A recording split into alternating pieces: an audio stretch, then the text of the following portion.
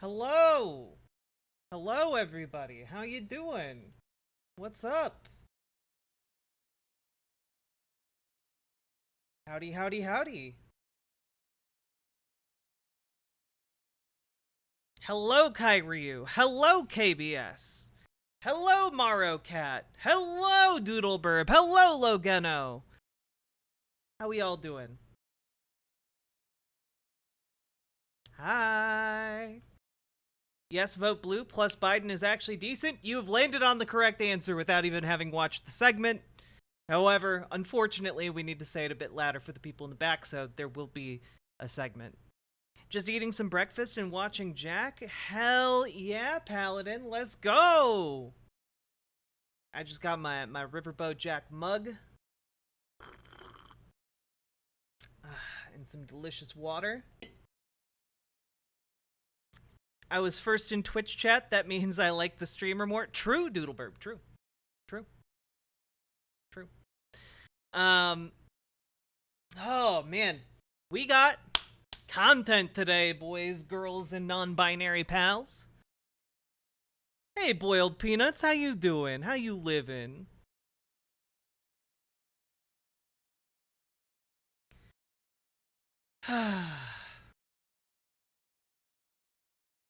Biden best for unions in my lifetime, also drug price negotiations. True. True. Biden has been a big failure in a lot of different ways, and he has done some decidedly anti-union things, like shutting down the railroad strike. However, they're doing some cool shit. Doodleburb, thank you for gifting Boiled Peanuts a sub, you lovely chatter, you. We should make it where no one can vote except for Jack. I see you watched the fresh and fit Tim Pool appearance. Which we may or may not go over here. I saw a clip from it, and it was one of the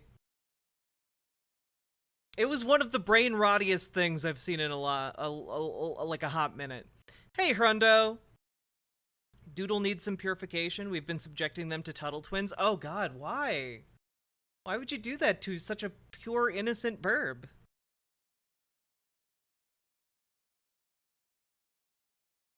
The railroad unions got everything they asked for. They just had to wait a little longer. I don't think they got everything they asked for. They didn't get all the time off they were asking for, if I recall. But they did get a lot.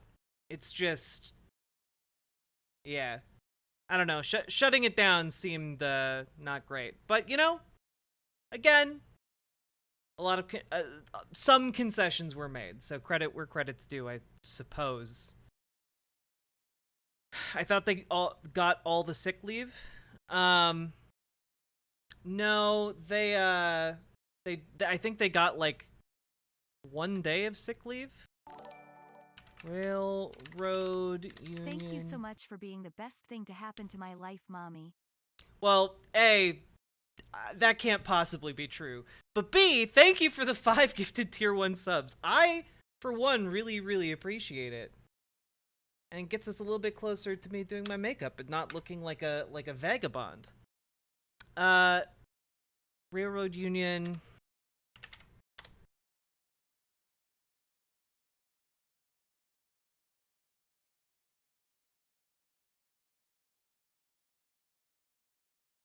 Let's see. Railroad companies grant paid sick days after public pressure and win for unions. Let's see.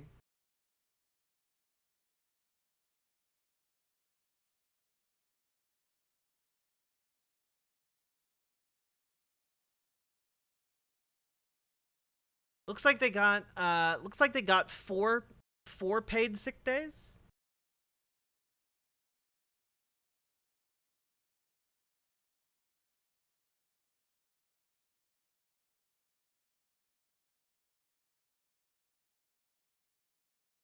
Yeah, so let's see.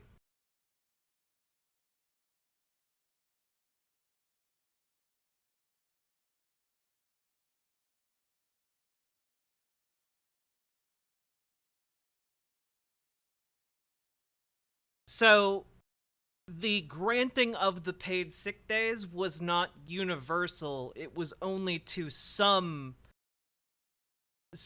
of their workers. And apparently most of their day-to-day workers did not get those sick days.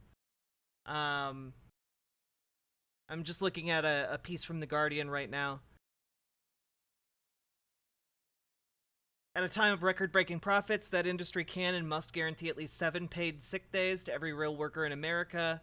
That's from Bernie Sanders. In the year 2023, that's not a whole lot to ask. So they got half of what Bernie was pushing for. And the other part was... But the unions representing workers who operate the trains day to day, such as the Brotherhood of Locomotive Engineers and Trainmen, have had far less success reaching agreement on paid sick days. Quote, the railroads went to the non-operating crafts first and cut a deal with them, said Mark Wallace, first vice president of the Locomotive Engineers and Trainmen. If a carman who inspects and repairs rail cars has to call in sick and doesn't come to work, the train will still run. If the engineer or conductor has to call in sick, the train is probably not going to go that day. Yeah. So they haven't gotten sick days, which still sucks. You never look like a vagabond? Thank you. And yes, sorry, six subs. Boop, boop. Thank you very much, Doodleburb. It should be a month in sick days? Jesus Christ. I can't even imagine having a month in sick days. Imagine having paid sick leave. I can't. Anyway. Hello. How we all doing, folks? Did you guys watch more than that one episode? More than that one episode of what?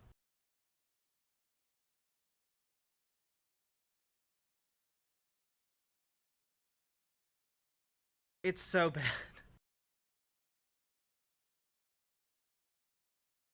Appointing Jennifer Abruzzo is the best thing Biden has ever done. Yeah. Honestly, yeah. The NLRB is really kind of kicking ass. I feel like whatever force was keeping it from kicking ass, Biden basically passed along, hey, start kicking ass now. We need to get elected. And it seems like the NLRB is just going ham. Oh, I thought, oh, gotcha.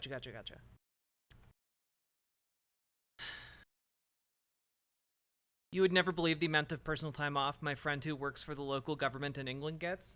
I mean, goddamn, like workers who work in McDonald's in like the Netherlands have like 2 months of paid sick leave or paid vacation time. Like I don't know. We settle for so much less here, so much less.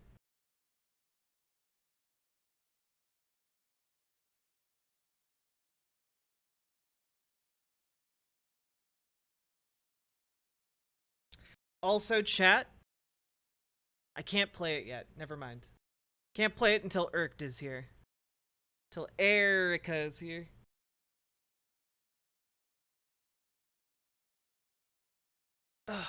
Also, hello, Sashi. All right. I have something very, very important to share with all of you, okay? One thing, okay? One thing. So that you don't regret it at the end of your life, okay? This is really important. My biggest regret in life is not using my time on this earth. Spend more time. Just fucking bitches.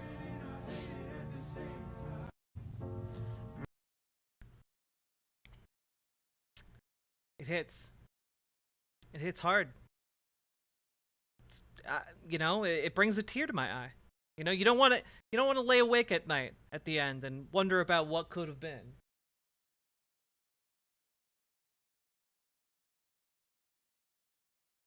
Absolute hero.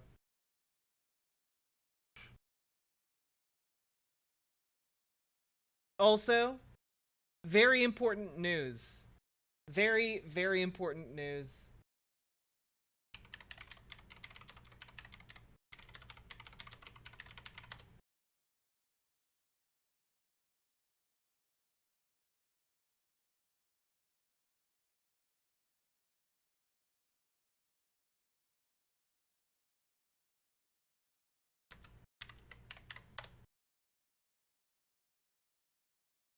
Do do do do do do do do do do.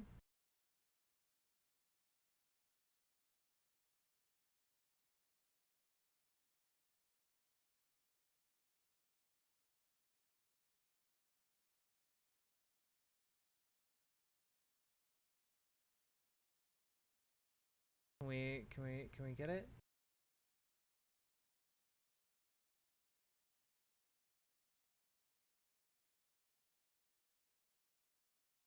Ah, damn it. Nope. Do I gotta subscribe?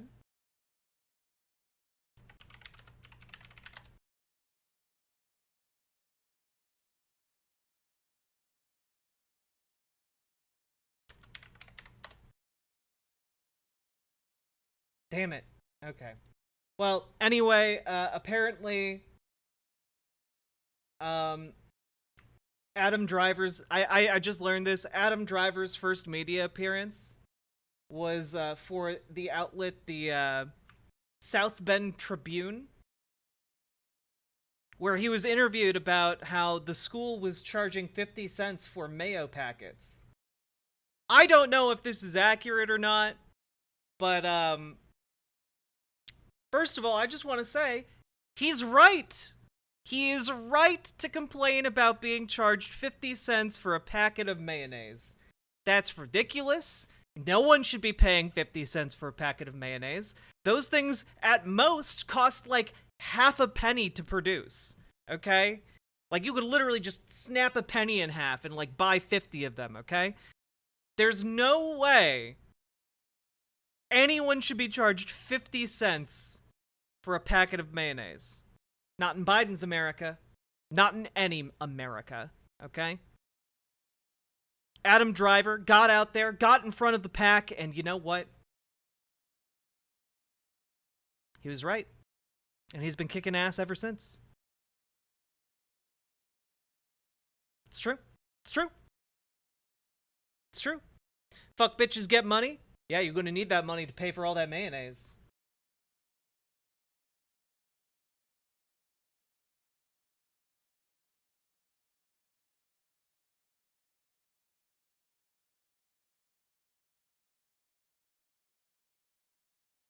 Yeah, here, December 2016. Wait, that can't be right. Was Adam Driver a high school junior in 2016? That can't possibly be right. He's 39 years old. There is no way. Okay, I've been got. I admit it. I've been got. There is no way. There is no way he was a high school junior. Has Facebook even been around that long? Or maybe this is posted December 16th, but even so.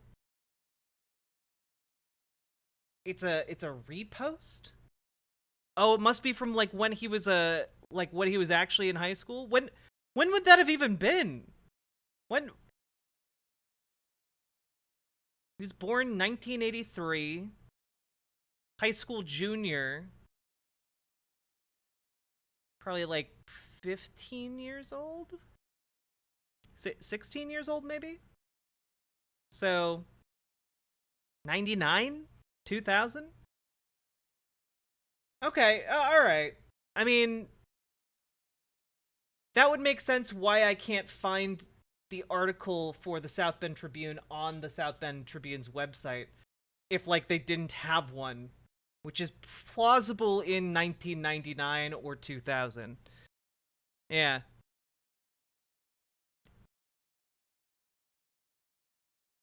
Well, that would explain why they didn't post a link to the article. It's because it was in their physical print. Look, I don't know. I still think this is an old photo. It does look like an older photo than 2000 or 1999, but I don't know. Damn, did we just crack the case, boys? Look, I have very minimal investment in this other than to say that if Adam Driver did indeed protest having to pay 50 cents for an extra packet of mayonnaise for a sub sandwich, he's right, and I hope his protest was successful, okay? And given the fact that I never had to pay for anything for, like, ketchup packets or mayo packets at my school, you know what? I'm gonna go under the assumption that Adam Driver is single-handedly responsible for schools not charging for condiments, okay? I'm going with the assumption that this is correct. When Driver was 7 years old, he moved with his older sister and mother to his mother's hometown, Mishawaka, Indiana, where he graduated from Mishawaka High School in 2001. Okay, yeah. Nah, I'm holding Adam Driver personally responsible for the fact that schools didn't try to nickel and dime me for ketchup. Thank you, Adam Driver. Also, you did a good job in Star Wars and A Marriage Story. Doodleburb! IDK had a gift subs on here, so I'll just dono the amount. Thank you for the Let's do it. $20 dono! Let's go! I'll start putting on my makeup. Hell yeah! Let's go! Also, Doodleburb, to gift subs, you click on the subscribe button, and then there's an option to gift random subs, and then you just decide how many you want to gift. It probably should just have its own tab, but that's how it works on .gg right now. Doodle putting that Tuttle money to good use. God, just the name the Tuttle Twins is dumb. I dislike it. Okay, I'll be right back with my makeup stuff, so I can start doing my makeup, and we will. Oh, we got a couple things to cover before we go into the Vote Blue segment. Why are they white in the books but Cuban American in the show? Shake my damn head. The wokeism is going too far. Wokeism is going too far. They They race swapped 2 white people out of the role. I can't believe it. Oh my god. Alright, anyway.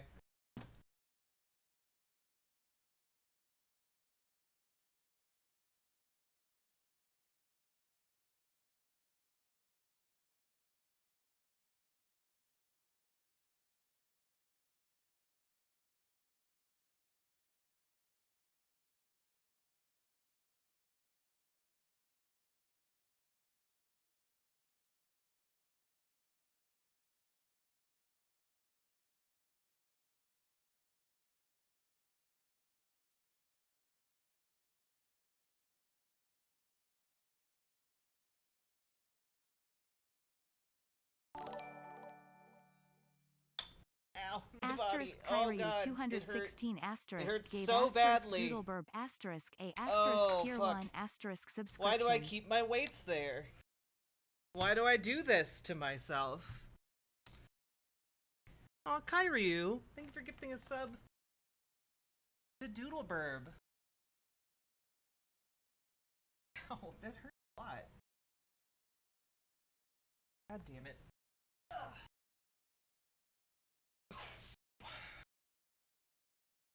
Put them over here. Probably where they should be. Fuck.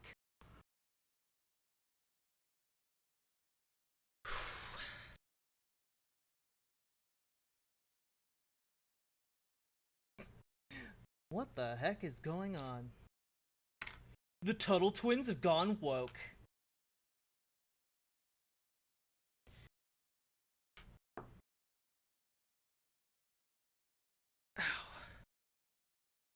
If you put them where you can kick them, you will. Yeah. Yeah. Hey, Fellini Fiend, how you doing? Gotta cleanse my face a little bit first.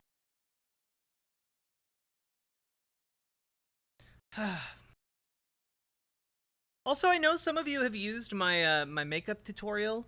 I hope it's been useful.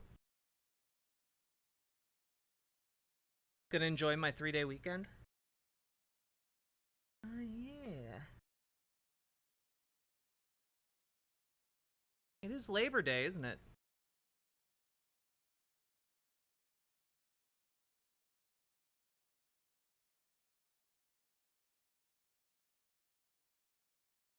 What are you apologizing for, Kyryu? Ow, body.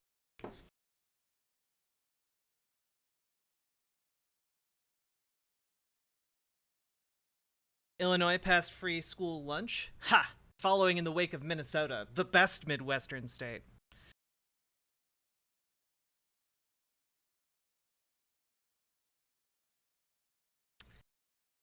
Fake holiday because Americans are afraid of socialism? Nah, it's a real holiday, baby. And you know what? I propose next time we have mass labor support, like right now, we should push for Labor Week. Okay? No more of this Labor Day shit. Labor Week.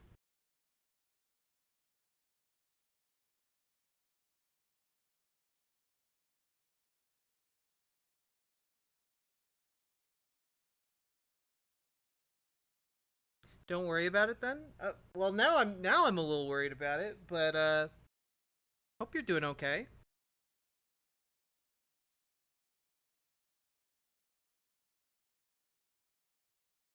Ooh. May Day needs to be recognized. Does. Also, more people in America need to learn about the Triangle Shirtwaist Fire. Literally the only reason we have, like, the ability to escape burning infernos is because of worker advocacy. Labor Week sounds like Infrastructure Week. Well, I figure people will forgive it for the bad name if they have an entire week off of work, you know?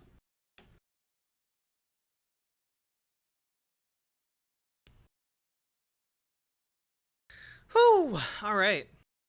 Cool, alright. Cool, alright. Cool, alright. Cool, alright.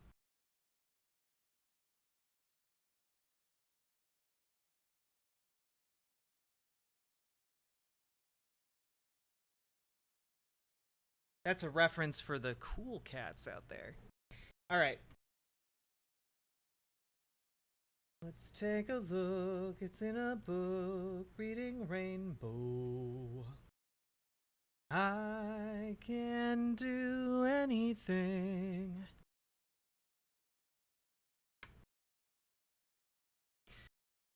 I think membership declined again. Are you talking about union membership? Because that's possible.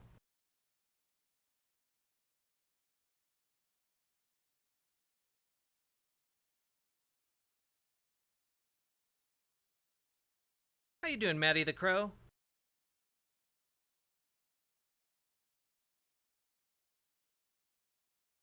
Is it in the 20s and the 60s? Yeah. However, I think more places are going to be taking steps to unionize with all of the high-profile union victories. And the union actions that are all taking place. This has been one of the best summers for labor in a long time in the United States.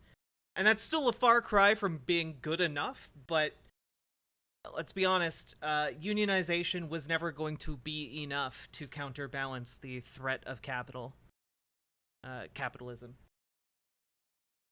All right. Pride Month and May Day all year, baby. True. All right. First, a very important video. If you live in the Midwest, kill your lawn. Our Wolf Road Prairie, and it's a sad fact that so many people in the Midwest will never have any idea how sensually intoxicating the prairie can be. How nice would it feel for your mental, emotional, and spiritual health after a shitty day at work when you maybe want to kill your boss? You come out and you just sensually bathe in all this, the beautiful and intricate chaos of the prairie, all the goldenrods, the Helianthus grossoserratus, a native sunflower. You got your monardas down here, a native member of the mint family. You got all your Coreopsis tripteris right here with those little caliculi, subtendon, those DYCs, those damn yellow composite flowers. This one's nice as hell, Euphorbia correlata. Same genus as poinsettia, and same genus as all those weird African succulents you see people torturing slowly in giant pots that they put outside in the summer. See, she's all excited because she just rolled in human shit. Little does she know she's about to go home and get a Dr. Bronner's bath, get hosed down outside. Did you ever know grass could be so beautiful? Look at that big blue stem, aka Andropogon gerardii. Look at those inflorescences, almost got a nice purple tinge to them. By the way, if you all aren't subscribed to Crime Pays but Botany doesn't, you should definitely subscribe, because absolutely 10 out of 10 channel. We need to watch more of his content and react to it because it's so good. It's so good. Purple, bluish tinge to them. That's why they call it the blue stem, obviously. But look at that, like a big plump of grass, a big plumping clump of grass, never been mowed. That's what grass wants to do. We got a lot of cool native grass. We're not anti-grass, we're just anti-lawn. There's another nice native grass, Indian grass they call it, is Sorghastrum natans, nodding Indian grass. I kind of like the name Sorghastrum. But either way, you can see another native grass. That's what they want to do. They want to get tall. See that?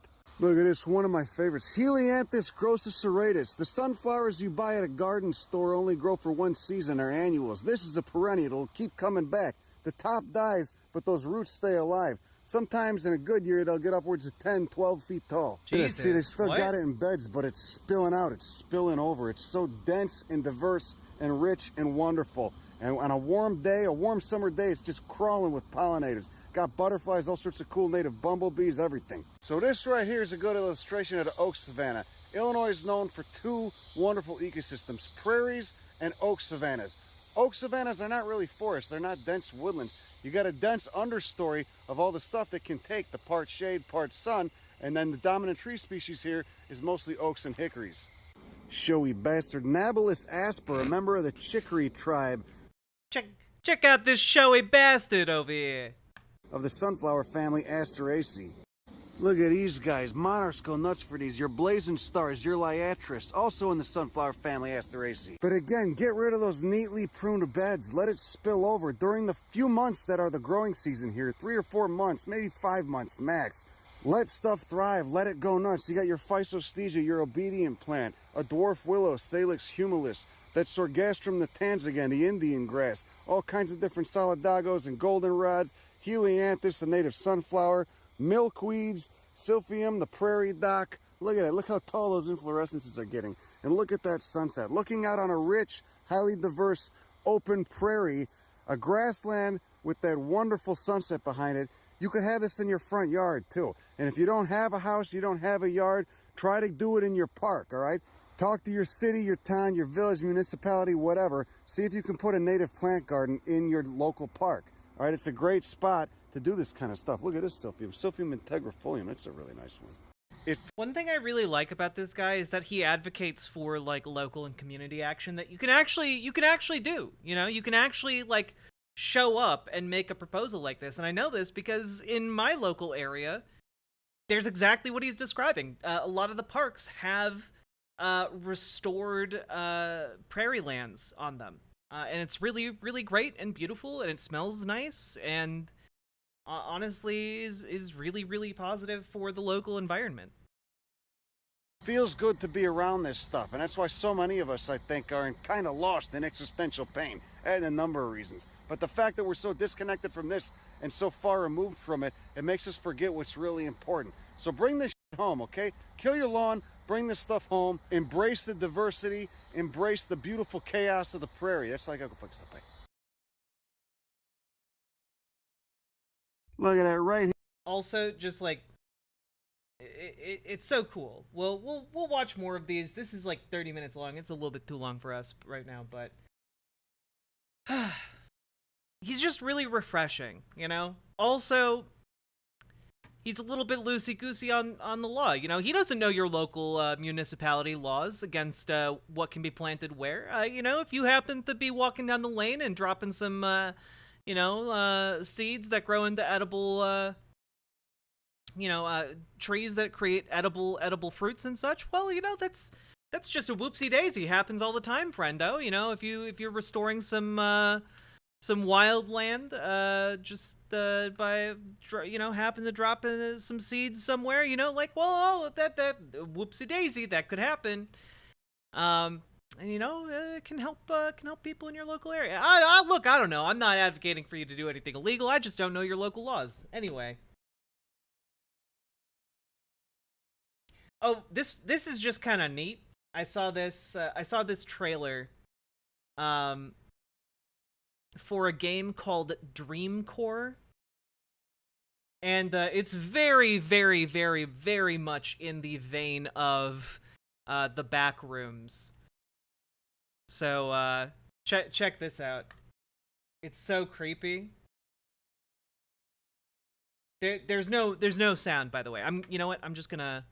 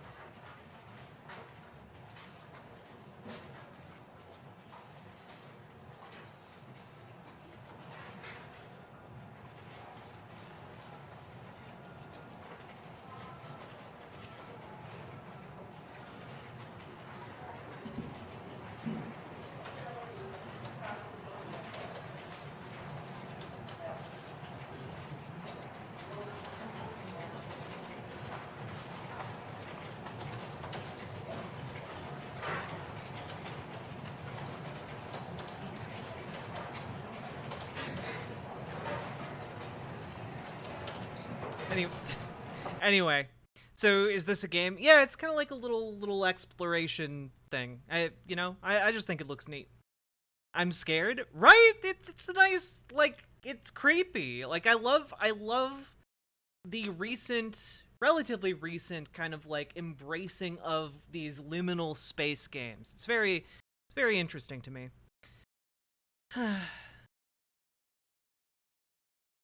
I can grow in my flower beds. Hell yeah, Dark Canuck. Also, did you guys like the little ambient office noise soundtrack I pulled up for that? I thought I did a good job throwing that in there. You should play the Complex Expedition. It's a backroom style game too, where you're exploring the areas. Yeah, I actually have that on my wish list on Steam. But I haven't. Oh God, I need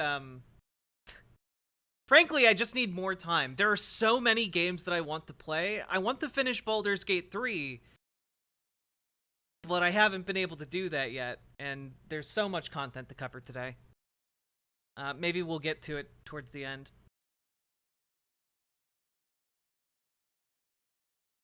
I don't think you're being chased by anything in the complex. It's the unsettling vibe on liminal spaces that spooks you. I mean, have you... Doodleburb, you've watched the Backrooms, right? Because, like, definitely sometimes things are chasing you. Yeah, Bloody Starfield just came out, too. Yeah, I want to play Starfield so bad.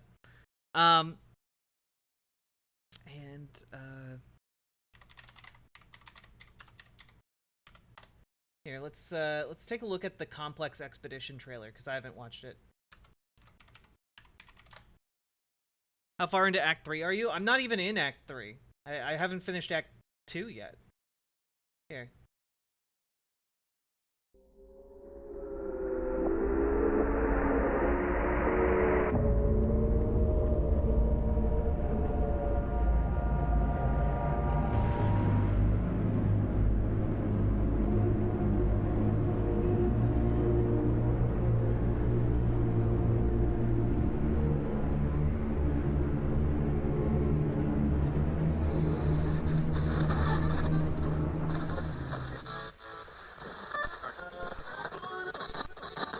This looks extremely my shit.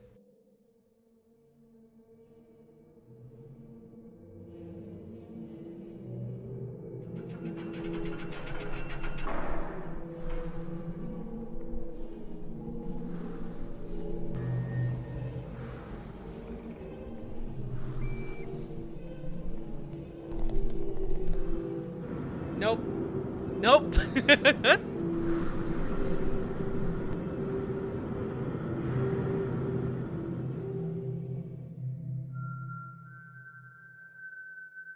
That looks cool.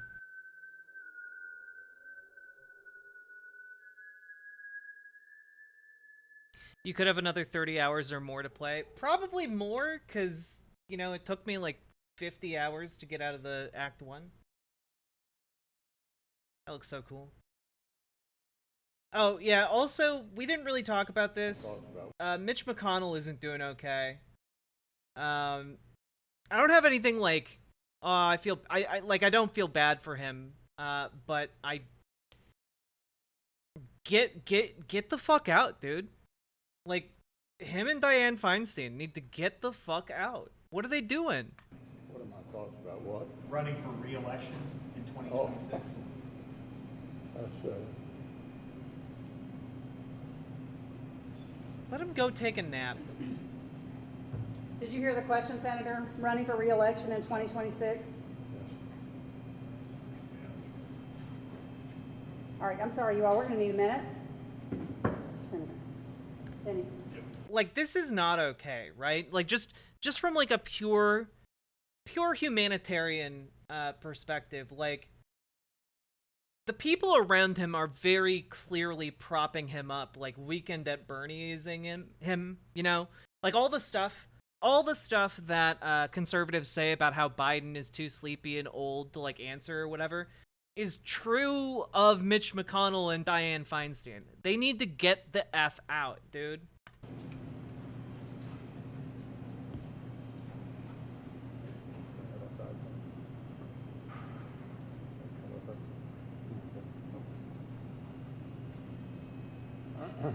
okay.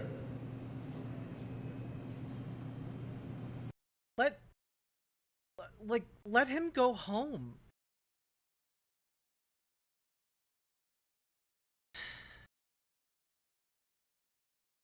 No, exactly, Doodleburb. Like, I don't feel bad for Mitch McConnell, the person.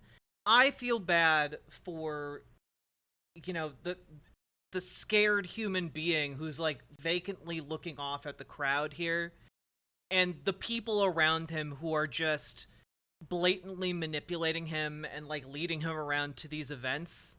Like, it's evil, you know? Like, he's an evil guy, but like, just because someone's evil doesn't mean we should be like, we should do evil to them, you know? Like, Mitch McConnell is one of the most vile politicians that currently is in office, and like, that doesn't mean he should be like tortured every day. You know, like, I wouldn't be in favor of like throwing him into like a torture machine every day. Now, like, obviously that would be bad. And it would be bad just because it's bad to do to anyone, regardless.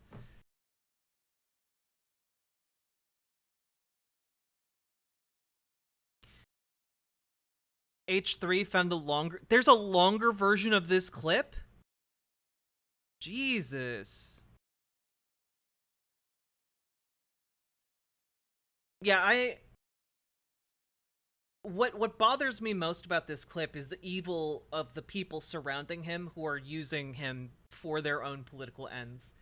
It's the same shit that goes on with Dianne Feinstein. They keep him for more questions. Oh my god, dude. That he can't answer questions. He can't even understand that they're asking him to leave.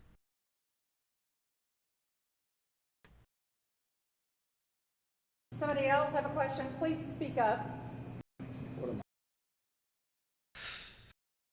Like, put him in bed, let him rest, and let God do what he wills, okay? Like, fuck, dude.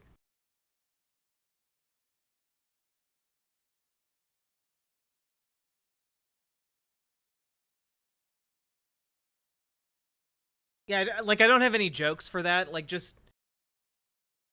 Death is coming for Mitch McConnell, and, like... Dude, just go.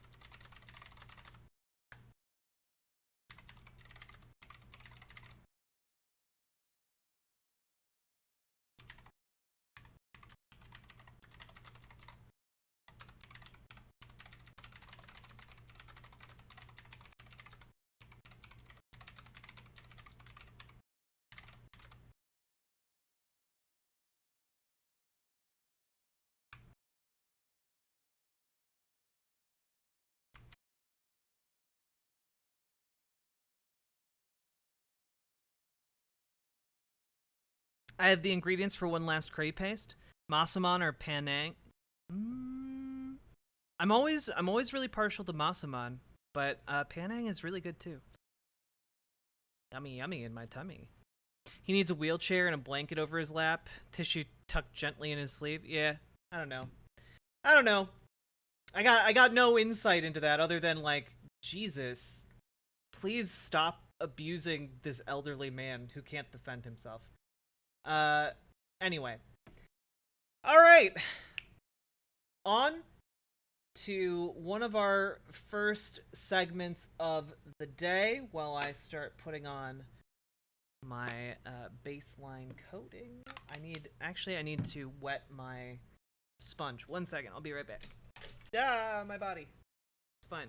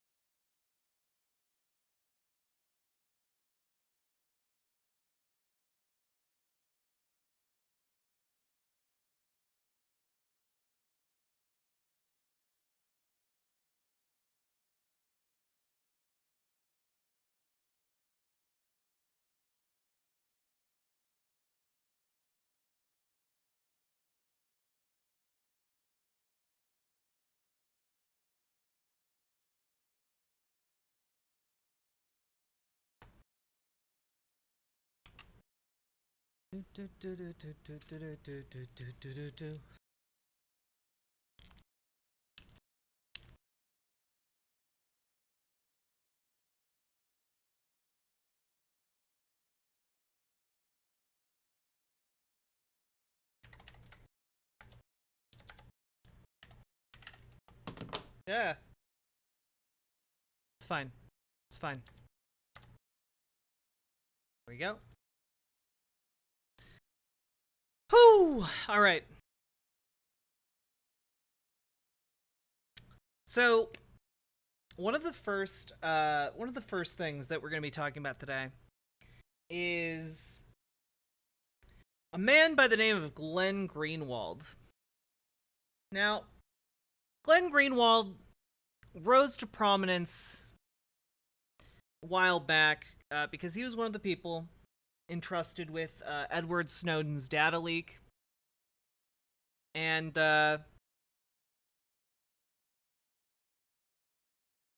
yeah, so people associated him for a long time with kind of left-leaning positions, and Glenn was only too happy to kind of like embrace that characterization. But unfortunately, you know, Glenn, well, I need to back up and provide a little bit more context. So, Glenn Greenwald is gay, and his husband is or was a senator in Brazil. He is a political figure in Brazil, who I believe was either arrested or threatened to be arrested by the Bolsonaro regime, which was virulently anti-LGBTQ. And additionally, Glenn was, I believe, at least for a time, supportive of the opposition leader, Lula da Silva, who was imprisoned unjustly by the Bolsonaro administration. Lula ran for president after being freed. He is now currently the president of Brazil. Lula is cool, and is also explicitly a socialist.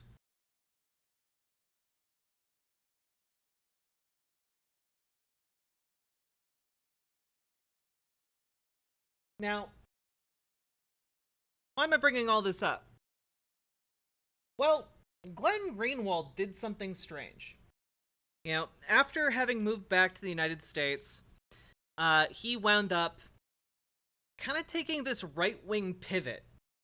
It's very, very strange. And not only that, he is now doing things like going on Patrick Bet-David's podcast to talk about why Lula da Silva is extremely dangerous for Brazil, and not, you know, the explicitly fascist Bolsonaro. Or as Dave Rubin would say, Bolsarnaro. Yeah, you know you're in for a bad time when Patrick Bet-David is going to be around. Anyway, here he is shit-talking Lula on Patrick Bet-David's show. And, well, I haven't seen it yet, but just gonna preface this by saying Glenn Greenwald is a bad faith actor, and no one should take anything he says seriously.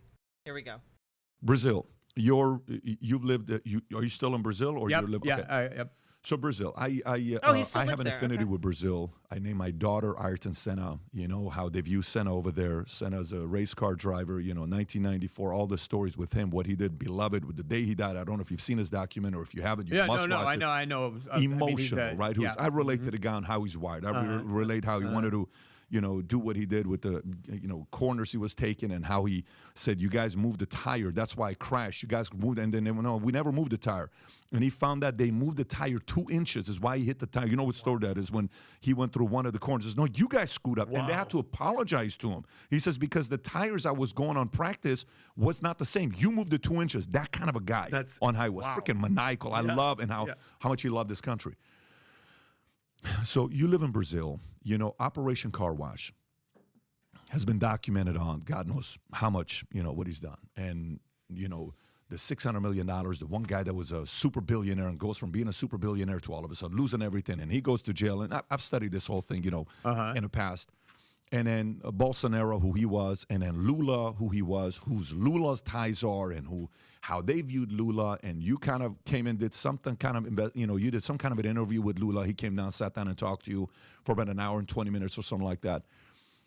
What is your impression of Lula and Bolsonaro? And the reason why, assume Americans who is Lula in America? Is Lula a Bernie Sanders? Is Bolsonaro a Trump? Is Lula more of an Obama or a Biden? Who is Lula? Because there's a lot. This guy went to jail. He did a lot of stuff to steal money from the government based on stuff that's been documented. In your eyes, Lula da Silva went to jail based on trumped-up charges by Bolsonaro, specifically to prevent him from winning the presidency.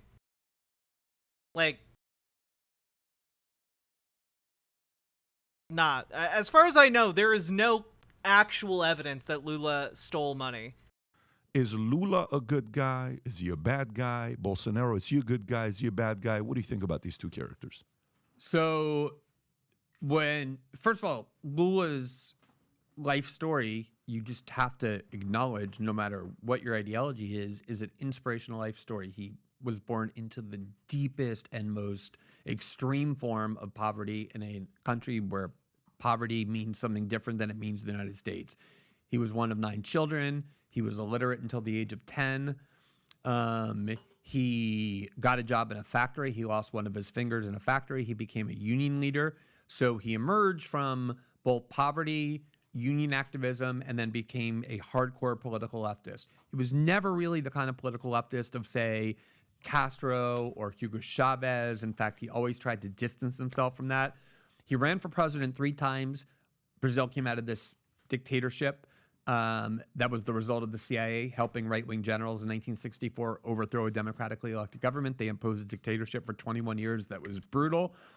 And when it re-democratized in 1985, Lula became a national figure. He ran for president 3 times, lost all 3 times because of the perception that he was too leftist for Brazil. The elite was aligned against him. In 2002, he understood that in order for him to win, he needed to become a more moderated figure, not just a kind of pretend moderated figure, but an actually moderated figure. He chose as vice president this highly respected entrepreneur and banker who was a billionaire or something close to it. And when he got into office, he began essentially accommodating the financial elite and the financial sector. Under Brazil's Lula's first 2 terms, from 2002 to 2010, Brazil's economic growth was explosive. It went from something like the 15th largest economy in the world to the 6th largest economy in the world. It surpassed the UK. Everybody got richer. The rich got richer. He was able to take a lot of that national wealth, distribute it to programs that gave a guaranteed monthly payment to people who couldn't feed their children, that level of poverty. He created opportunities for poor people to go to college for the first time. There were good things that his government did. Brazil, at the same time, never got out of the systemic corruption that was the result of that dictatorship. So the way that you get votes is you have to pay people off. The way that you get anything done politically is you move money around. All the Brazilian politicians have huge amounts of Swiss bank accounts that have been hidden and finally discovered. And Lula and his party, PT, were very much a part of that because they were running the political system. So Lula himself will tell you, and I've done several interviews. I wonder which party is more corrupt. The one that directly caters to the wealthiest people in Brazil and their companies, or the one that caters to the working people. I wonder which one is more corrupt. I wonder which one has more money to throw around. Interesting to think about. Interviews with him, including when he was in prison, and he will tell you that his party has always been one of grave corruption. What happened was and by the way, he's probably the most talented politician. Oh, you kidding me? There's no person who can move crowds the way Obama said Lula that can. about him. He said he's one of the best politicians out there. When he left Great office communicator. in 2010, he had an 86% approval rating. You're talking about pluralistic democracy because everybody got richer. And not obviously a lot of that is luck. A lot of it has to do with international commodity prices, things the president doesn't control. But the president gets credit when the economy does well. The economy did very well, and he left office with that kind of popularity. When his chosen successor, who was Dilma Rousseff, who was actually a communist guerrilla, she picked up arms. She went to prison to fight the Brazilian the dictatorship. When commodity prices collapsed, the economy in Brazil collapsed. They saw an opportunity to get rid of that party finally. They impeached her in 2016, and then in 2017, this anti-corruption probe, Car Wash, the biggest anti-corruption probe in Brazil's history, one of the biggest in the world, started putting into prison billionaires and some of the country's most powerful politicians. And I was a supporter of it at the start, like a lot of people were. It started to become clearly politically motivated. They were aimed at certain figures and certain parties and kind of protecting the center-right the parties with which they had an ideology. They started to become put under suspicion. In 2019, I had a source who hacked into the phones of the leading judges and prosecutors, including the ones who presided over Lula's conviction. He was leading all public opinion polls in 2017.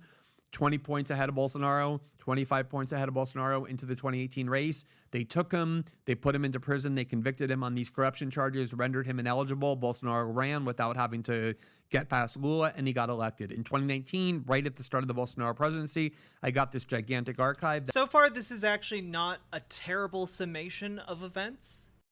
Just that he's kind of leaving out the key detail that, like, the targeting of Lula was directly political. I mean, he's not saying it wasn't, but that proved the whole time the judge was plotting with political actors, with the prosecutors, essentially using corrupt methods in order to fight corruption. When we exposed it, it required a nullification of Lula's conviction. He was able to leave prison as a result of the reporting we were doing. That's the reason why there was so much anger and hostility toward me from the Bolsonaro movement, because they finally got Lula in jail and our reporting forced his release. Lula runs for president in 2022, defeats Bolsonaro by a tiny margin. Same issue with Trump. The whole establishment united against Bolsonaro, had all the challenges of COVID. He's still almost... Man. Yeah, the poor, hard-pressed Bolsonaro regime that did a soft coup by putting Lula in prison. Yeah, okay, bud. All right. Almost won. What was he charged with? I believe he was charged with money laundering.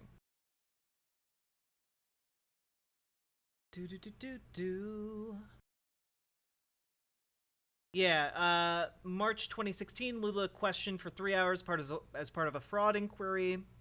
His house was raided by federal police agents. He denied allegations of corruption. Police said that they had evidence against him, that he had received kickbacks. And, weird. Yeah, he was convicted of accepting bribes worth $1.2 million. However, yes. Yeah, obviously his conviction was overturned. Because, they didn't have evidence. They had their own January 6th moment as well. Their own January 6th moment, exactly because Bolsonaro claimed that his loss was due to fraud. Bolsonaro, over the years, he was this backbencher. He had made a lot of statements like, I don't really believe in democracy. I think Pinochet was a great guy. The only thing Pinochet did wrong was he didn't kill more communists in the country. He made a lot of... Yeah, who can say? This guy who supported a fascist dictatorship, or he's really the oppressed guy here. Like, what are you saying, Glenn? A lot of statements that were very disturbing. I viewed Bolsonaro as a real threat. When he got into the presidency, the entire establishment aligned against him, like they did with Trump, and began using... Yeah, probably because they recognized him correctly as a fascist threat. Like, yeah, that's probably why.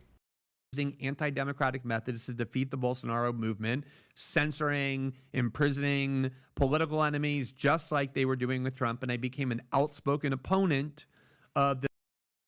Wait, as soon as Bolsonaro got into office, the establishment started imprisoning enemies of Bolsonaro? Or started imprisoning Bolsonaro's support? Now, this is just... Okay, Glenn has now transitioned into the part of the podcast where he's just going to lie nonstop. That is what has happened here. Took us 8 minutes to get here, but which is longer than I would have expected. But from here on out, this is going to be lies and nonsense in support of a fascist regime. The things that were being done against Bolsonaro and against his movement obviously changed where I stood politically. Suddenly, the Bolsonaro movement saw me a lot more favorably. The left began to turn on me and view me as an enemy. Bolsonaro ended up as a very weak president. Lula is a very weak president because Brazil is run by this kind of very corrupt, centrist class that's transactional in nature. There's not a lot that presidents can do. One of the things I like about Lula is he's a very outspoken defender of Julian Assange. He is, constantly demanding the persecution of Assange stop. He refuses to get Brazil involved in the war in Ukraine, saying we don't have a war with Russia. We have a war with poverty and inequality, and we're going to use our resources not to feed a NATO war, but to try and help Brazil. If you ask me, is Lula corrupt? My answer would be I want to see a fair trial, not a trial filled with corruption. There's certainly evidence to suggest that he was part of the systemic corruption. Bolsonaro. Oh, is there? Well, then, please do elaborate. Oddly enough, I don't think Glenn is going to elaborate on that. Yeah, liar mode activated. Bolsonaro, though, too, by the way, every one of Bolsonaro's sons is a political elected official. They all ran for Senate and Congress and won in the Bolsonaro name. And they all have $6 million mansions and huge amounts of personal wealth that is very difficult to account for. I think. Yeah, weird how you're backloading all of this, isn't it? Weird to backload all of this, huh? I think Bolsonaro and his family also have a lot of evidence that they too are involved in corruption. To me, neither Bolsonaro nor Lula is the relevant problem in Brazil. The problem in Brazil is that you have a court that has seized all power. The censorship regime in Brazil makes the United States look like this bastion of liberty and freedom. And at the same time, you have these corrupt factions in Brazil that continue to run Brazil to the detriment of 90% of the population. And so I've seen... Yeah, and which politicians are bought and paid for the most by those people? Glenn?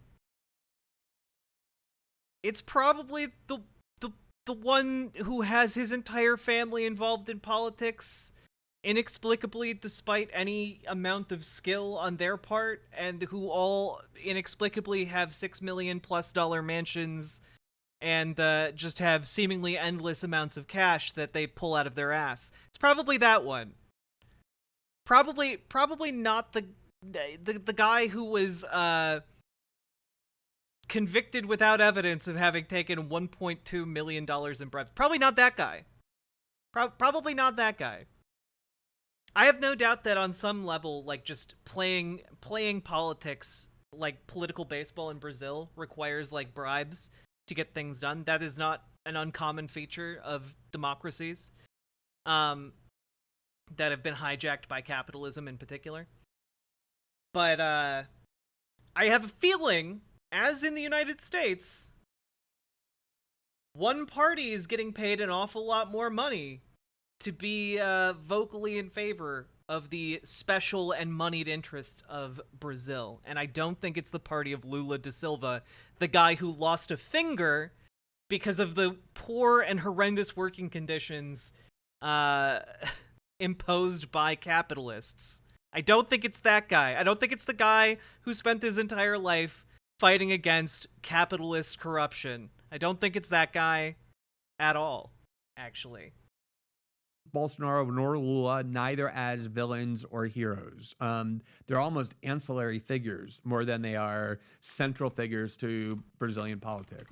When I talk to some friends there, the way they describe Lula is like criminal at the highest level, corrupt, politician, stealing money from the people. He had a meeting with Castro. Didn't Castro have a meeting at like 83 years old? Castro was an emotional meeting with Bolsonaro years ago. It's like 13 years ago. Lula maintained positive relations with Hugo Chavez, with Maduro, with Castro, but at the same time, it's kind of weird, don't you think?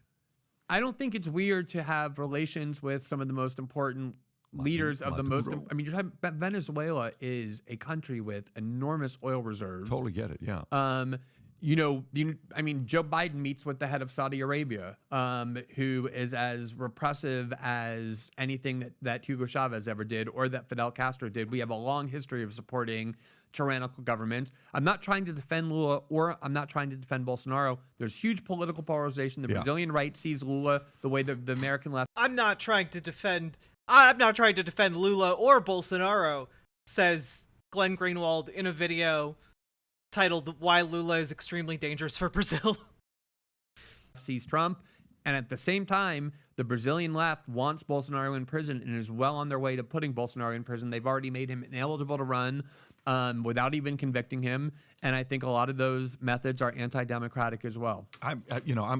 For me, when I see stuff like that happening, and Brazil being the great people that they have there, and you saw a similar thing where now Bolsonaro can't go there. They have a guy at the top who's the one that everybody fears. Is he the attorney general who looks he just looks like a guy that imprisons everybody? He's the... Wait, Bolsonaro can go there. It's just that he's wanted for crimes if he goes there. So, like, he fled the country. Like, that is how much he is hated there. For all of the crimes. What's his name? He's Alexandre de Moraes. Yeah, that's right there. Pull up his picture and see what he looks like. That is a real tyrant. That guy is a real tyrant. Well, whose side is he on? He's more on Lula than he is with Bolsonaro. The funny thing is in 2017 when he was nominated for the Supreme Court, the left hated that guy. Look, he looks like a villain from a X-Men. The stuff this guy's done. This guy. But by the way, what they're complaining about right now, right? So in 2023, the Supreme Court Judge Alexandre de Moraes ordered Bolsonaro to submit himself for questioning with the federal police over the storming of the Congress. He was ordered to report and, be interviewed by police because his supporters stormed the congressional buildings in an attempt to overthrow the election results. And that is actually a crime, you see. So they wanted to see if he had indeed done a crime. And oddly enough, I don't believe he actually submitted himself for questioning. Or maybe he did. Let me look that up. I'll fact check that one.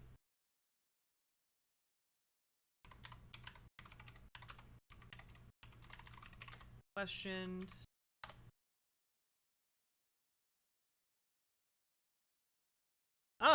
Yes. Here we go. He has indeed been questioned. Oh, interesting. This is actually from 2 days ago. Brazil's Bolsonaro questioned on gifts of jewelry and watches from Saudi Arabia while in office. You might be like, oh, well, how bad could that be? I mean, it's just jewelry and a watch. Brazilian federal police questioned former Brazilian President Jair Bolsonaro on Thursday about attempting to sneak in diamond jewelry worth reportedly $3 million and the sale of 2 luxury watches he received as gifts from Saudi Arabia while in office.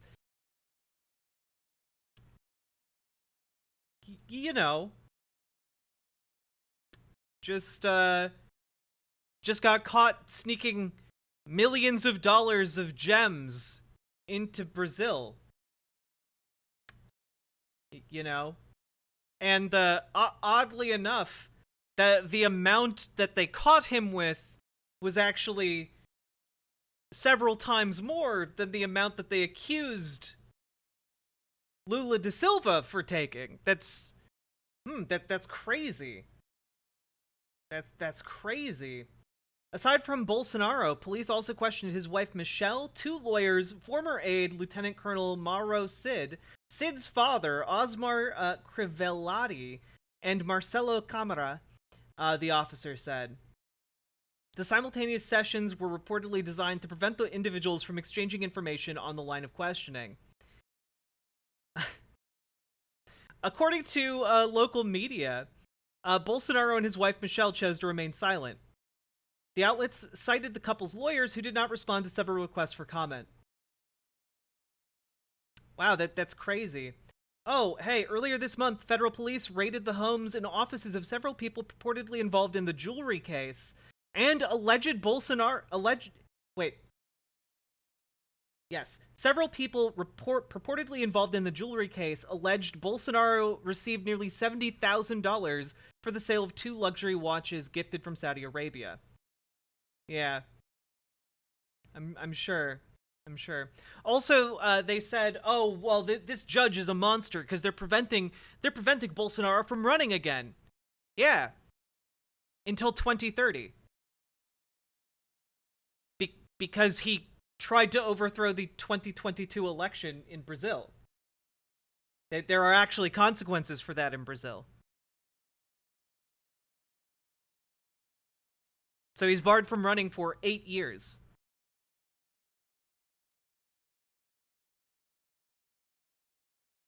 But they're not acting like it's forever. They're acting like it's forever in this segment. It's not. Also, Bolsonaro can appeal the decision, so we'll see. We'll see how that shakes out. All of these activist judges that were appointed by Bolsonaro. Money laundering, you say? Yeah, I do say.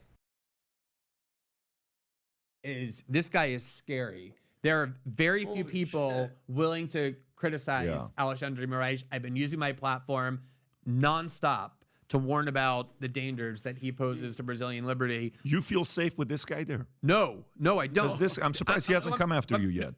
The reason he wants to, believe me, the reason he can't is I accepted a contract with Brazil's largest newspaper, which is like the New York Times of Brazil, to kind of insulate myself further. Obviously, I have an international platform. When Brazilian prosecutors tried to indict me and prosecute me for the work I did, there became an international scandal. This guy. No, this guy is a fanatic. I just kind of wanted to see where you were at. No, this is the guy who is responsible. Some say he runs Brazil. He runs Brazil, even though he's a single member of the court. No one has elected him. Wow. And he is a despot and a fanatic in the purest sense of.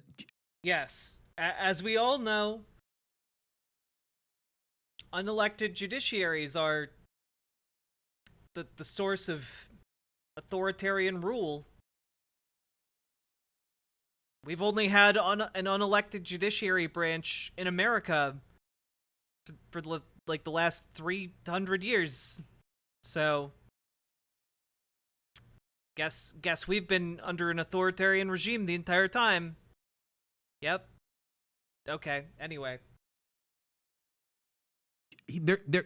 What he will do is he issues orders when he wakes up in the morning, ordering people banned off the internet. There's this guy. He's currently in Miami now. You should talk to him, actually, if you haven't met him. He was like the Joe Rogan of Brazil. He modeled his Constantino Rafael Monarchy is his name. Okay. He modeled his show after Joe Rogan. He has 4-hour shows. He drinks. He smokes weed during the show. He became the most popular podcaster in Brazil. Oh man, if he drinks alcohol and smokes weed, he must have good political opinions. What are you talking about, Glenn? Brazil, every politician left and right was begging to get on his show. He went on his show. He was a little bit drunk. He was asked when he said he was an absolutist, free speech absolutist, if that means even that the government should allow a Nazi party to exist. And he said, yeah, of course, even the Nazi party should be able to exist like it does in the United States. They called him a Nazi. YouTube kicked him off. YouTube, his career was destroyed. He went to Rumble. He has a show on Rumble. And now that judge, that fanatic that you just put on the screen, has ordered Monarch off Rumble. I saw that. Has fined him. Has opened a criminal investigation. That's why he's in the United States, because he fears being arrested. The only thing that he has done is question the integrity of the 2022 election, question a lot of the orthodoxies of COVID.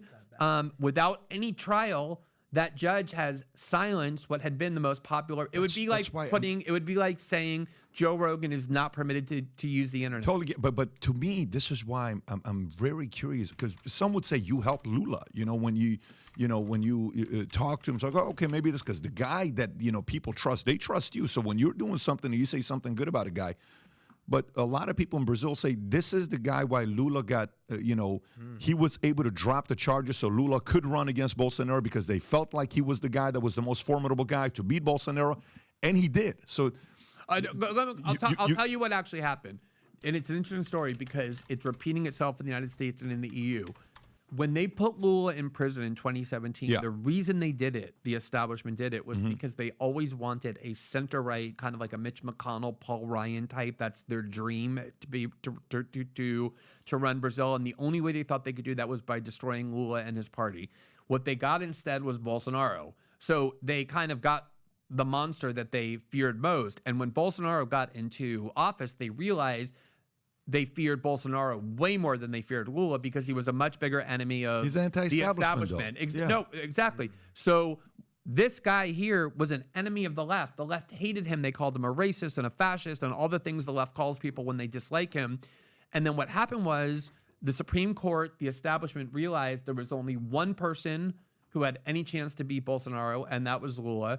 They used our reporting as the pretext to let Lula out of prison and to render him eligible. Just very interestingly, the guy that they're talking about, Monarch, I guess he goes by. Let's see. He was in conversation with Parliament members Tabata Amaral and Kim Kataguiri. Amaral pushed back, saying that freedom of expression ends when your expression puts another's life at risk. And she said that Nazism puts the Jewish population at risk.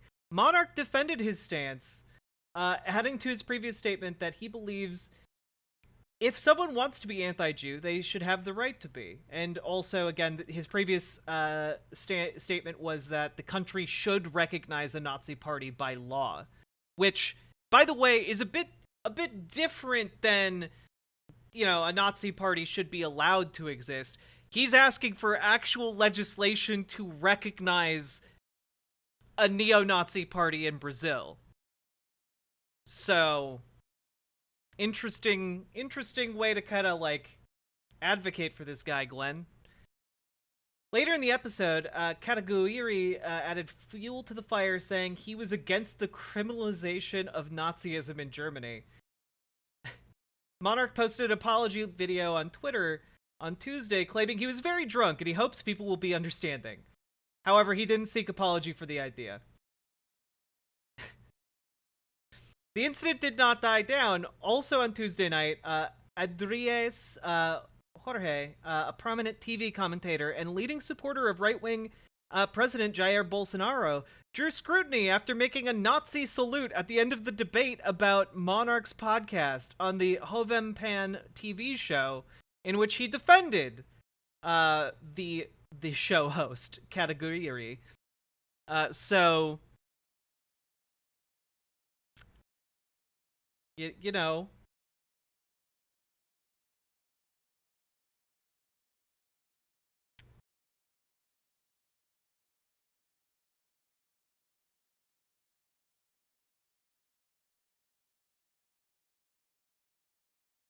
Oh, Jewish groups in Brazil have been worried about the resurgence of Nazi rhetoric since Bolsonaro rose to power. In defense of his reluctance to shut down his country to reduce COVID-19 cases, Bolsonaro employed the expression, "work sets you free," which many felt trivialized a phrase associated with Auschwitz. Bolsonaro supporters have also been known to make Nazi salutes, including at rallies supporting the president. One of his aides was accused of flashing a white supremacist hand signal during a legislative hearing. Yeah. Uh-huh. Okay.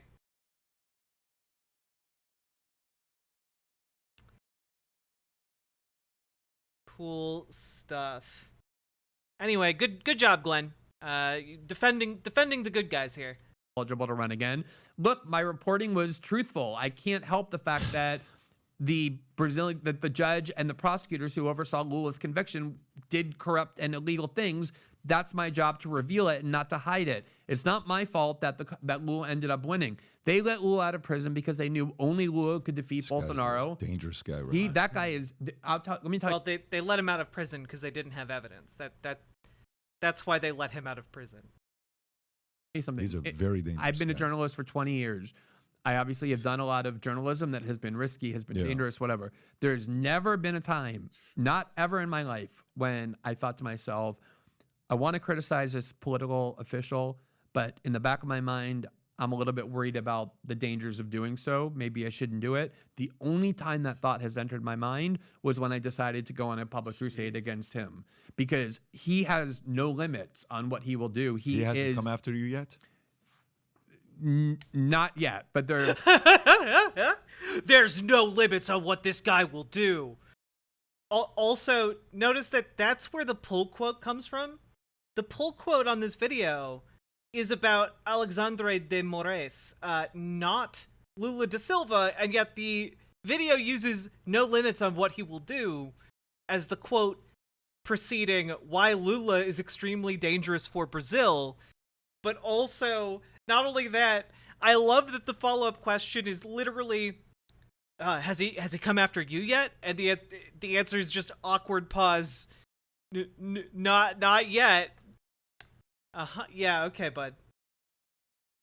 Are you going to stay in Brazil? I'm going to stay in Brazil, and I'm going to continue to be the leading voice against Alexandre de Moraes, because I'm the one who has the he's going to come after you, though. He kicked a bunch of guys out. He kicked the former president's son out, saying you can't come back to Brazil anymore. Look, my kids are Brazilian. Figueiredo, what's his name? Figueiredo. Paula Figueiredo.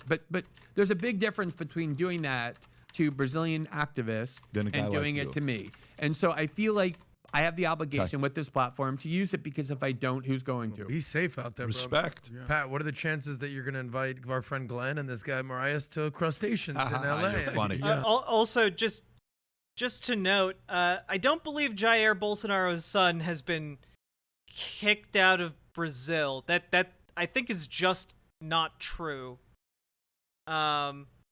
So yeah.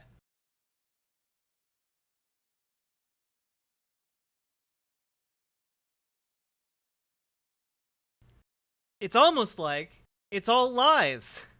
Yeah, no, but you know what it is when you're saying this. Like, I would love to go to Russia and sit down with Snowden, have a conversation with him, and I would love to go have a conversation with Putin as well. Obviously, I'd love to talk to him. But we approached Maduro to go to Venezuela to interview him, because I wanted to talk to Maduro at the peak. Maduro and who was the guy that was going up against him that's now in Colombia? Juan Guaido. Juan Guaido, yeah. Yeah, just to learn what's the reasons behind this stuff that's going on. So if you like this clip and you want to watch another one, click right here. God, Glenn Greenwald is such a waste of air. Are you calling Glenn a liar? Yep. Yes, I am. And I have finished my makeup. My eyebrows are a little bit uneven. Maybe I'll try and fix that a bit.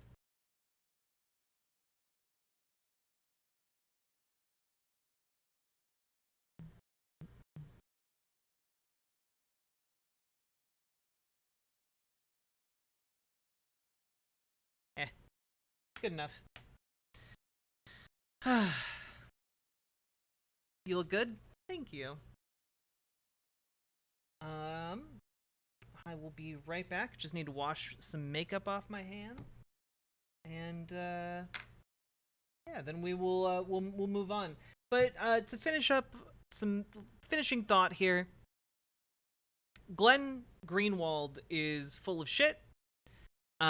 He is a deliberately manipulative little weasel. And I have no doubt he knows a lot about Brazilian politics. That's not what I dispute. I dispute his presentation of those politics. I dispute his motivations when talking about these politics. And I think that he is pretty transparently... I don't know if he's doing it solely for the money, but, like, he has a deliberate agenda. And I'm not sure where that agenda is coming from. I don't think it's his desire to, like, uncover the truth or whatever. I don't believe that. I think he's a Weasley little liar who has been doing what is most politically convenient for his career for a very long time. And I think that has just taken him in strange and weird directions that have no undergirding political or moral values. Which is why he waves, he's waving like a flag, like a paper bag in the wind. He's just left to the right. Yeah, who cares? It doesn't matter, because ultimately all he cares about is, being lifted up as much as possible. Anyway, be right back. Gotta use the bathroom, and we'll be back to talk about why you should vote blue. Probably, maybe, definitely, yes.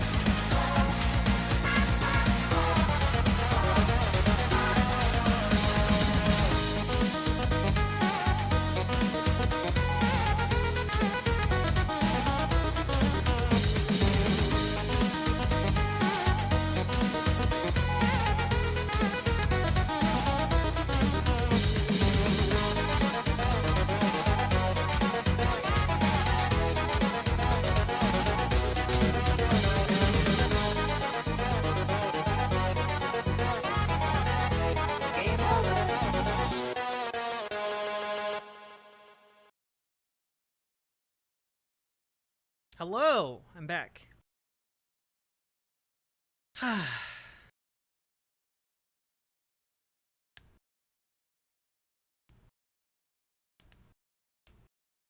Vote bluish, indeed, indeed. Also, folks, if you have been enjoying the show today, consider hitting the follow button over on Twitch. Head on over to YouTube, hit the subscribe button, hit the like button on the stream, and consider coming on over to riverboat.gg to join the cool friendos in chat. I know I'm streaming at a pretty unusual hour, so we have like one of the smallest audiences that I've had in quite some time today. Hopefully. I'm sure it's fine. I'm sure it's fine. We got like 60 people watching. It's fine. But if you've been enjoying the show, consider dropping some subs or donos. Helps me to continue living and making content for you guys. Is it early or late in the US? It's 2:14 in the afternoon. This is a normal time to be awake.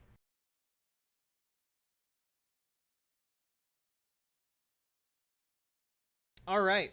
So, folks,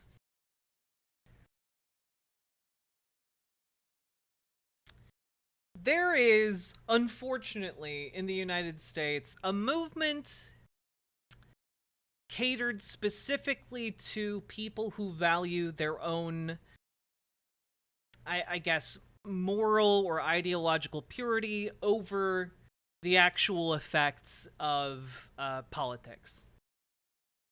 That's the unfortunate reality. People valuing more so the, how their vote makes them feel, how their participation in democracy makes them feel, versus the actual outcomes of those votes. And so that brings us to kind of the question, right? In a two-party system, right, where there is two main sources of political power in the country, who do you vote for in a national election, right? To me, the answer is pretty simple, and that's that pretty much every single election is an exercise of harm reduction. Your goal in an election is to be able to pick the candidate that is going to either do the most good things or hurt the least, right? And by and large, the political party that has a monopoly on hurting the least and doing the most incremental good things is the Democratic Party. And the unfortunate reality is we live in a time where the margins for success are not that huge. We need to be able to get as many people as possible out to vote for the Democratic Party. Because the alternative, and there is only one real alternative, is not Cornel West and the Green Party coming in to save the day unexpectedly with, 60% of the national vote and carrying us away into a glorious socialist future. That is not the actual, that's not an actual outcome, right? The actual outcome would be Donald Trump winning the Republican, both winning the Republican nomination, but then winning the presidential election and putting him in a position to be able to essentially end democracy. Now, this isn't just me idly saying, oh, well, Donald Trump, if he won again, could end democracy. And that's actually not, that's actually pretty on point. Here's Bernie. If you don't want to take my word for it, take Bernie Sanders' word for it. Here he is, okay? 2-minute clip from CNN here, talking about, hey, if Democrats don't win in 2024, we might not have democracy anymore. Here we go. Sanders, Cornel West, who is a close ally of yours, he is running a third-party campaign for president. He recently criticized you for endorsing President Biden's re-election. Well, thank you very much for the 3 gifted tier 1 subs, Kyryu. I very, very much appreciate it. Thank you so much. And if other people want to gift subs and donos too, that'd be really lovely. Listen to what he said. I love the brother, and you even in love, people have deep disagreements about these things. But I think, again, he's fearful of the neo-fascism of Trump. People look at Biden, they don't really want to tell the full truth. He's created the best economy that we can get. Is this the best that we can get? You're going to tell that lie to the people just for Biden to win? What's your reaction to that? Well, my reaction is that certainly is not the best economy that we can create. That was what my speech was about yesterday. We've got to join the rest of the industrialized world, guarantee health care to all. We've got to cut the cost of prescription drugs in half. We've got to raise the minimum wage to at least $17 an hour. We've got to build the affordable housing we desperately need. But where I disagree with my good friend, Cornel West, is I think in these really very difficult times where there is a real question whether democracy is going to remain in the United States of America. You know, Donald Trump is not somebody who believes in democracy, whether women are going to be able to continue to control their own bodies, whether we have social justice in America, we end bigotry. Around that, I think we have got to bring the entire progressive community to defeat Trump or whoever the Republican nominee will be, support Biden, but at the same time, which is what I did yesterday, is demand that the Democratic Party, not just Biden, have the guts to take on corporate greed and the massive levels of income and wealth inequality that we see today. So, yeah, no, that is ultimately Bernie Sanders, you know, in a very nice and indirect way saying, no, actually, like, fascism is something that we should, by any and all means, oppose and resist, because guess what? If we get fascism, there is no improving the economy. Vote blue, chat. Thank you very much for gifting us sub to Sheckley, Kyryu. I appreciate that. But there's no democracy if fascism takes power. There is no, oh, well, we'll just, you know, organize the unions to push for better wages. No, your union gets killed.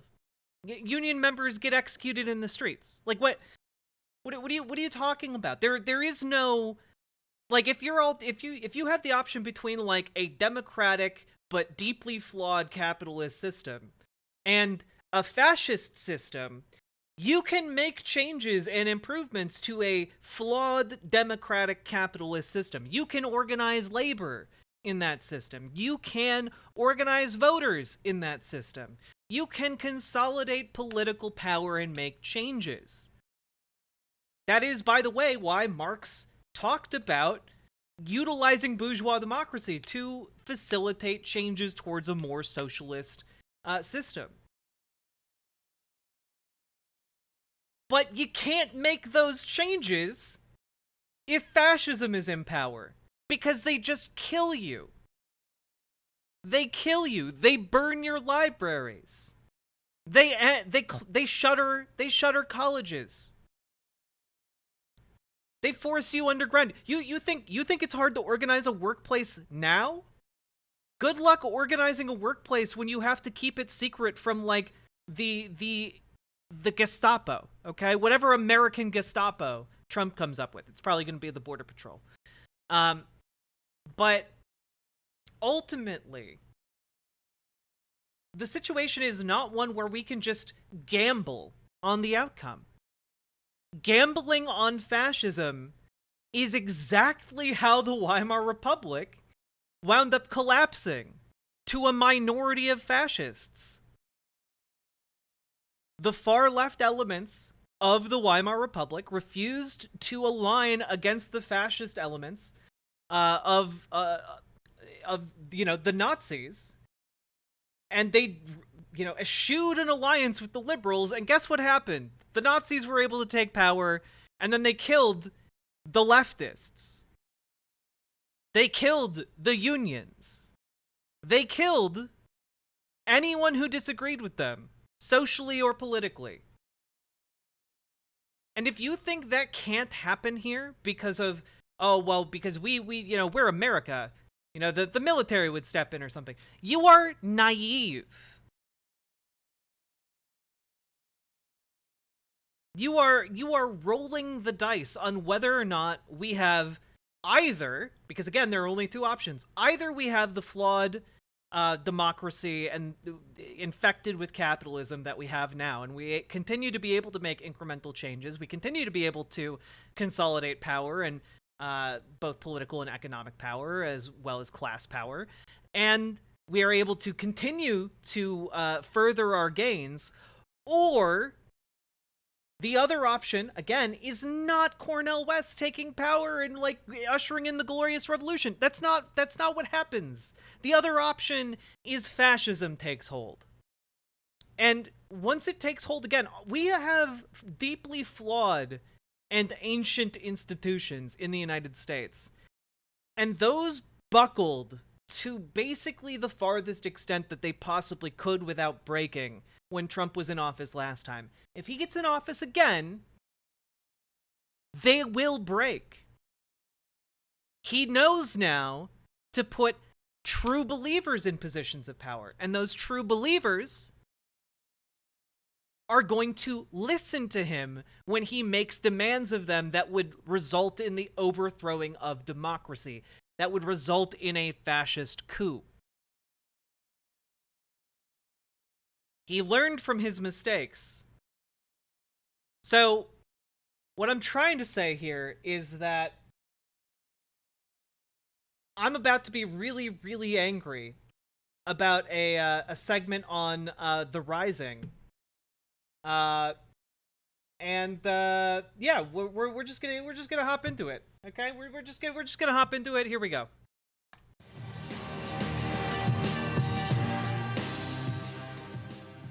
Leftist commentator Kyle Kulinski is being accused of shaming 2024 Green Party candidate Cornel West for running outside of the party duopoly. Let's watch.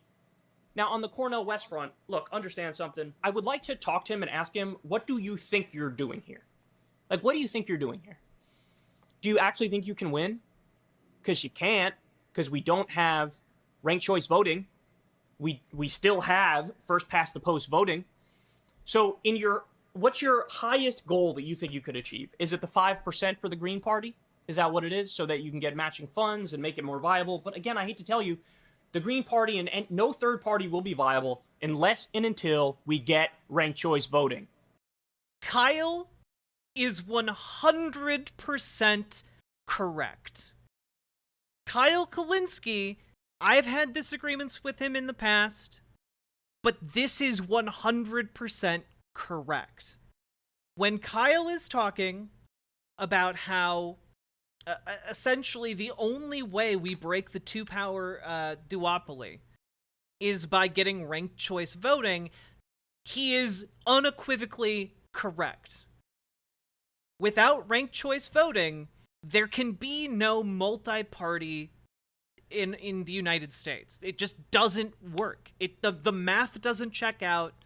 The statistical models that have been run on, our particular voting system deliberately lead to a two-party duopoly. Jack needs a based beat. BWAH. Thank you very much for the 5 gifted subs. I appreciate it.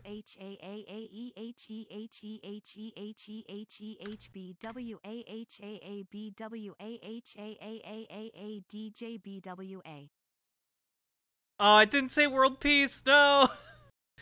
Now we won't get world peace. Why text to speech?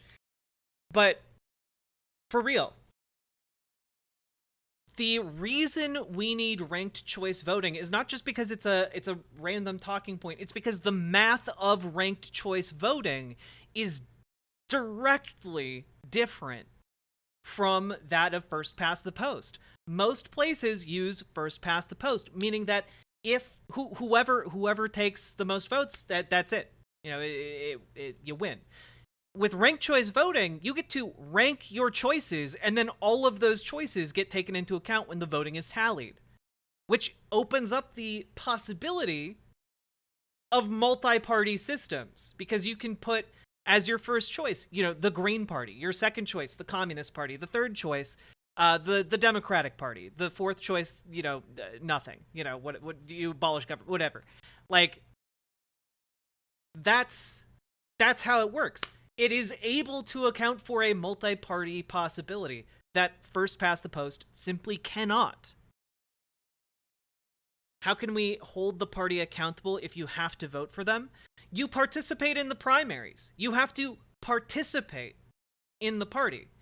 See, this is a good question, Captain Ginyu Frog, because a lot of people simply just check out the rest of the year, or the rest of the election cycle. But you got to participate in the primaries. You got to get involved in local, state, and national level politics. You got to volunteer. When you do these things, you become closer to the levers of power. You become more familiar with the power apparatus, and you are able to facilitate changes and organize other people who think similarly. By doing that, we can take the levers of power away from the people within the Democratic Party who currently wield them for nefarious purposes. The way that you take power is that you work within that system to actually make it happen. Or, alternatively, you organize on a state level to get ranked choice voting so that ranked choice voting can enable a multi-party system. What I'm talking about right now is the fact that we don't live in a world where we have ranked choice voting universally, which means we don't have a possibility of a multi-party system. And second of all, the Democratic Party, and I can tell you this because I have organized with members of the Democratic Party, I can tell you they don't listen to people who don't vote for them. If you are simply going to go vote green, they don't take your opinion into account. The information that would change their mind is by getting more involved in the party. That is what changes their mind. Which, by the way, the other leftist organizations recognize. This is why the DSA runs Democratic Party candidates. Because by integrating the DSA into the Democratic Party, they are then able to get closer to the levers of power, make more substantial changes, and consolidate their own power in a way that is actually effective. I'm sorry, Jack, I only vote based on what's funniest. I have, you've stymied me. You've played the ultimate chess move of just like pulling your pants down and farting on the pieces until I don't want to touch them. I just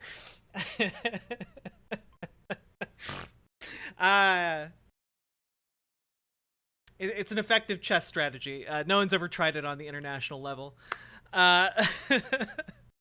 Simply lick your opponent's pieces. They won't be able to play the game.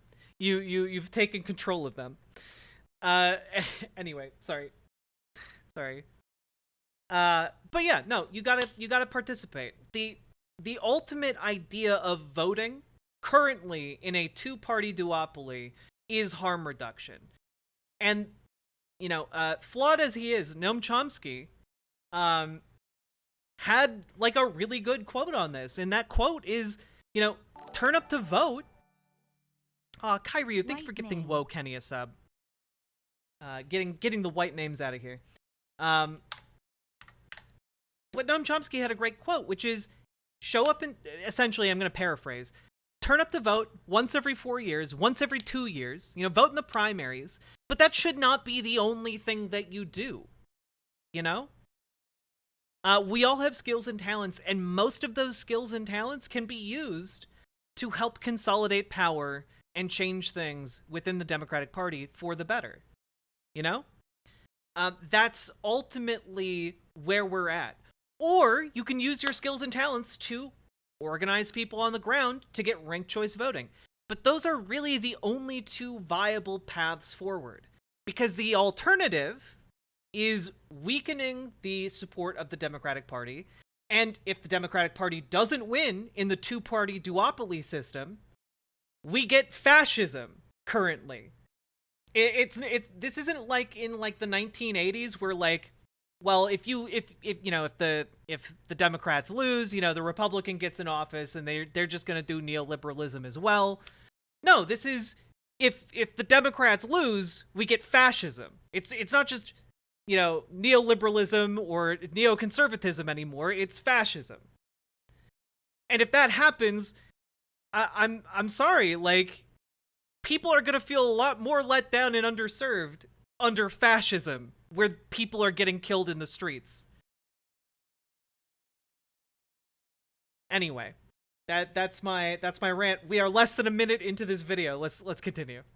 Because until that point, there's always going to be this perception you're just a spoiler candidate. 100%. The two-party system is the problem. And I do advocate, by the way, please look into where efforts are in your state to get ranked choice voting. Because if we get ranked choice voting, the entire political calculus of America changes. But until that happens, we are in harm reduction mode. And we don't have the luxury of just turning up our noses and saying, well, the Democratic Party isn't good enough. I'm sorry, it is good enough by default because it's not fascism. Like, throwing ourselves over the cliff into the volcano of fascism doesn't help us. And by the way, if we get into a general election and it's Biden versus Trump, and Trump ends up winning because Cornel West got 5% of the vote or something, or 3% of the vote, and he gets blamed, that's going to set the movement back so much. People are going to look at leftists as spoiled brats who are just getting in the way. Now, that's totally separate from the question as to whether or not the spoiler effect actually is real. But there's going to be a perception that it's real, and everybody's going to blame the left for Donald Trump winning. I mean, honestly, if Cornel West was able to pull about 6% of the Democratic voters over to him, I think that would realistically pose a severe threat to Biden's re-election campaign. Kulinski's viewers are calling this a mask-off moment for the YouTuber, since he pretty much said the exact opposite 2 months ago. The backlash that's happening online, there's a decent amount of backlash where people are like, what are you doing? Like, do you know, like, who these people are? And then I see a lot of people making a point, which I think is a fair point, which is like, if you're going to run as a Green Party or an independent, because the Green Party, for example, I think the last election they had ballot access for 48 states. Yeah, they have a real organization. Yeah, even like the Libertarians have between like 48 states and 50 in all the states. Yeah. You know what I mean? So as far as third parties go, the only ones that are even remotely viable, and I use that term loosely, is the Green Party and the Libertarians. And by the way, the Libertarian Party is a joke. Like, it's like, I think I saw a story not that long ago that like the Libertarian Party in New Hampshire like nominated someone, like got him on the ballot because he gave them like $25. Like, it's ridiculous. I mean, you also have, DSA out there, which has never fielded a presidential candidate before, but they have, chapters nationwide, and it's a real organization with some sort of, infrastructure that by the way, DSA actually has, like, membership and ability to do things. I think, last I checked, what is the membership of DSA? Last I checked, it was close to, like, membership. Let's see.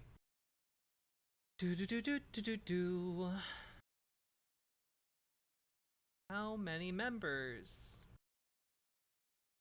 Oh, they have over 92,000 members and chapters in every single state.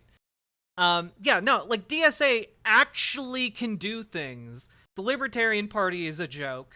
Like, it's such a joke that Sam Cedar literally probably could win the Libertarian Party nomination, which is hilarious, and he should do that.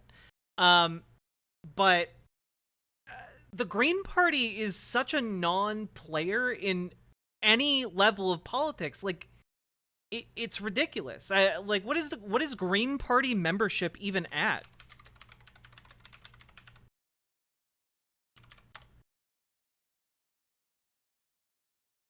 Oh, okay. It has 234,000 registered voters. Not too shabby. Not too shabby. But I also just, they aren't doing anything. I have not seen them do a single goddamn thing, and my job is to pay attention to politics. He could and should. I agree. Just the meme would be incredible. Vote sat at it. No, vote Sam Cedar for Libertarian president. DSA is not a political party. No, it's a political organizing party. So that's probably why there's such a distinction between Green Party and DSA. Theoretically be mustered behind you. Back in 2020, he tweeted, "As a left-winger who will not vote for Biden, I want you to know I'm 100% okay with you." So this entire story is being angry at Kyle Kulinski for changing his mind to the more correct position. Blaming me if Trump wins a second term. I mean it. Blame me. Then get to thinking real hard how you're going to get me to support your candidate the next time. Maybe even ask me, I'll tell you. So Kyle Kulinski may be a little bit hypocritical. I don't know, Jessica. That original tweet that he sent talking about how he wasn't going to vote for Joe Biden and he's fine with being blamed for Biden losing because he refuses to support him, and then criticizing someone for daring to run as a third-party candidate seems pretty inconsistent. It seems really inconsistent if you ignore literally everything else that's been happening, and also the fact that he's been consistent up until now, and he just recently changed his mind because he's been thinking more about the 2024 election. Like, this isn't like rocket science. This isn't even like the meme of the lady doing like calculus in her head or trigonometry in her head. This is just guy realizes he's wrong, specifically in this instance where the alternative is fascism taking power. I don't know Kyle Kulinski's background. Yeah, Trump's facing like 97 charges right now. What are you talking about? I don't listen to Kyle. Yeah, he came out and said I was wrong and changed his mind, like, officially. Just, man, dude. Kulinski, I don't know anything about him, but I can judge based off of what he has said there, that he has not spent a lot of time as a grassroots organizer. And I think when you're a political commentator and your commentary isn't routed in facts, in data, or the perceptions of... I would not say that Kyle is in the pro-Biden camp. I would just say that Kyle is saying, hey, if it comes down to Trump or Biden, you should vote for Biden in this election, which I don't think is pro-Biden. It's just anti-fascism. If you consider yourself any kind of anti-fascist, voting for Biden is the anti-fascist option. It's kind of my position where I don't like Joe Biden, but I hate fascism way, way more. Of the public or a political movement, you tend to get led astray. You tend to contradict yourself. And that's really what we see happening here. If you are someone who believes in what Cornel West's platform is, which I assume, and I'm sure his audience does as well, assume Kyle Kulinski does. But the argument he's making there is about viability of the movement, viability of the campaign that Cornel West is running. And he's complaining that if this doesn't go well for him and he pulls 5% of the vote or what have you, and it's... Okay, by the way, I like Jessica Burbank generally. I think she's pretty okay. I haven't seen a ton of her content. But I do want to say that, like, trying to defend Cornel West based on his policy positions is not really the way you should go, especially when his policy positions fit on one page. This is the entire policy page. Right here. This is it. He has 3 policies on his website. Dismantling the empire, vastly cut back on military spending, dissolve non-defensive security alliances, including NATO and AUKUS, which, by the way, NATO is specifically a defensive alliance. It's a non-defensive security... That's NATO! That's what NATO is! And dismantling the global network of over 800 military bases and severing the link between U.S. foreign policy and corporate profits to respect national sovereignty and the principle of self-determination for people. The USA should be decent and dignified nation among nations rather than an imperial power dominating every corner of the globe. I agree. I agree with this, but keep in mind, this is not a policy position. Withdrawing foreign aid to Egypt, Israel, and other countries, violating the human rights of subjugated peoples, increasing humanitarian aid to poor and vulnerable peoples around the world, enabling international peace by highlighting ecological sustainability, abolishing nuclear weapons, and promoting diplomatic processes. These are not policy positions. This is like a wish to the universe to manifest a better world. These aren't like realistically, I'm sorry. In the real world, the president can't just issue an executive order to dismantle every military base on Earth. In the real world, that would not have beneficial consequences, actually. Yeah, we'll just real quick, we'll run in and dismantle the military bases in Taiwan. Yeah, exactly. A policy is something that outlines how you will do something.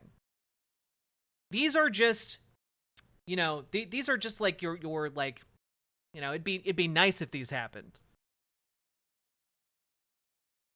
Yeah, and subjectively a cat, exactly. That's another excellent point that I was going to bring up for another segment, but we'll bring it in here. The United States military is one of the largest employers in the United States. The United States military-industrial complex, also included in that, one of the biggest employers in the United States. You need an actual plan if your goal is to dismantle the military-industrial complex. Because, again, it doesn't work like the president walks into the Oval Office and goes, "It's time, boys. I'm about to Thanos snap away the U.S. military. Ka-thunk." It doesn't work that way. And not only does it not work that way, but even if it did, if you Thanos snapped away the entire U.S. military-industrial complex, the economic, the political, the military consequences of that would be uncalculable, So, while it's nice to have these goals in mind, this isn't a plan.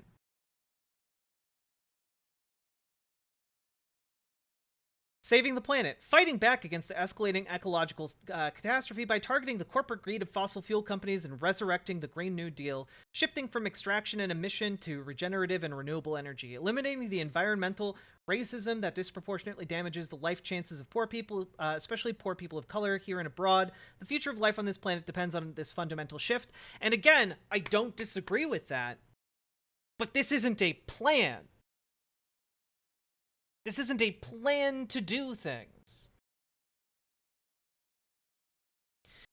Yeah, like, Green New Deal is a collection of policy proposals, but which ones are you going to implement? Which ones are taking priority? What are you actually going to do? Right? This is kind of the problem. And then unleashing democracy. Massive investments in satisfying the social needs of everyday people. Medicare for all, including...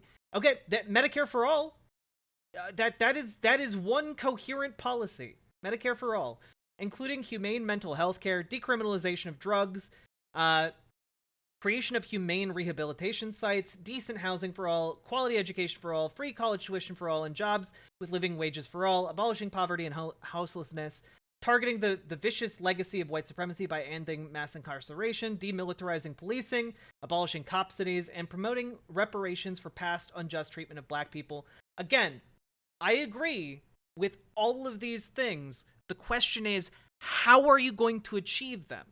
Because how is very, very important. Because if you do these things but do them poorly, the effects can be catastrophic. Right?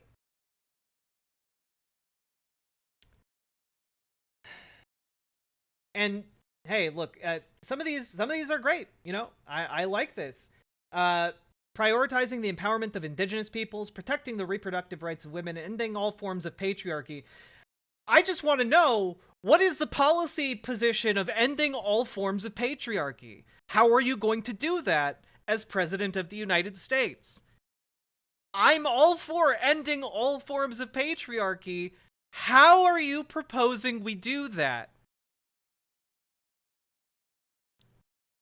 These are just fundamentally important things that are not answered by Cornel West's campaign.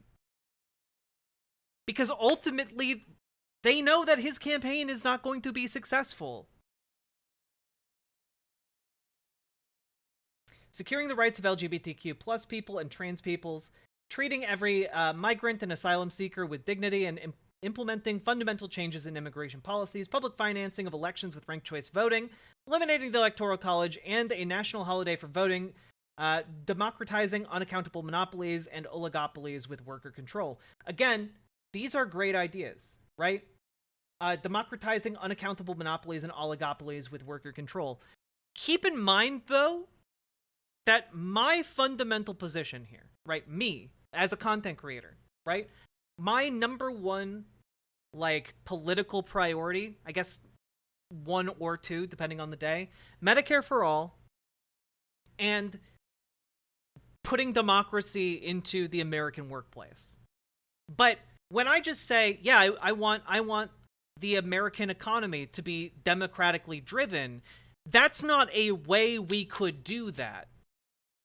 Instead, that's why I then usually follow that up with, here's how I think we could do it, and then I spend an hour long talking about the reasons why democratic worker co-ops work, how we could facilitate their creation by bringing back postal banking, talking about the proposed legislation by Bernie Sanders that would require workers to be offered the right of first refusal when a company wants to sell to another company. These are actual policy positions to get us from point A to point B. Not just like, yeah, I think it'd be a good idea if we ended patriarchy. That's not a plan. So this is what frustrates me about this particular situation. Yeah, the president has a gender equality button on their desk. They can push it at any time. Biden just chooses not to. Yeah, Biden wakes up every day and looks at the button on his desk and says, "You're not gonna get it. You're not gonna be able to touch this button today, Jill." Like, just.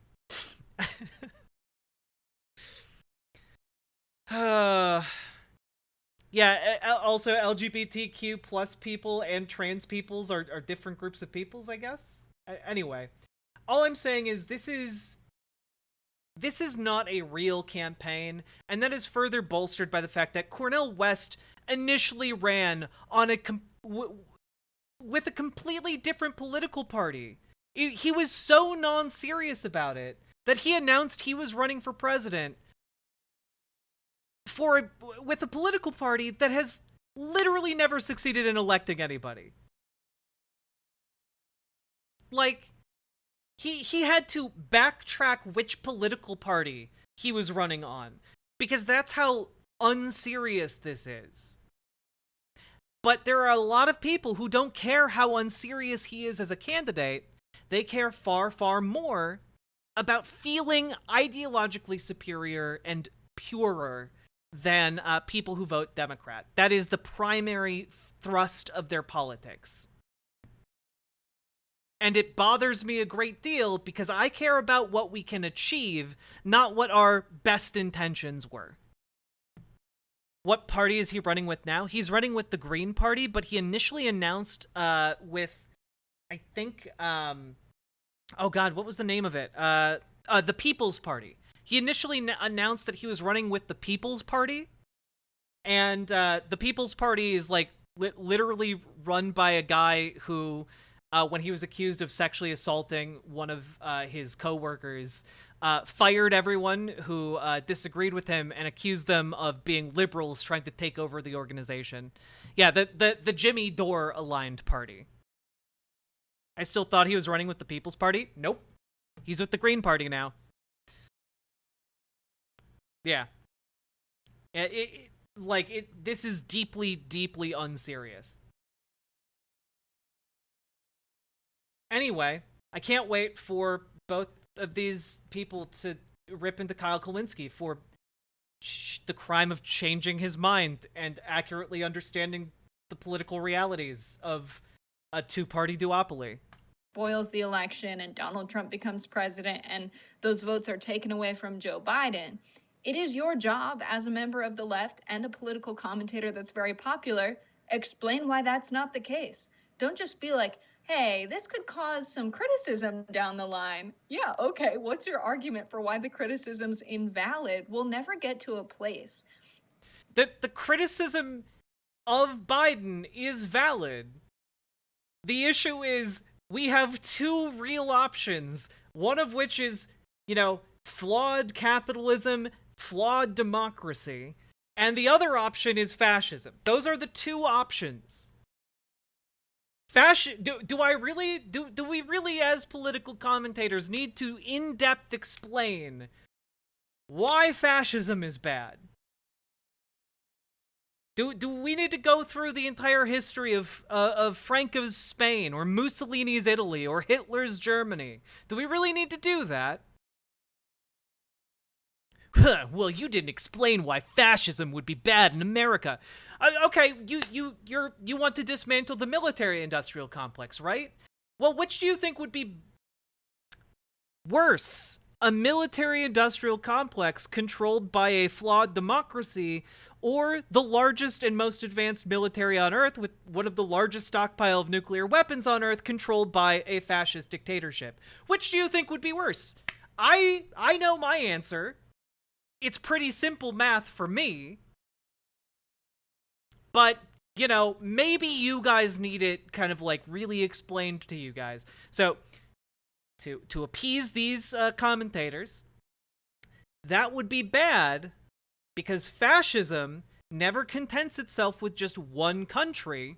It seeks to consolidate power within that country before expanding outward and killing any other people who disagree with them, and maybe having the largest military on Earth, the most powerful military on Earth at least, in the hands of a fascist dictator. Maybe that would be bad. Maybe you don't want to roll the dice on that one. And that's just one element of why a fascist America would be bad. If this was Biden v. Christie, I'd give far less of a shit about West voters and rat fucking. Yeah, no, like, if this was honestly, like, Joe Biden versus Mitt Romney, right? Whatever, vote Cornel West, because you know what? I know that Mitt Romney is not going to dismantle democracy. He's just going to, like, I don't know, try to reinstill Christian nationalist principles into America. And I know that lefties don't give a shit about that. You know, it's fine. It's fine if, you know, Christian nationalism gets shoved down more people's throats. That is fine to a lot of far left folks. But turns out you don't get that second chance. You don't get the follow-up opportunity to run a candidate against someone who is a fascist. That doesn't happen, actually, if they have successfully destroyed and dismantled democracy.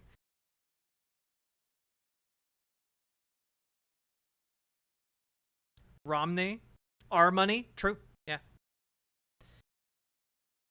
Can you imagine how terrible it would have been if Hitler had come to power in the United States instead of financially and militarily crippled Germany? Yeah, exactly.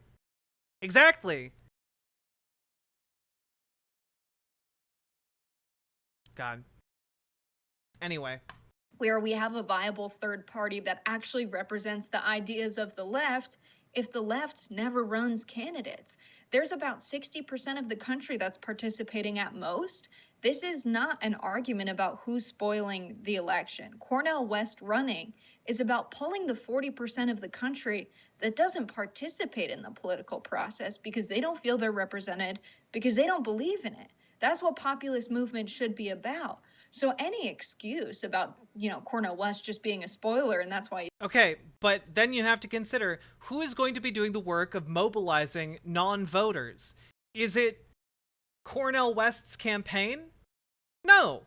Cornel West's campaign, their pathway to success is not mobilizing unaligned voters.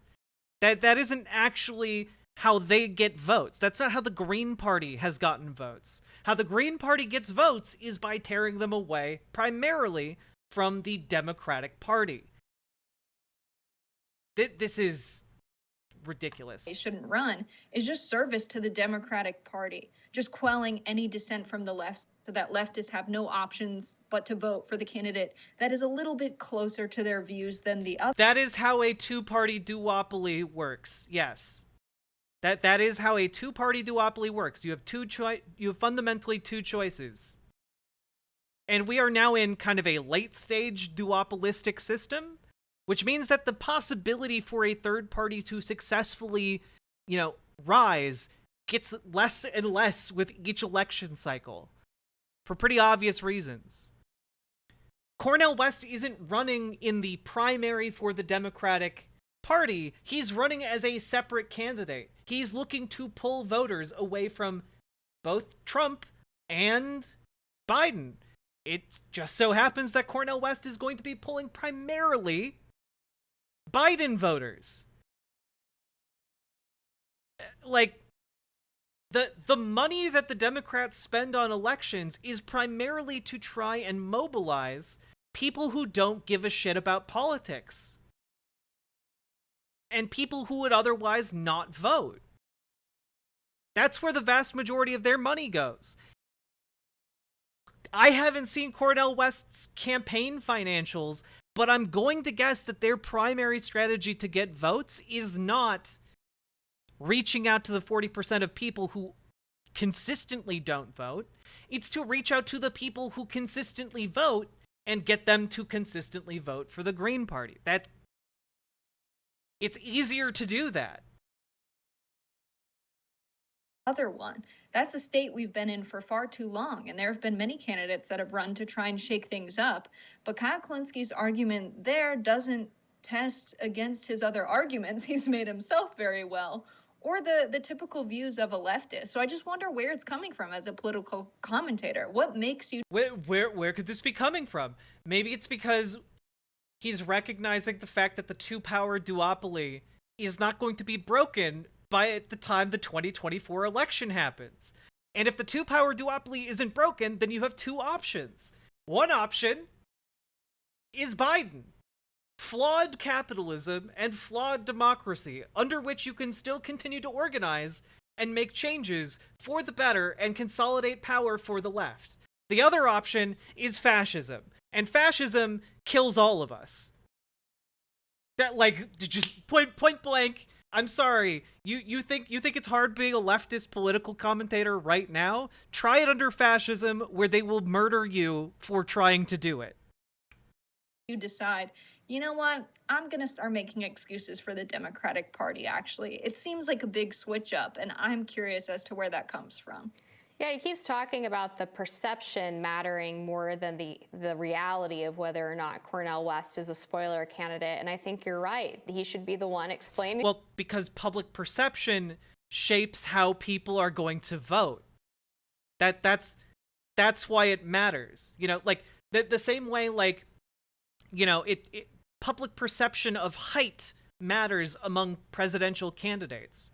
Typically, a taller presidential candidate, or at least a candidate who is perceived as taller, will get more votes, because public perception matters when it comes to voting. To people why that's not the case.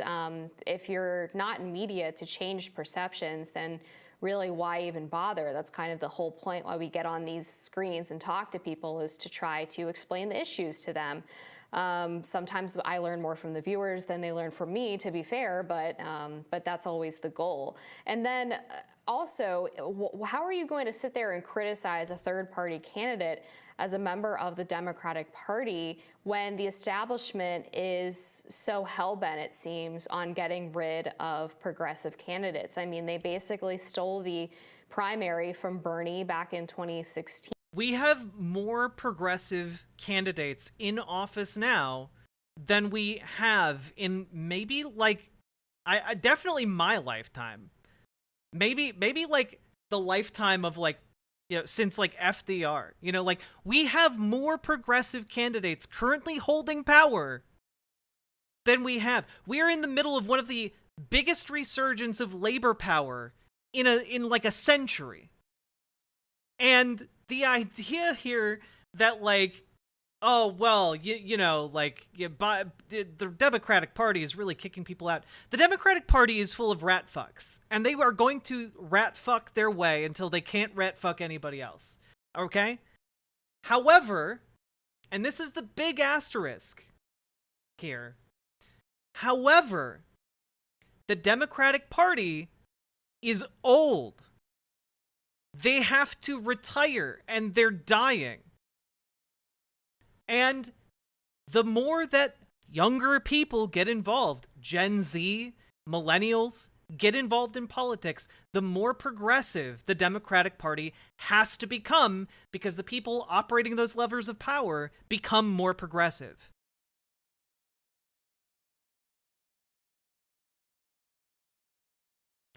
While I agree that some of the positions and takes on the right are building blocks for a fascist system, I think it's disingenuous to suggest we will get to the point where you would be in harm's way. How? How on earth is it equivalent to Tim Pool suggesting civil war? They already tried to overthrow democracy. Like, the argument like, oh, you're being hyperbolic. I'm not. The president, the former president, has 97 charges, the vast majority of which are related to him trying to overthrow democracy to maintain power.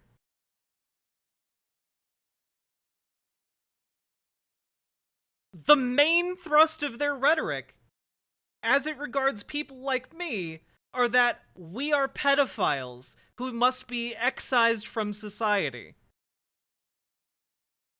And the vast majority of their supporters, what do you think the vast majority of Trump supporters, when you ask them, what should we do with pedophiles? What do you think their answers are?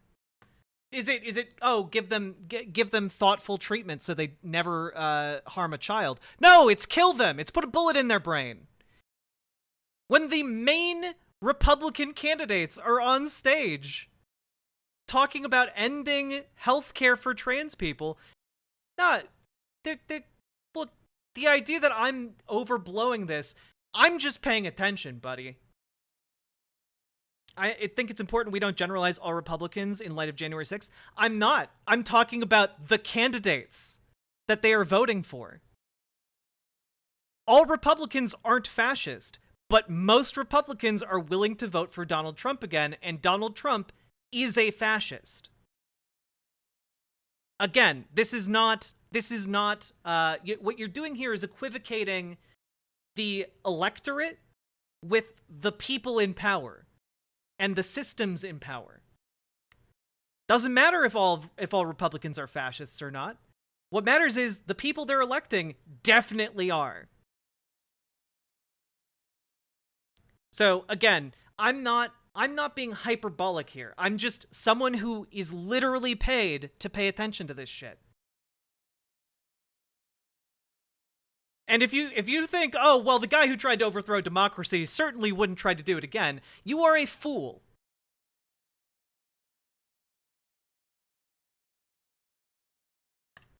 So what is the alternative that Kyle Kulinski would suggest? The Democratic establishment clearly has no interest in listening to many progressives in their party. They clearly are not interested in allowing a outside candidate that they did not handpick to take over the primary process. Okay, so the reason for this, right, is because within the Democratic Party, what happens is that the Democratic Party makes concessions to the more progressive members of Congress. That's how they get their support in an election cycle where they need to consolidate behind Joe Biden. They make those concessions behind closed doors. This is very likely, by the way, why the NLRB, the National Labor Relations Board, is currently going absolutely ham on workers' rights. It is, I would say, 95% likely that that is directly attributable to progressive members of Congress getting concessions from Joe Biden that Joe Biden then has to act upon, okay? You can push a flawed liberal on policy, which is what progressives have been doing. With mixed success, by the way. You know, we haven't won on everything we wanted by any means, but we have won on some pretty important stuff. Yeah. And well, Biden has been doing really well on the NLRB since day one. I'm just saying, the last few months, the last several months, I think he's let them off the leash, which is, in my opinion, a very good thing.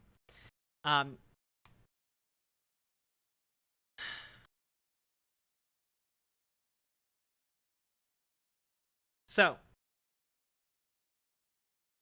all I'm saying is, this entire segment is horrible.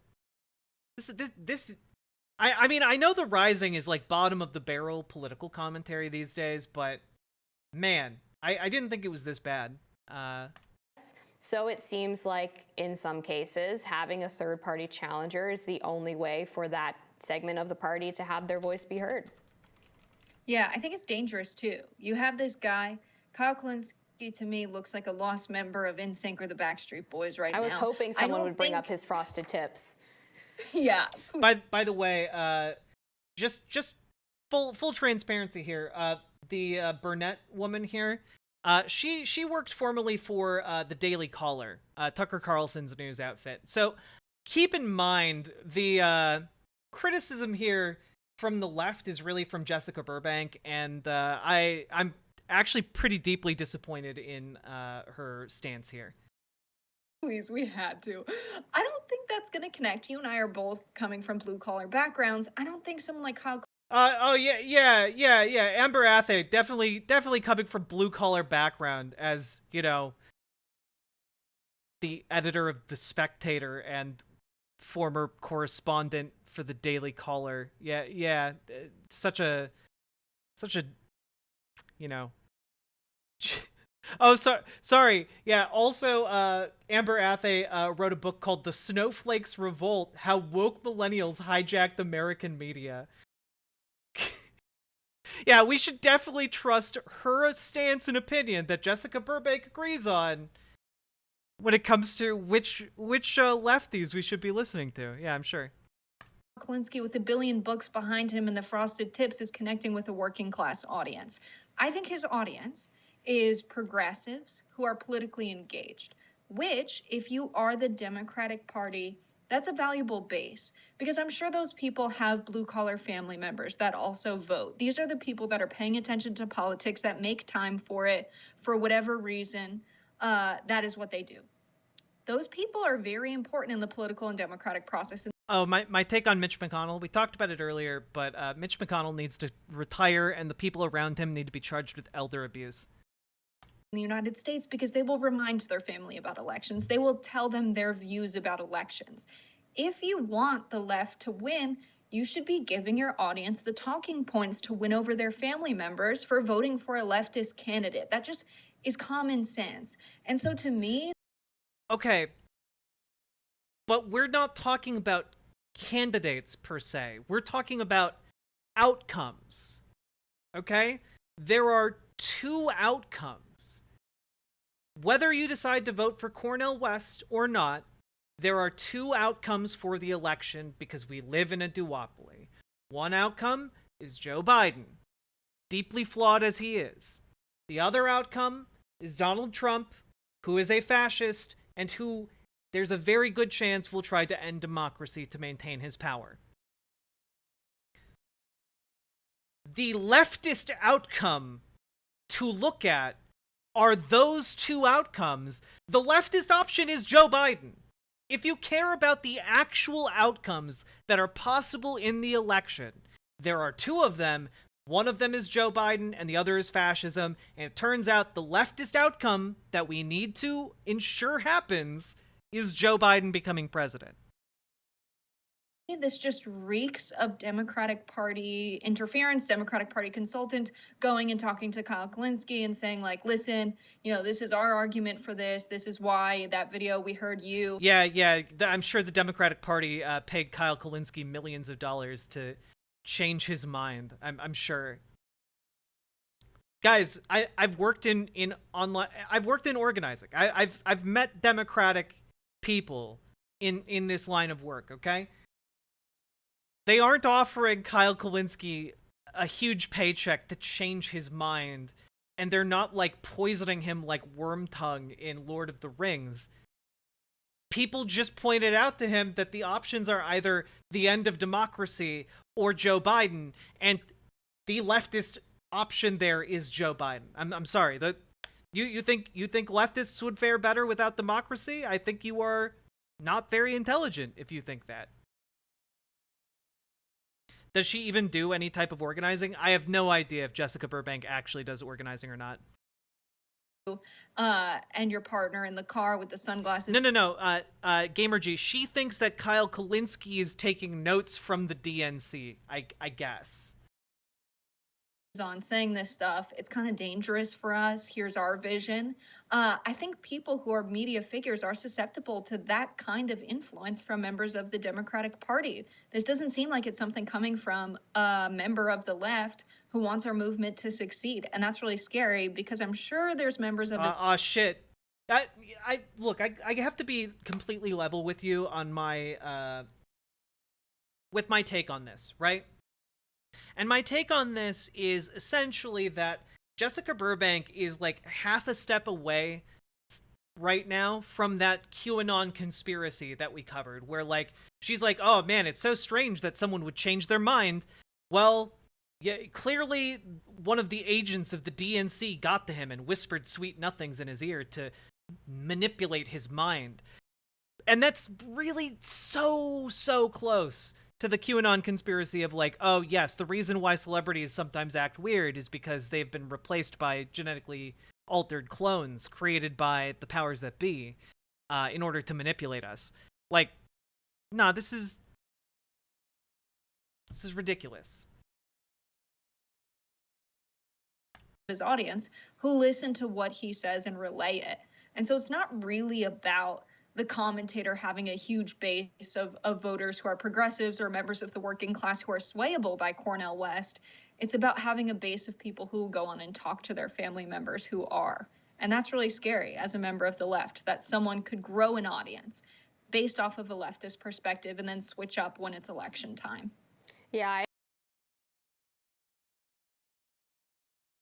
Yeah, because leftists would never vote for Joe Biden? I'm sorry.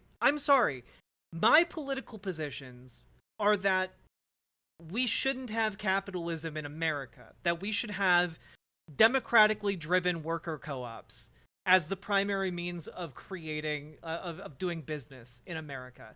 My position is that we should have Medicare for all. I believe in establishing the Green New Deal and doing away with fossil fuels. I believe in by any stretch, if a conservative heard me saying those things, they'd call me like the most communist person since Stalin, right? But this idea that like, oh well, the only reason you wouldn't advocate for Cornel West is because you're not a real leftist and you're betraying the movement.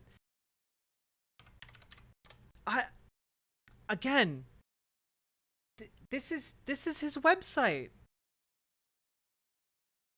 His website it's 3 issues. None of which go into any amount of depth on how he would actually get these things done. This is pure, unadulterated, just political theater. Like, oh, well, you're not a real leftist because you're not convincing friends and family to vote for Cornel West. That's insane. That is just insane.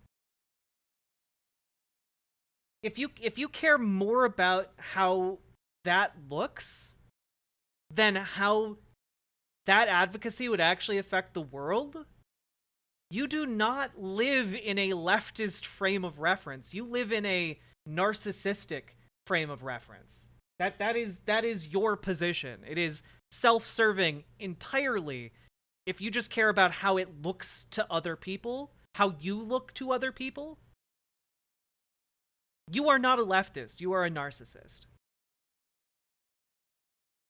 I don't know much about Kyle Kulinski's background either. I know the woman he's in the car with is his wife, Crystal Ball, who hosts her own program and is kind of considered a member of the progressive left. Kyle was one of the co-founder of Justice Democrats, which is a PAC that requires candidates to refuse to accept corporate PAC money. So I don't know if he doesn't necessarily have the grassroots organizing experience, but clearly there's still some. You don't either, bitch. I'm sorry. Has this Daily Caller reporter gone out and done grassroots organizing? No, I don't think so. I actually genuinely don't think so. Inconsistency here, some hypocrisy here, and he's taken a lot of heat on that from the left. So we'll see if maybe this perhaps hurts some of his popularity among the audience. Yeah, I think it will. I hope it will. Because when you have someone not making a strategic plan for us to gain power to see our political agenda ever enacted in the United States, how can that person be a leader? That's really what this should be about, is winning over either hearts and minds on the issues. That's what, you know. If you don't have a coherent plan for the future, like, who would, why would anyone vote for an incoherent plan? Why? Oh, yeah, that'd be terrible if there was, if you were out there advocating for an incoherent plan that didn't have any way of actually achieving its goals. Yeah, that'd be terrible. Wouldn't it? Media presence could be used for persuading people of your particular political persuasion, or saying strategically the way that we gain power is not the way of following the Democratic Party. There's a lot of different ways you can use your public platform, and I think strategically, why would anyone ever work within the largest existing power apparatus in a two-party system to gain power? That's crazy. Clearly, the only way to gain political power in America is to run on the Green Party. Look at all of this massive list of Green Party candidates that I have compiled that were successful. Oh, wow. You missed it. I guess, it's just, wow. You all are familiar with the Green Party's presidential candidate. The Green Party's presidential candidate, Javier Bardem. You guys are aware of him, right? No, you're not. He's made up. He doesn't exist. There's no person named Javier Bardem. There never has been. I made him up. He's fictional. Anyway. Building one off of being a leftist and gaining people's attention based off of communicating those ideas in a receivable way and convincing way on a regular basis to counter common narratives and the common media narratives we hear in mainstream media. That's good, that's useful. But then when you switch up on your entire audience and steer them in another direction, it's something we've seen far too often in the left. And I think if you get into this industry, it's something we've seen far too often in the left. Like with the People's Party, for example, the organization that Cornel West announced his candidacy with, that, was basically a vanity project by Jimmy Dore. Oh man, it's like poetry. It rhymes. You get into this industry and you make a platform for yourself as a reporter, as a journalist, as a commentator. People will follow you because they trust you. People follow people. They're sick of the mainstream media. They watch shows like Rising and other online shows now. Streaming is big. And it's because they realize that you found someone you trust with a background you respect, and you want to hear the news and what's going on in politics from their perspective. And then there's a lot of people that can be led astray if you decide to switch up on them. It's just, I get that people change their mind, but I don't think that's what happened here, because Kyle did. I get that people change their mind, says woman who just did a 12-minute long segment about how it's impossible that he changed his mind, because that's never happened before. No, he must have been seduced by the sweet agents of the DNC. Yeah, Didn't explain, I used to support Cornel West and now I have different thoughts on this. It was a very paternalistic. Wait, I'm sorry. I think there's a big difference between supporting Cornel West in general and thinking he has good political prescriptions in general, and then looking at his candidacy and accurately being able to understand that it is deeply unserious and has the potential to catapult us into fascism. Like, I'm sorry. The equivalency that is being made here is not at all accurate. What do you think you're doing running like this? And it happens a lot in politics from political commentators, and I don't know where it comes from, but it makes me feel for audiences that have been led astray by, progressive networks and by progressive commentators. Yeah, man, I'm sure it makes you feel bad for people who've been led astray by progressive networks and commentators. Anyway, let's throw it over to your co-host who literally worked for the Daily Caller. Tucker Carlson said something in that interview with Dave. And again, no pre-watcherino. I didn't have any idea that she was just about to name drop her boss, Tucker Carlson, or former boss, Tucker Carlson. Portnoy, we talked about on this program, where he said he never really looked at his ratings, even when he was at Fox and he was the #1 show on cable. Of course, kind of a luxury not to look at ratings when you're #1. But he said he never really dove too much into the numbers because he was worried that it would lead to a self-obsession and that his show would be tailored based on what he believed the viewers wanted rather than what actually interested him and what he actually believed. And I think that was a good warning. Yeah, Tucker Carlson would never look at the numbers and tailor his content to what his viewers believe. No, definitely not. He's definitely such a good faith actor, that Tucker Carlson. Yeah, really, Kyle Kulinski here is the really untrustworthy one, but you should trust that really honest fellow, Tucker Carlson.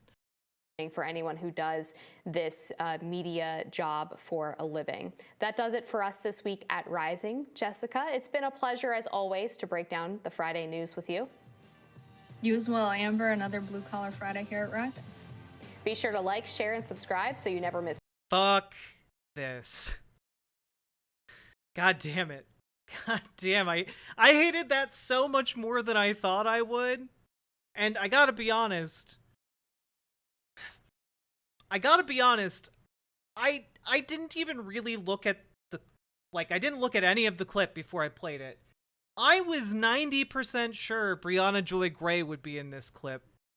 And I'm honestly stunned that it was Jessica Burbank instead. And I hated that. I hated all of it. It was terrible political analysis. And I did not think The Rising could get worse, but I'm constantly surprised.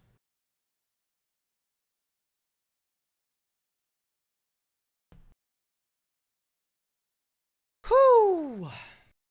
Drink some water after that.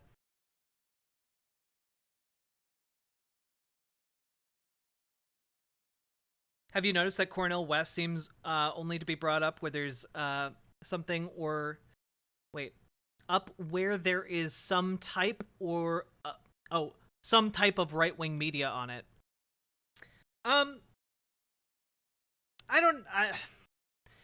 I think that more conservative-leaning outlets are definitely going to report on Cornel West when they can spin it in a right-wing way.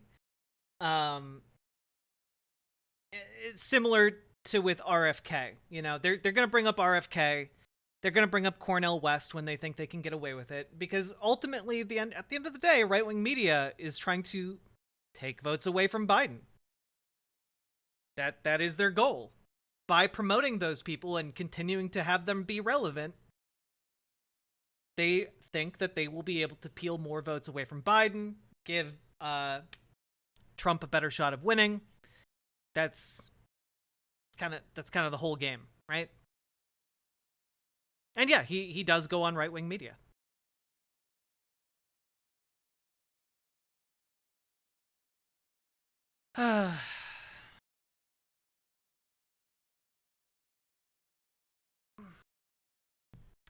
Also, chat, if you've been enjoying the show, we've been going for about 3 hours, so it's time for your top of the hour ad break. Please consider hitting that follow button over on Twitch. Come on over to YouTube if you would like. Hit the subscribe button, hit the like button on the stream. And if you are currently on Twitch and want to be want to avail yourself of an ad-free experience, come on over to riverboat.gg, where you can watch for free without any ads. Also, additionally, if you are enjoying the content, consider dropping some subs or donos, because this content is brought to you by viewers like you. Without you guys, I would not be able to continue to make content, so please consider dropping some subs or donos, because that would really help me out. And I appreciate all of you for making my career a reality. Sub to Jack, donor to Jack. Silly Twitch chatters, come over to the superior chat or there will be consequences.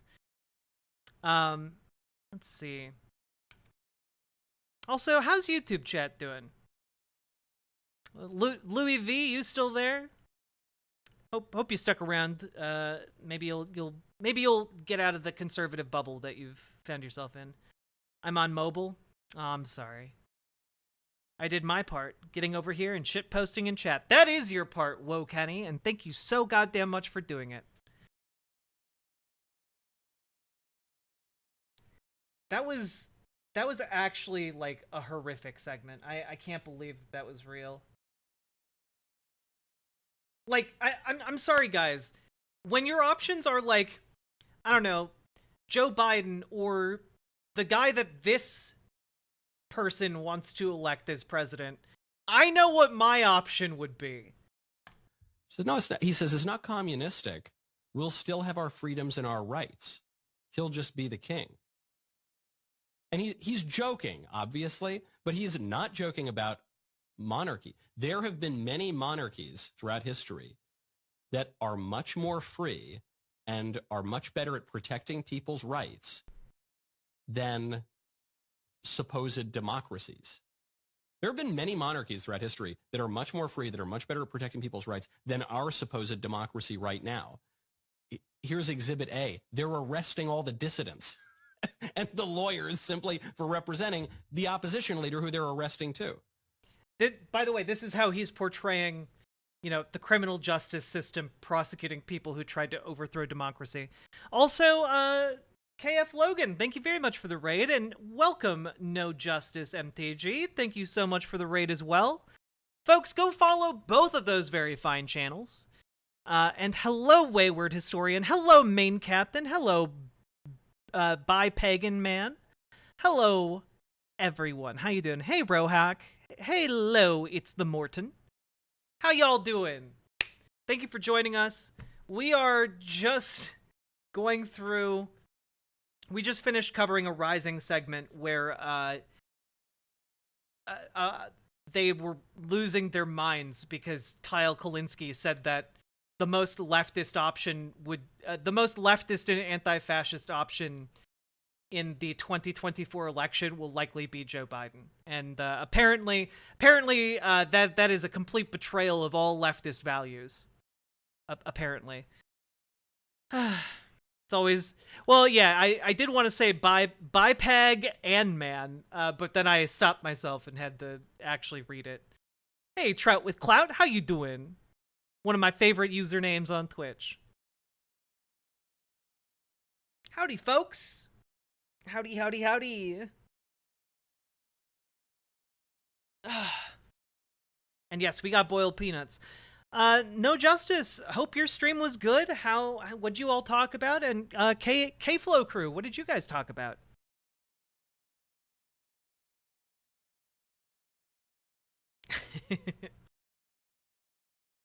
Where's boiled peanuts? Boiled peanuts is over on Twitch. Same thing? You guys. I thought I had cornered the market on that piece of content. Erica! Hello! I've been waiting for you all day. But we have to finish this segment. because if I don't finish this segment, that will get me DMCA'd. But after this segment, we're playing that, okay? Anyway, yeah, definitely trust, Tucker Carlson, former correspondent with the Daily Wire, that was in that segment, and Michael Knowles. This guy loves democracy. So preposterous. There's a very shallow liberal view that the only kind of regime that could ever possibly be good or legitimate is democracy in the year of our Lord 2023. Because a lot of these people will say, oh, even democracy 20 years ago, it was evil, it was oppressive. We didn't have all sorts of rainbow flags everywhere. It was awful. Give me a break. Going back to Polybius, we know. There are good monarchies. The bad version of monarchy is tyranny, but that's just where the one man ruling is ruling for himself rather than the common good. There are good aristocracies. There are bad versions called oligarchy. Dude. Yeah, this guy, look, Republicans love democracy. Their mainstream guys talk about it all the time. Ignore the fact that they talk about wanting to undo democracy and how actually authoritarian regimes can be good, as long as they're, run by the right people. Or should I say the white people? And there have been perfectly lovely democracies, but there's a bad version called mob rule. Where are we right now? Yeah, no, look, all I'm saying is that the options are Biden or fascism. And the people who are in the fascism camp, who are pushing Trump as the candidate, are literally out here doing segments about how, actually, when you think about it, democracy is pretty bad sometimes. Wouldn't it be great if we got rid of that and had, some kind of beneficent guy at the top? Wouldn't it be right? Wouldn't it be great if we just had the right guy? Yeah, anyway, I'm sure none of that means anything.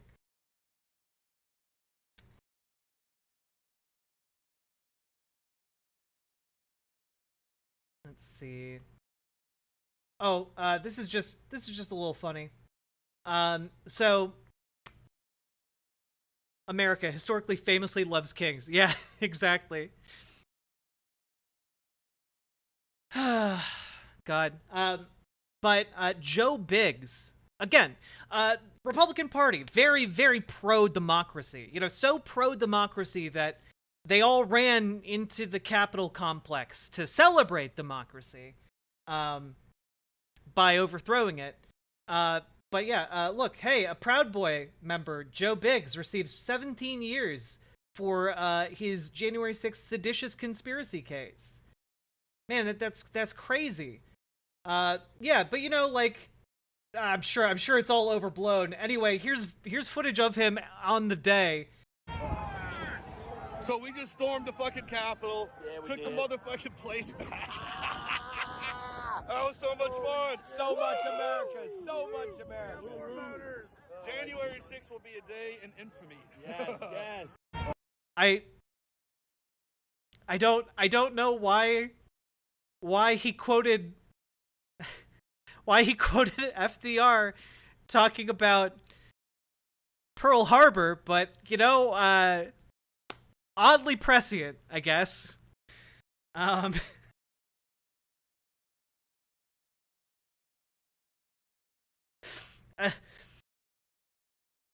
You see, when you're infamous, that means that you're more than famous. You are infamous.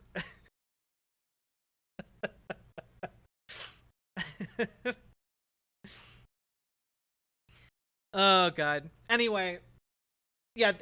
Again, these are the people who are like, oh yeah, they don't want to do a fascist coup.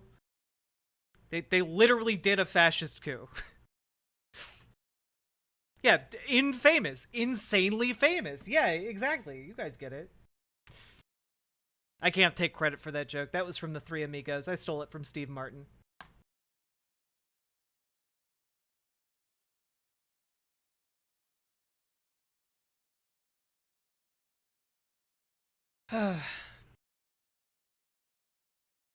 But guys, the Democrats are always bad. You should vote for you should vote for Cornel West. Look, Cornel West, he's the only true leftist candidate. If you vote for a Democrat, they won't get anything done. Oh, wait. Michigan Governor Gretchen Whitmer is asking legislators to approve a 100% clean energy goal by the end of the year. She says the switch to clean energy would save people across Michigan $5.5 billion on their energy bills and create 160,000 new jobs. But Democrats can't do anything. It's far better to potentially bleed support for Democrats and cede that ground to fascists who want to hasten climate change. No, it's not a 100% green energy bill by the end of the year. They want to pass the bill by the end of the year. But it would basically legally put the state on the path to 100% clean energy, which I think is a pretty good thing. You know, I'm in favor of that.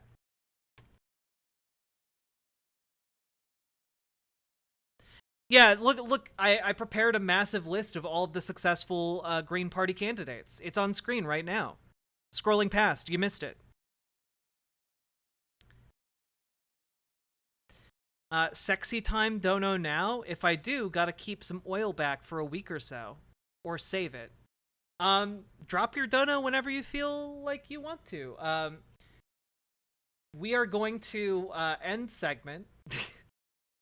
And guess what? It might be Saturday, chat, but it's Friday in our hearts, okay? Yeah, right. It's Friday in our hearts. Mufasa, you know we finally here, right? It's Friday then, it's Saturday, Sunday, what? It's Friday then, Saturday, Sunday, what? It's Friday then, it's life in the game, light up to us, lives in the game, light up to us, lives in the game, light up to us, lives in the game, light up to us, lives in the game, light up to us.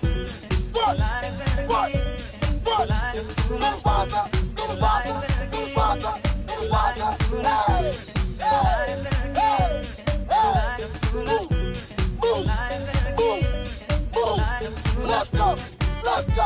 What? Hey, hey, hey.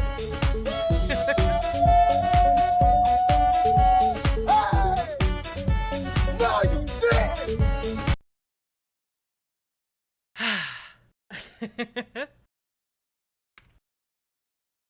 Thank you for dancing with me, chat. Friday, gotta get down on Friday. We're so excited for the weekend.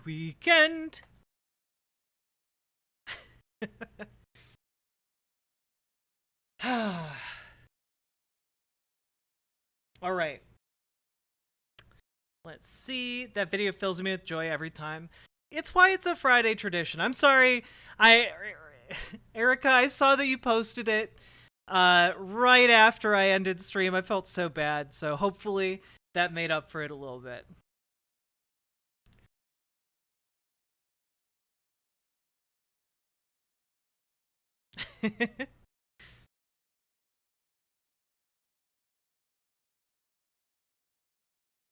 It was too late. It was too late. Just a little bit too late.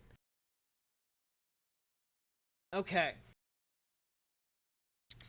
Can we get any subs or donos before we move on to the next segment? Just gonna I'm just throwing that out to the crowd. Let's see here. What is the next segment? Oh no. So I organize my tabs, right? I organize my tabs for the show. The next tab that I have is just transgender, and oh no! All right, guys, are we dragging Yasmin Nair? Yeah, it's time. It's time, guys. We're gonna be talking about current affairs. I know that many of you might have seen the screenshot going around on Twitter from that article. I have only seen the screenshot of this article and know that people were incensed by it. So I also did some digging on the person who wrote it, and she seems bad. And we're going to dig into the article. We're going to go over it together. But if you have no idea what I'm talking about, prep yourselves. So, open that up.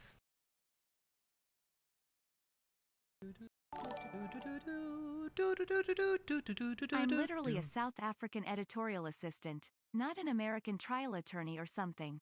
God damn, Kyrie. Thank you for the 5 gifted tier 1 subs. You can just read my Twitter for the last 4 days.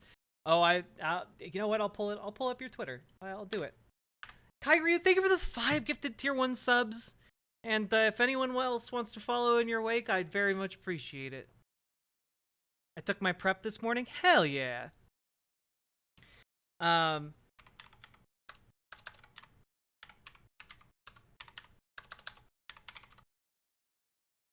Sorry, too much salt. just a little. I like a lot of salt. Okay.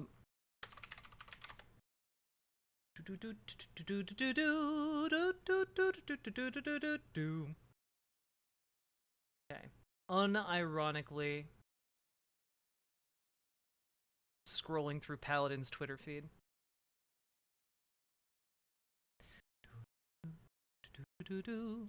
Oh, okay. Yeah, I didn't scroll through Yasmin Nair's Twitter feed. Okay, yeah, all right. You got some screenshots here. We'll okay. Yeah. I'm just gonna pull some of these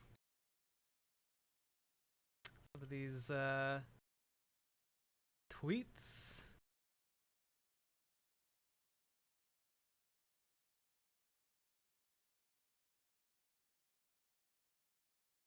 Oh, who's this Dr. Chairbreaker person? Because, looks like maybe they blocked you. Alright.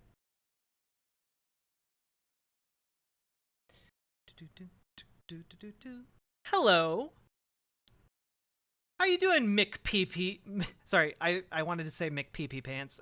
Mick P Pants 420. I'm sure Mick PP Pants was your father. Paladin! Let's do this sexy. BWA supports response to Kyriu's call for aid. Bawahahaha. Bawahahahaha. BWA. Thank you so much for the 5 gifted tier 1 subs. I appreciate it because guess what? That is what allows me to eat food. Because I stream full time, baby. Thank you so much, Paladin. And thank you, Kyryu. Like, you guys have just been coming through nonstop. Thank you so much. Let's see here.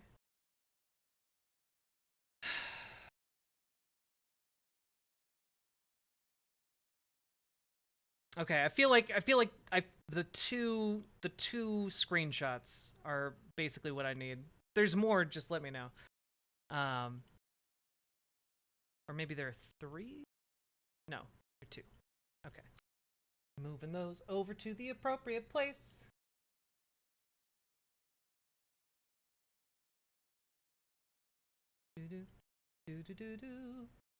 All right. Here we go.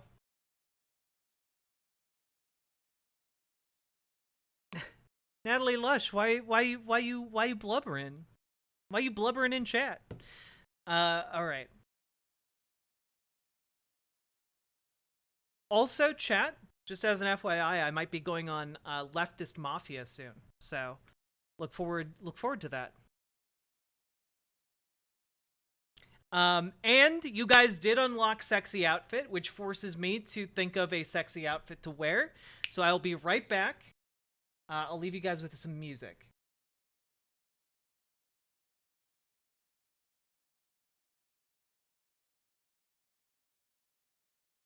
With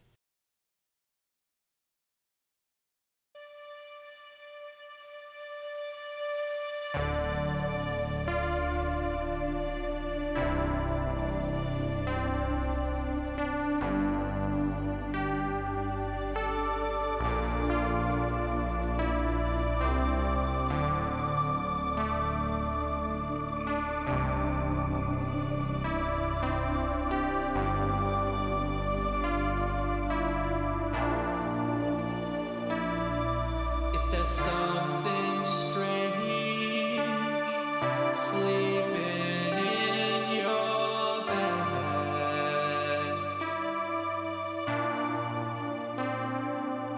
If there's something weird sleeping in your bed, busting makes me feel good.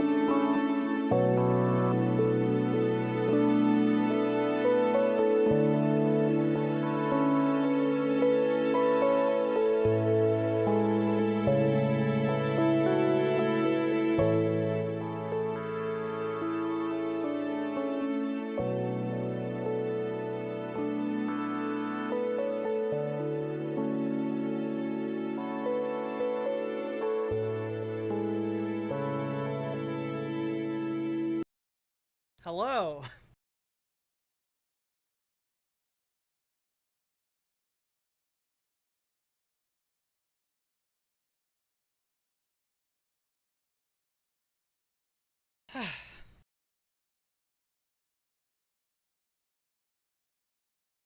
Oh, I forgot my phone. 1 second.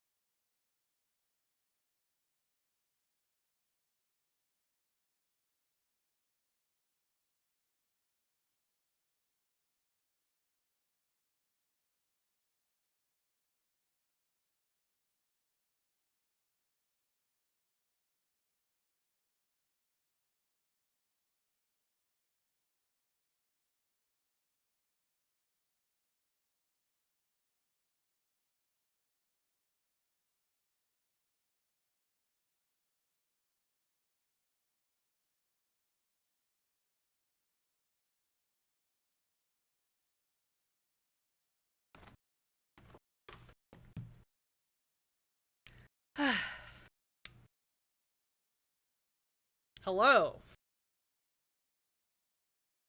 I'm back again.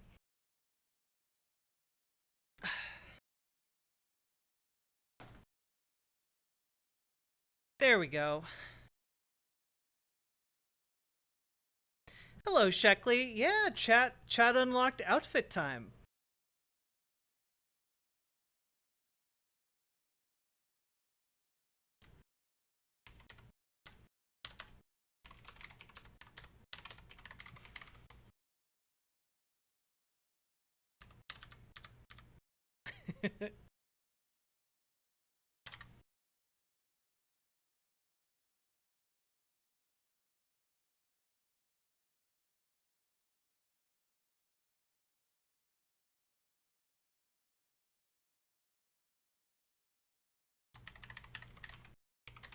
There we go. Whew. Disrespectfully. Booba! Good. I worked really hard so that people could disrespect me. You have no idea how true that actually is.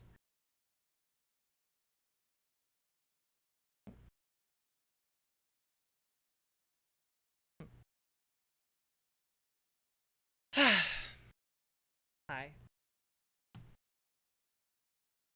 Gonna send out a new tweet about stream.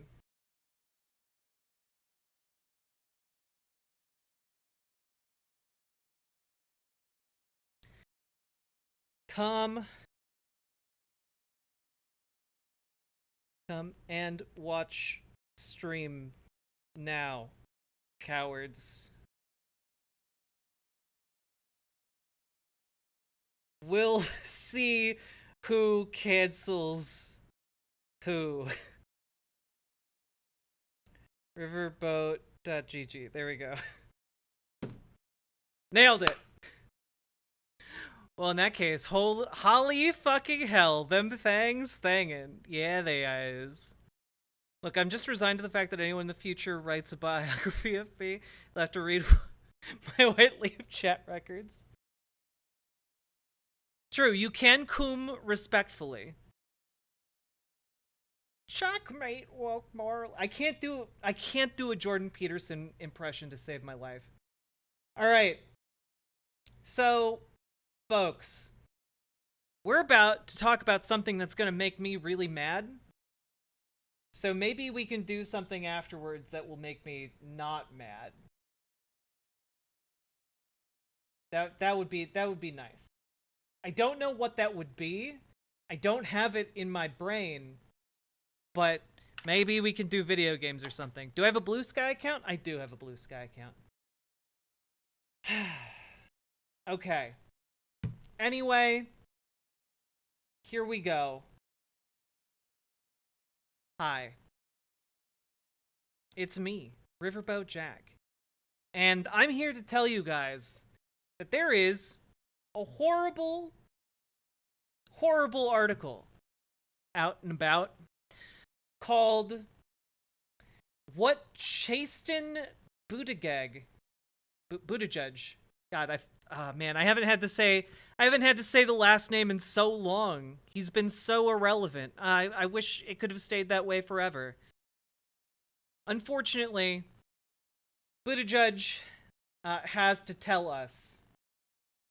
And I gotta admit, this just looks like a really innocuous article, doesn't it? You know, I Have Something to Tell You by Chasten provides a blueprint for an LGBTQ politics whose only challenge to American empire and capitalism is that our most oppressive institutions should be queer affirming. And, well, let's just go, shall we? Now, I'm going into this with the default position of 1. Pete Buttigieg is a bad person and I don't like him. In fact, I think I deeply, deeply dislike him. I don't know anything about Pete Buttigieg's husband, who is Chasten Buttigieg. So I don't know anything about him, his politics. Like, I think the only thing I've ever seen of him was that he gave, like, he was like a camp counselor at a camp for, like, troubled queer youth. Like, he seems like a fine person.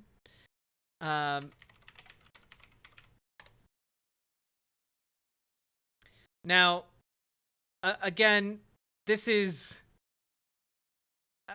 every time, without fail, for the rest of my life, Pete Buttigieg comes up.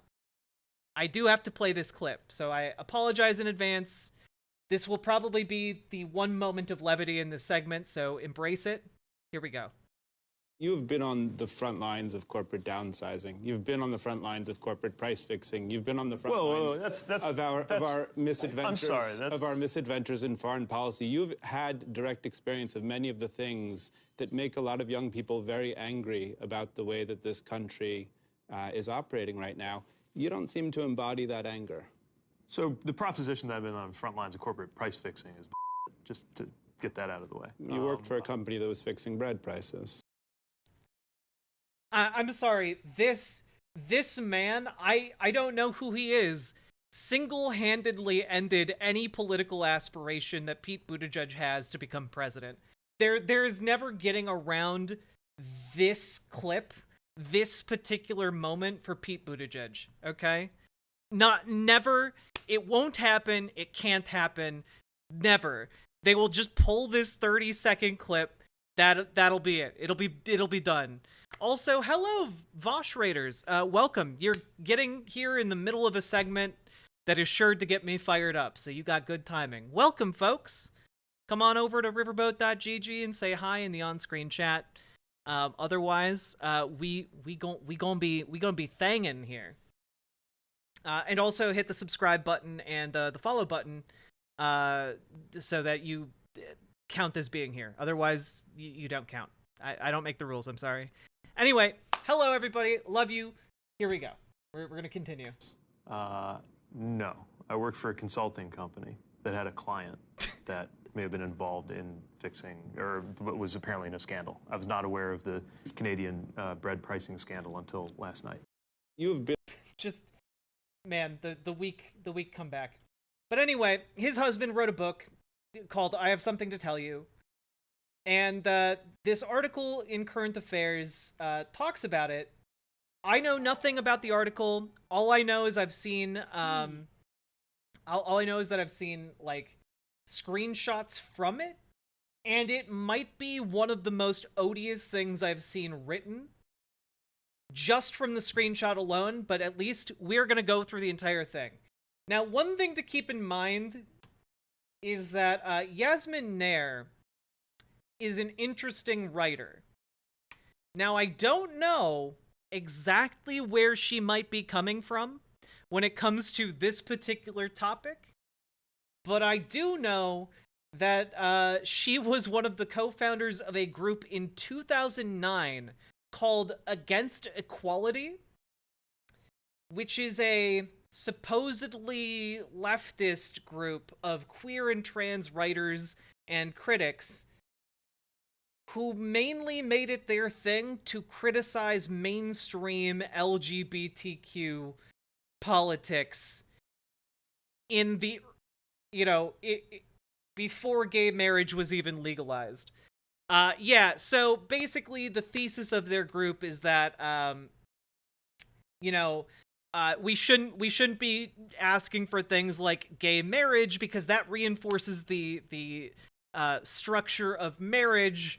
So it was a weird situation where the group she was a part of and continued to be a part of for quite some time was simply advocating against gay marriage because marriage is bad and therefore we don't want gays to have it.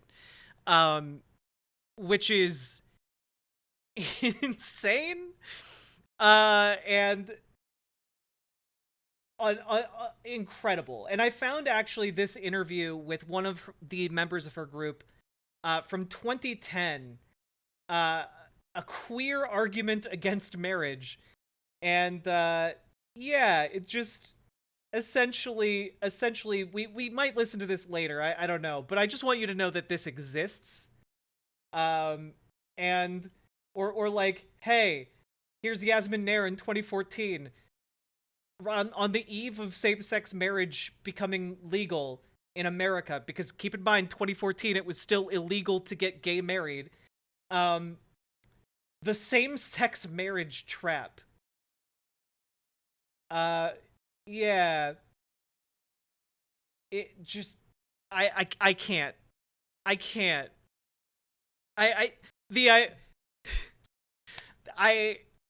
I understand the impulse to critique things from the left, and there are ways to critique, like, the institution of marriage, but like to critique it in such a way as to prevent gay people who want to get married from getting married because there are legal restrictions on it seems insane to me. Always with love and affection. Insane to me. Also, Kyryu, thank you for gifting a sub to Heavy Poke Lover and Poke Lover. And Juzar, thank you for the 5 gifted tier 1 subs. Thank you. I appreciate it. The counter goes up. Now, as we continue, we're going to be diving into this particular article from Current Affairs. No thanks. All right, let's start. I Have Something to Tell You provides a blueprint for an LGBTQ politics whose only challenge to American empire and capitalism is that our most oppressive institutions should be queer-affirming. Again, is it Chasen or Chasen? I'm going to say Chasen. Buttigieg. I Have Something to Tell You for Young Adults, a memoir. Simon & Schuster, May 2023. Adapted from I Have Something to Tell You, a memoir. Simon & Schuster, June 2021. Chasen Buttigieg, husband of Pete Buttigieg, and once a candidate for the position of first man, is 33 years old. So, of course, he has now fulfilled one of the 2 legally required conditions of what is known as the Jesus Year to write a memoir. The second is to create a podcast, undoubtedly on its way. These days, I'm sorry, I gotta click on this link. What is a Jesus Year?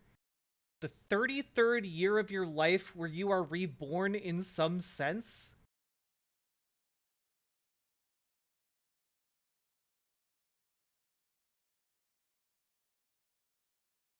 This sounds like this sounds like something that's fake. That just sounds fake. It's fake and I hate it. Another WHITENAME. Oh, thank you for continuing the white name purge. I appreciate it. Because this is actually how I make my living, believe it or not. Yeah, apparently if you're 33 years old, you're in your Jesus year. I guess because Jesus was crucified when he was 33 and then resurrected, so he... Anyway, this is already exhausting. I'm just gonna read it over here. All right. These days, one needn't have lived too long before one's life is deemed, let's coin a term, memorific? Jesus Christ. Did you suffer some trauma growing up, keeping in mind that trauma is such an elastic term these days that it's practically meaningless?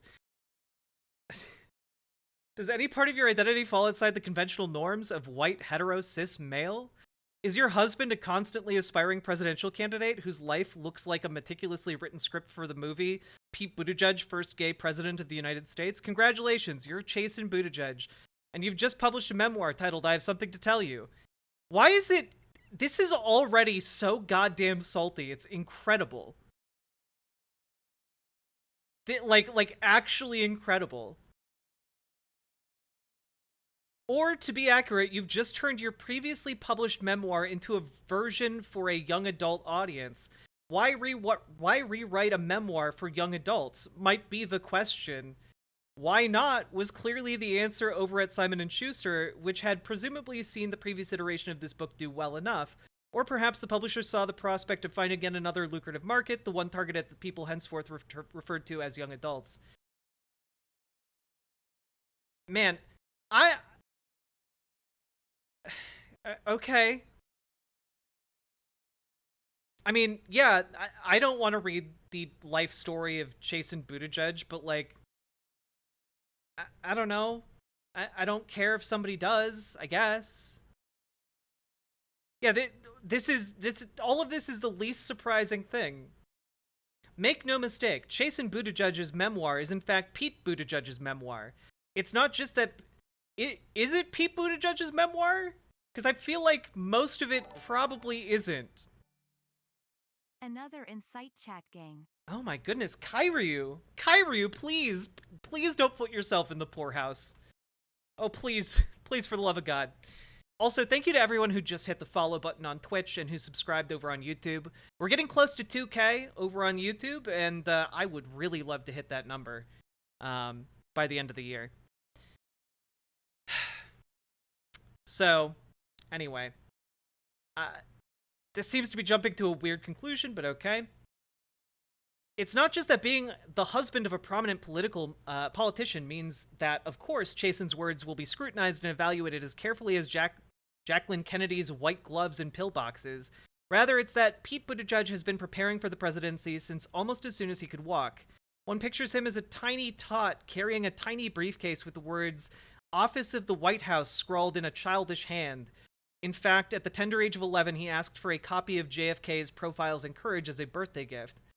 That is one of the lamest things I've ever heard in my life, but you know, go off, King. Pete's life has been carefully curated as a Spotify playlist, and his dog's Buddy, also the name of Bill Clinton's dog, and the recently deceased Truman, the Americana theme stretches every which way in this household. Okay, Truman I'll give you, but like Buddy is a pretty common name for a dog. I don't think that Pete Buttigieg named his dog after Bill Clinton's dog. That's a Buddy, I've known like 5 different dogs named Buddy. Like it's a very common thing.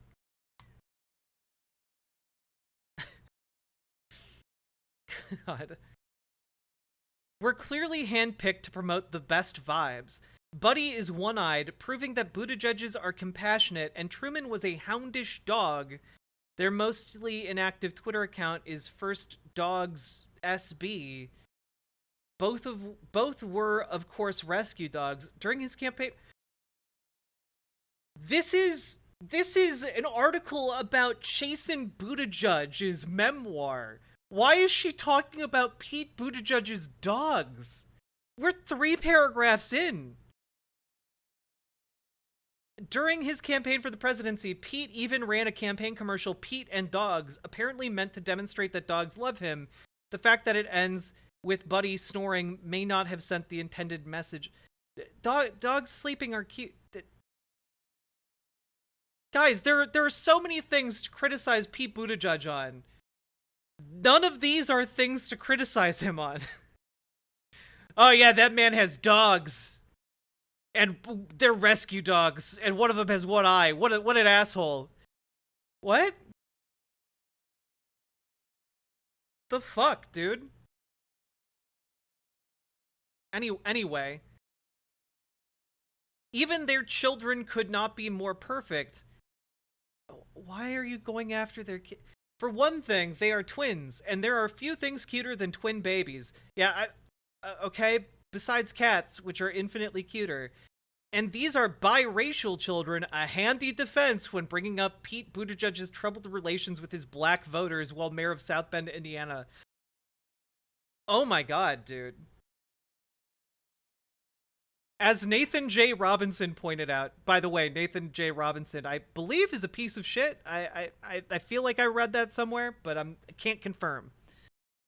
So I guess Pete Buttigieg clearly only adopted twins via surrogacy to defend against allegations of racism, and because the twins are carefully curated to be cute. Nathan J. Robinson, yeah, didn't he fire his entire staff because they wanted to unionize? Something like that. Hey, Lefty McLefterson, how you doing? Okay, so this is insane shit. Okay, as Nathan J. Robinson pointed out in an extensive review of Pete's first, so far, autobiography, Shortest Way Home, One Man's Challenge and a Model for America's Future, quote, South Bend African Americans make half of what South Bend whites make. They're twice as likely to be in liquid asset poverty as whites. Their unemployment rate is nearly twice as high, unquote. I have no doubt, I have no reason to doubt that that's, I have no reason to doubt that at all. But like, I'm confused at the direction this article is going already, but now I can see how an article about Chasten Buttigieg's memoir reaches the point that was shown in the screenshot. Which, by the way, if you guys don't know where this is going, This article is going to a point where it essentially accuses Matthew Shepard, the young man who was murdered for being gay and then left crucified in barbed wire on the side of the road. It's going to blame him for his own death. So that's where this is going. And I'm sorry for spoilers, but I guess I think maybe you should take some time to prepare yourselves for that, because it's coming. Anyway.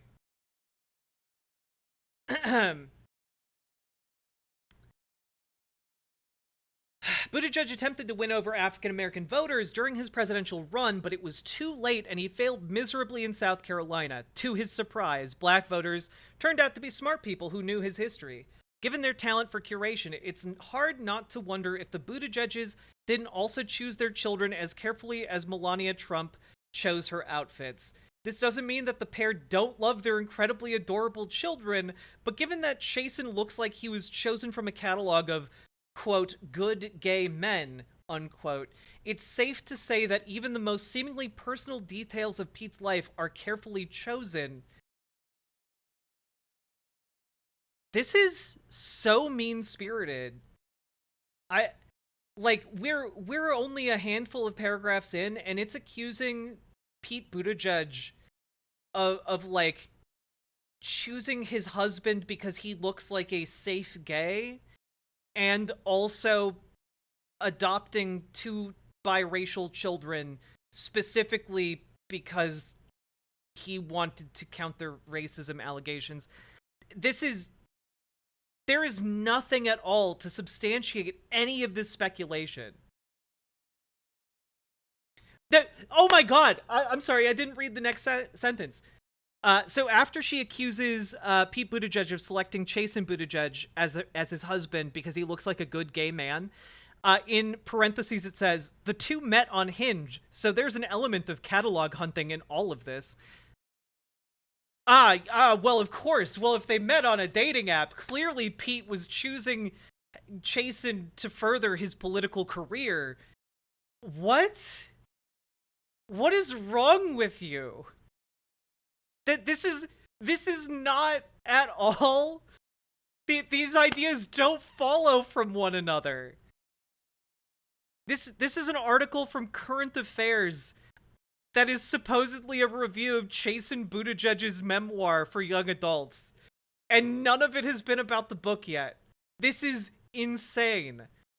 Recall that this is a man who left his job as mayor of South Bend, a job that voters elected him to do for 7 months, just so that he could park himself in a safe administrative military position in Afghanistan, and thus, in later years, be able to declare himself a war veteran when he ran for president. As I pointed out in Pete Buttigieg is Still Playing, an article that she wrote, even in his position as transportation secretary, Pete has so far been the one who does nothing until compelled to take action. His inadequacy in dealing with the crisis situations came to the fore during the Norfolk Southern train derailment disaster earlier this year. Which, by the way, these are valid things to criticize Pete Buttigieg on. His choice of husband and the children he has is not one of them. Those aren't included there.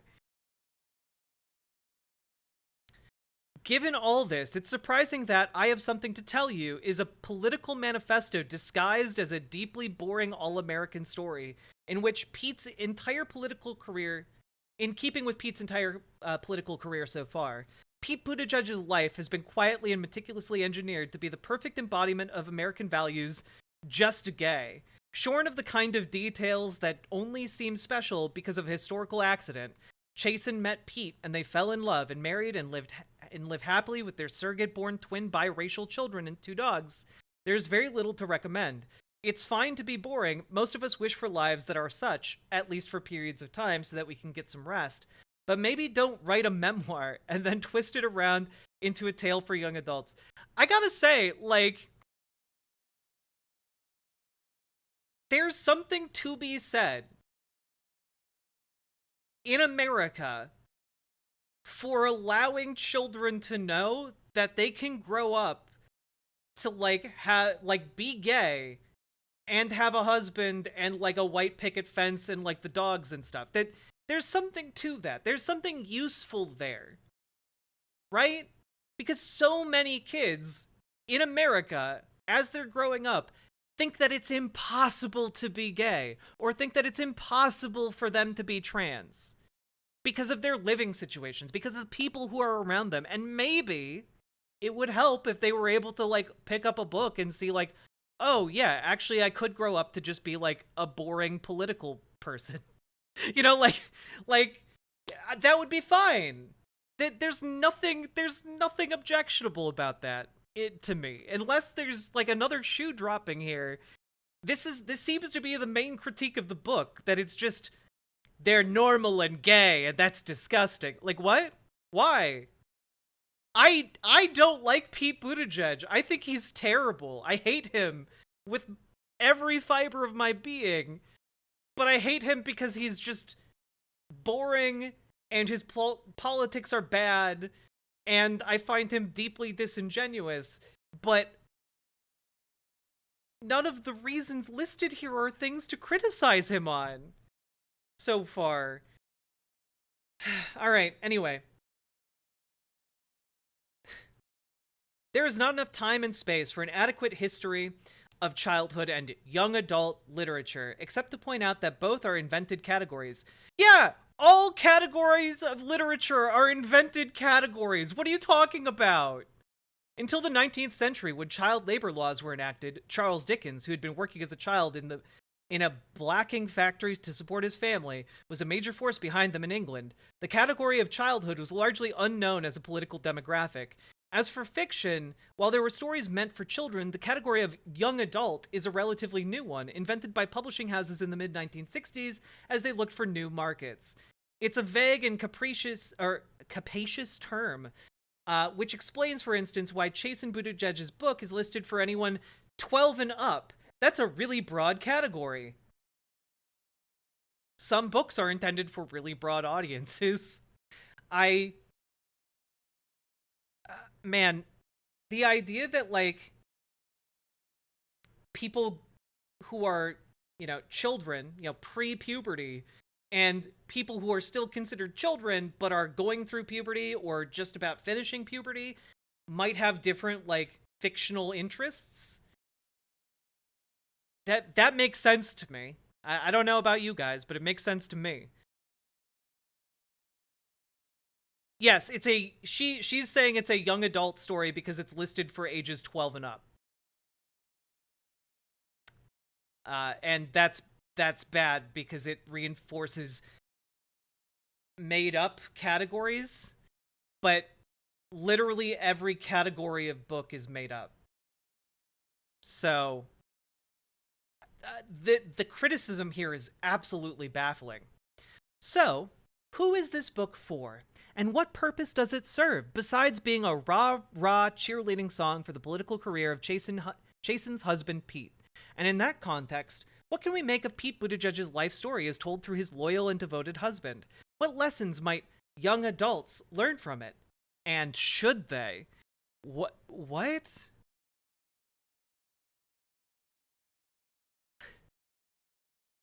Should they make anything of it? I don't know. If they want to, sure.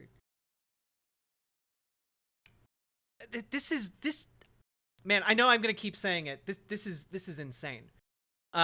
Okay, now we are in section 1, which is titled Chasen's Early Life. Born Chasen Glesman, he took his husband's name. Chasen was born and raised in Traverse City, Michigan. There are some poignant sections here that remind us that while very, very few LGBTQ... Asterisk Kyryu 216 Kyryu. Asterisk gave asterisk Maxilotl 5 asterisk a asterisk tier 1 asterisk subscription. Thank you very much for gifting a sub to Maxilotl, who has a very adorable username that I did not actually put together until text-to-speech said it out loud. So, love that username. Thank you very much.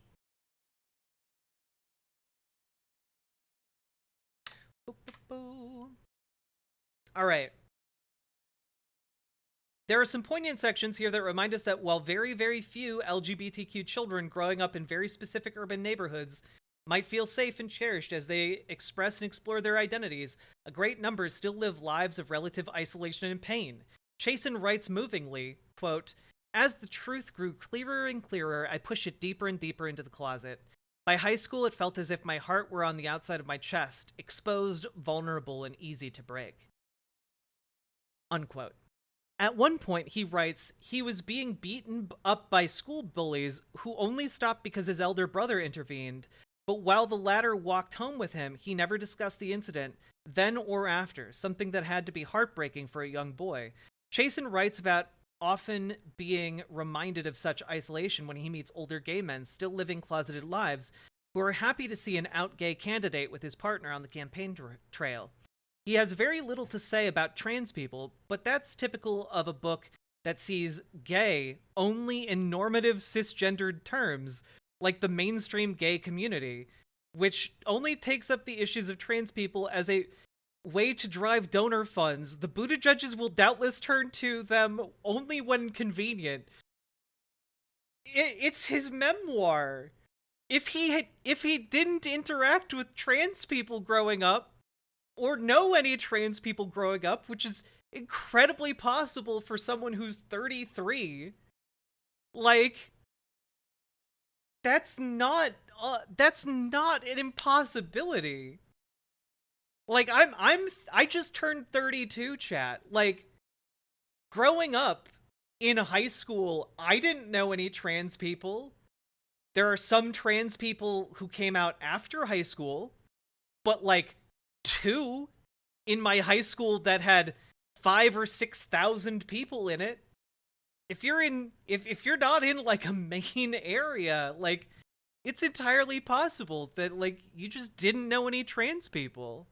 You might be trans and still not know any trans people in real life. Like, this is shame on Chasen Buttigieg for not talking about trans people. What are you talking about? He grew up in Michigan. Wait, sorry, where's Traverse City, Michigan? I'm gonna look that up real quick.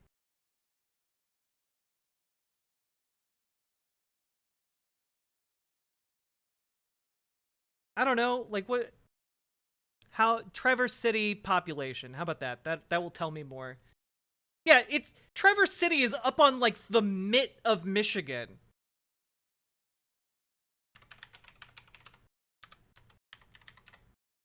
It has 15,000 people in it. That is tiny as fuck. I was friends with every trans person in high school, but we were all eggs until after graduation. You know, it is funny how we tend to sniff each other out, you know?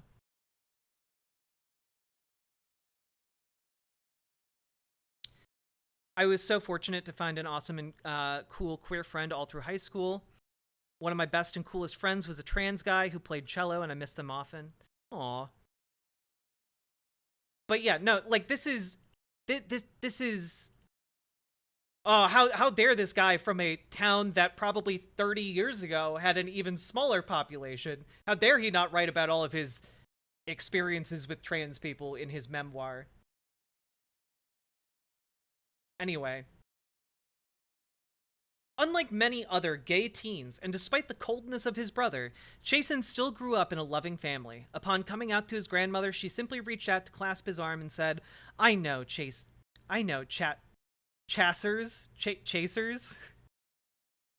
And I love you just the same. Soon after he came out to his mother, he fled the house and spent weeks living in his car on his friends' couches because he was so convinced that his parents would reject him. In a Washington Post profile, he recounts hearing one of his brothers declaring, "No brother of mine," and it's unsurprising that he felt unwelcome in his own home. His parents worried about him and called and tried to get him to return, which he eventually did. His brother Ryan... okay, the worst part about this story so far that's actually terrible is that Chasen Buttigieg has an older brother named Ryan, and Ryan is spelled R-H-Y-A-N. Ryan! Ryan! Yeah, you really gotta add the breathy H in there. Ryan. I don't know. Maybe there is more trans people in this story than I thought. That's right. That's a dig on trans people. I see you putting H's in your names where they don't belong. Anyway. His brother Ryan told the Post that while he loves Chasen, he does not support the gay lifestyle. A clearly homophobic reaction. Families are complicated. Sometimes they change over time and sometimes only in bits, but Chasen's parents appear to be as supportive as they could be, even walking him down the aisle at his wedding to Pete. Of his father, he writes, "In many of the circles I was in, there were very specific types of masculinity or manliness that needed to be displayed in order to be seen as a tough guy. He taught me that a quiet man is no weaker than the loudest in the room, and that love and tenderness and vulnerability aren't things to be ashamed of. His parents were not well off, and while they were able to keep Chasen and his two brothers fed and housed, they had to work multiple jobs to make sure they had money to pay the bills. This included selling Christmas trees every winter, an enterprise that included all the children helping with sales in addition to their landscaping business. His mother took shifts as a nursing assistant to make more money." So far, this seems like a pretty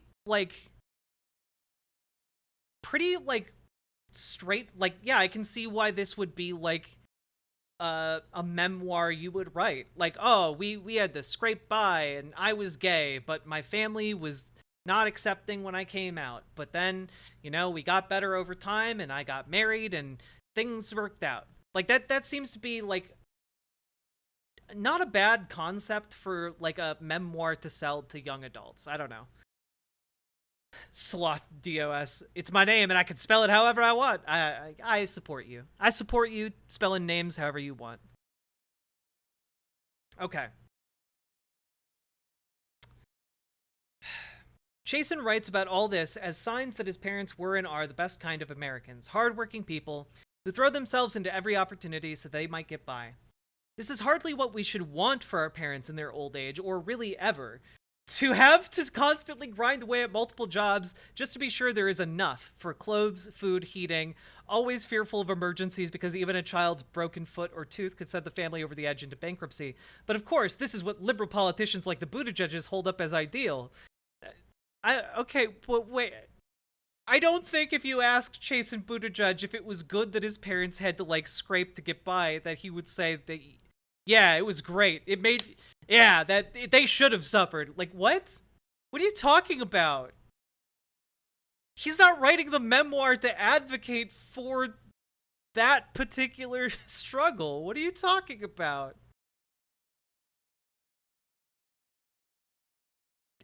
The acting like him telling his life story is like him endorsing that everyone should be struggling like his parents struggled. That's deeply weird. It's deeply, deeply weird, chat.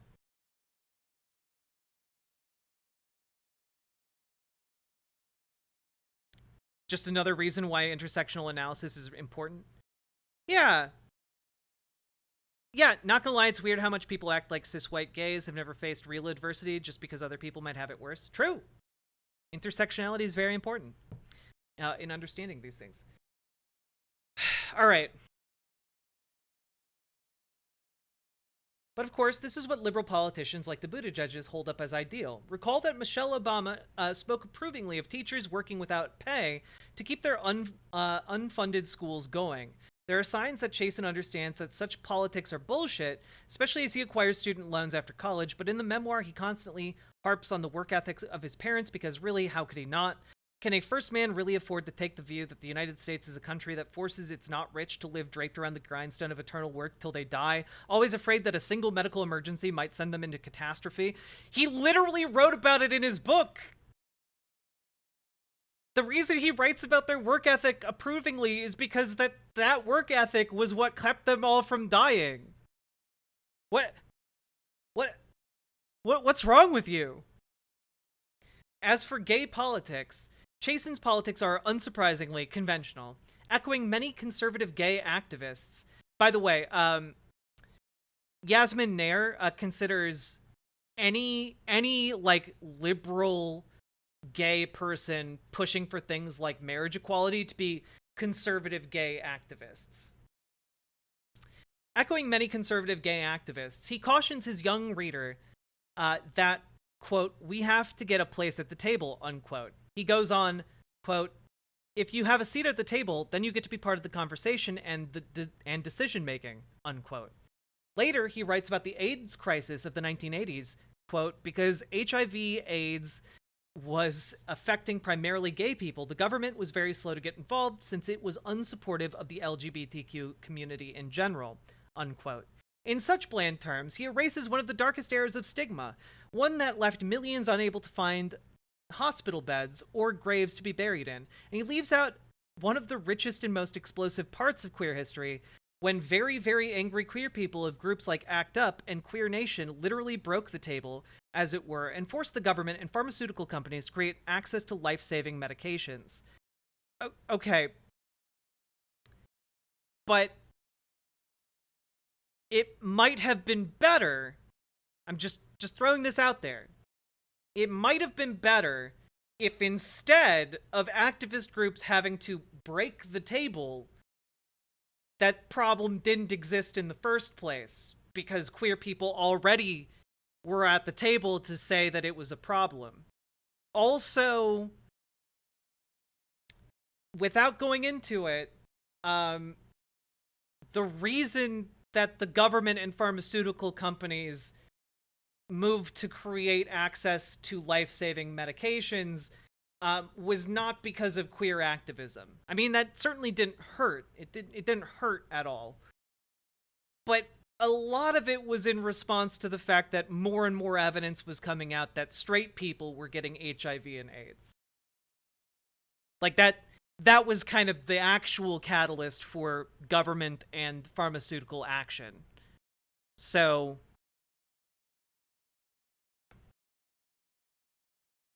you know, like, also, again, yeah, this was being written in he was born in 1990, okay? He wasn't born in the 80s. When he was a child in the 90s, he wasn't really that cognizant of the AIDS crisis. And I say that because, again, he's only 1 year older than me, and during the 90s, I wasn't that cognizant of the AIDS crisis either, because I was a babby. Hey, Sock Dunn left. This is just, this is deeply weird. Like, I'm sorry that you read a book and you wanted a different one, but, like, what the hell? Wait, he's way younger than I thought, though? Am I getting his age wrong? Or I thought it was reference. Sorry, he's 34 years old. Sorry, my bad. He was born in 1989. Okay, he's 2 years older than me.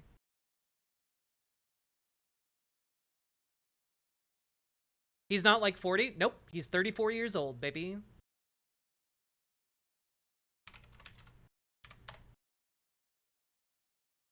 And yeah, Pete Buttigieg is 41 years old. So, yeah.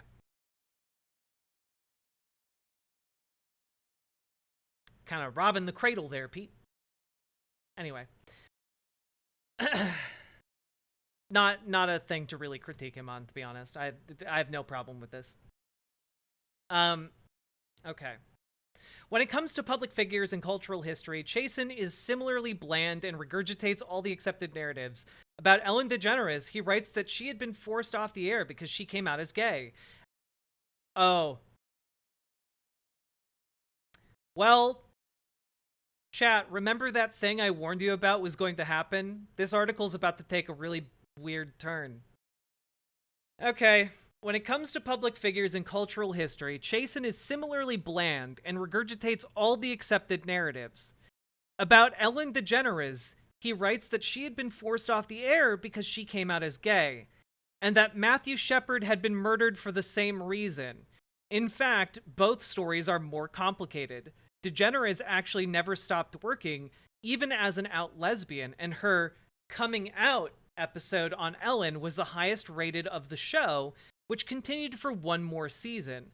After Ellen, she was cast in yet another sitcom titled The Ellen Show, where she played an out lesbian, and then went on to her talk show, The Ellen DeGeneres Show, which stayed on the air from 2003 to 2022. Also, that is very confusing. Just, you have a show named Ellen, then you have The Ellen Show, and then you have The Ellen DeGeneres Show.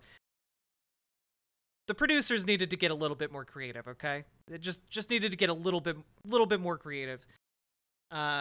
Please, for the love of God.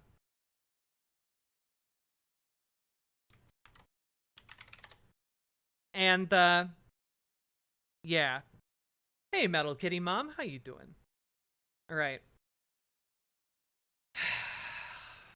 The show's end had nothing to do with her lesbianism and everything to do with several complaints involving racism and sexism and an extremely toxic work culture behind the scenes, belying the shiny, happy facade of the host. Okay. Now, here we go. Similarly, while Matthew Shepard was certainly brutally beaten, the causes behind his death have long been detailed as more complicated. Joanne Wypajewski wrote a famous 1999 piece for Harper's, pointing out that the incident was deeply entrenched in a nexus of class, sex, and the shabby economy of Laramie, Wyoming. More recently, Stephen Jimenez demythologized Shepard's life, bringing more evidence that the death was part of a drug deal gone awry.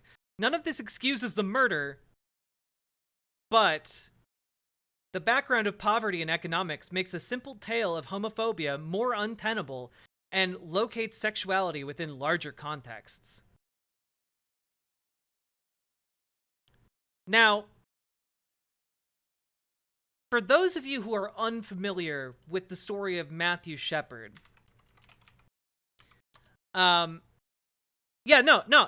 she literally just, for no goddamn reason at all, threw in "He Was No Angel" about a guy who was beaten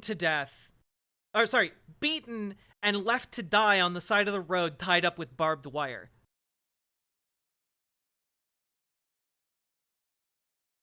Wait, is the same guy who wrote the article on Matthew Shepard?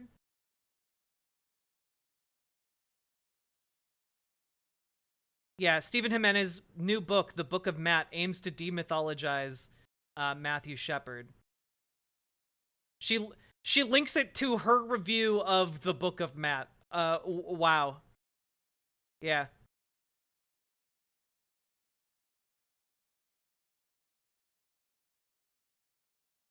Wow, dude. Wow, dude. So, chat, I'm just going to relay to you briefly the events leading up to his murder, okay?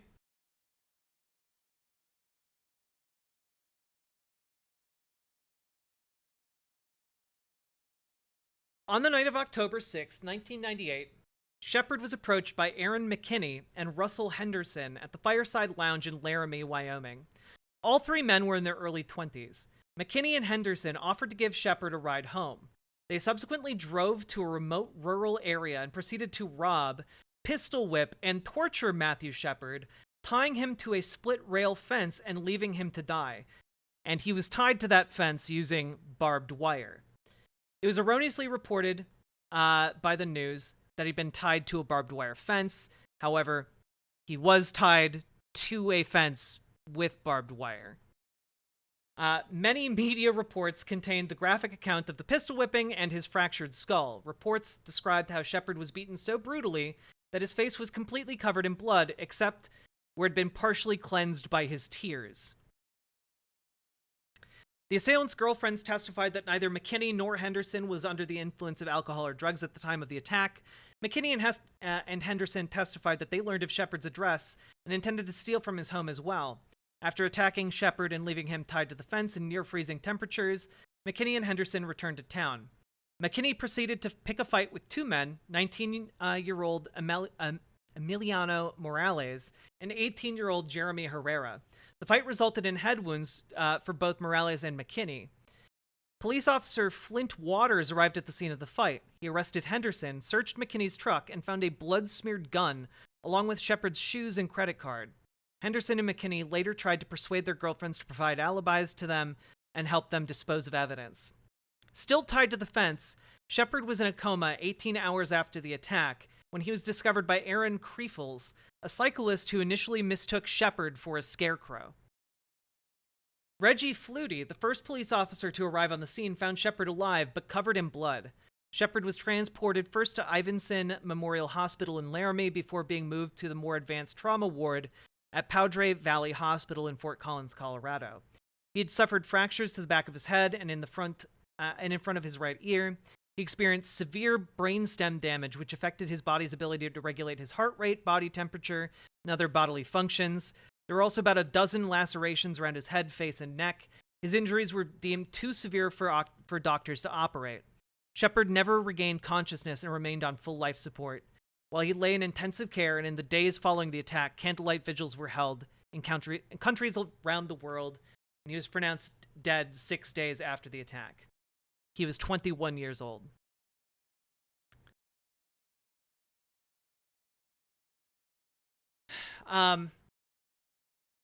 So his two murderers were charged with murder, kidnapping, and aggravated robbery.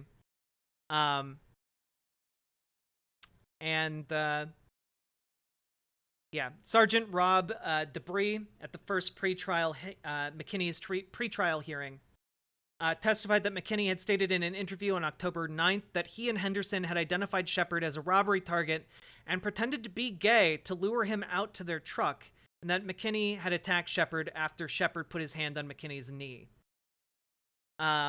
Detective Ben Fritzen testified that Price stated McKinney told her the violence against Shepard was triggered by how McKinney, quote, felt about gays, unquote.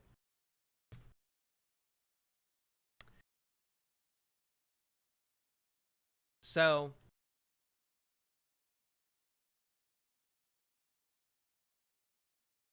yeah.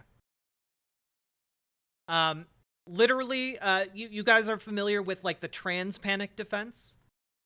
Prior to the trans panic defense, and included in this, is the gay panic defense, which was used, actually, in the trial in 1999. The lawyer for McKinney attempted to use the gay panic defense, arguing that McKinney was driven to temporary insanity by Matthew Shepard's advances. However, even in 1999, the judge said, nah, not going for that.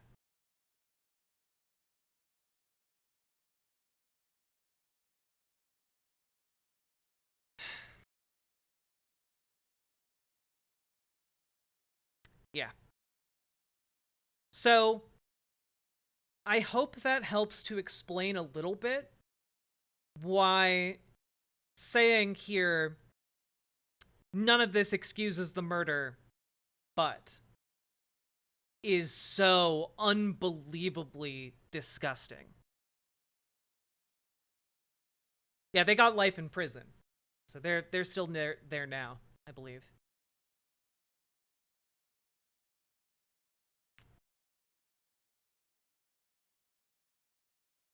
Like, if the argument is, oh man, the experience of gender and sexuality and class, like, it's so complicated for any one individual.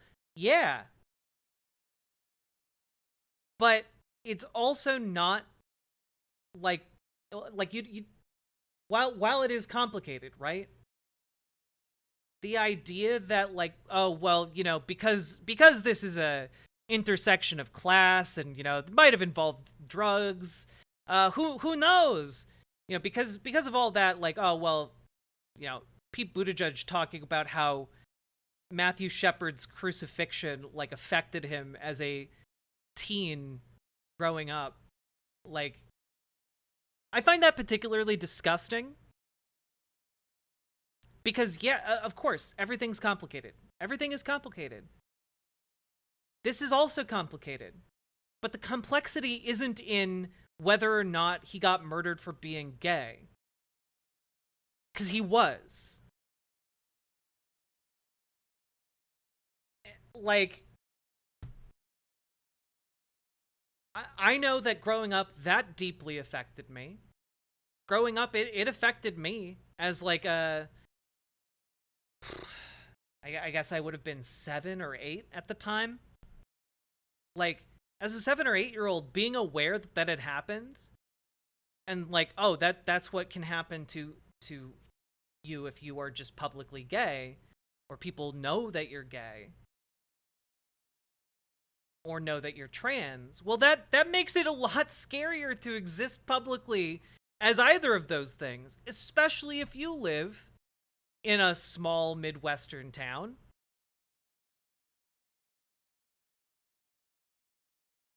Like, it breaks my heart. It breaks my heart. And honestly, this is, I would classify that as pretty goddamn homophobic of Yasmin Nair. Anyway, we're going to move on through the article. Chasten Buttigieg pushes aside such complications surrounding living and dead public figures in favor of heroic narratives that present much simpler tales. Brave gay people fighting against all odds and sometimes facing the worst consequences. And certainly, the current political climate on LGBTQ issues is deeply troubling. Recent anti-trans legislation has mushroomed across the United States, leaving trans children, youth, and adults under threat of attack and erasure. Yeah. Because, you know, trans people in the 90s weren't under threat of attack either, I guess. Wow, you didn't talk about how trans people in the 90s were under threat. How dare you, Yasmin Nair? That's a really transphobic oversight of yours. See, we can both be really disingenuous little pricks, can't we? It's amazing. Anything's possible in Biden's America.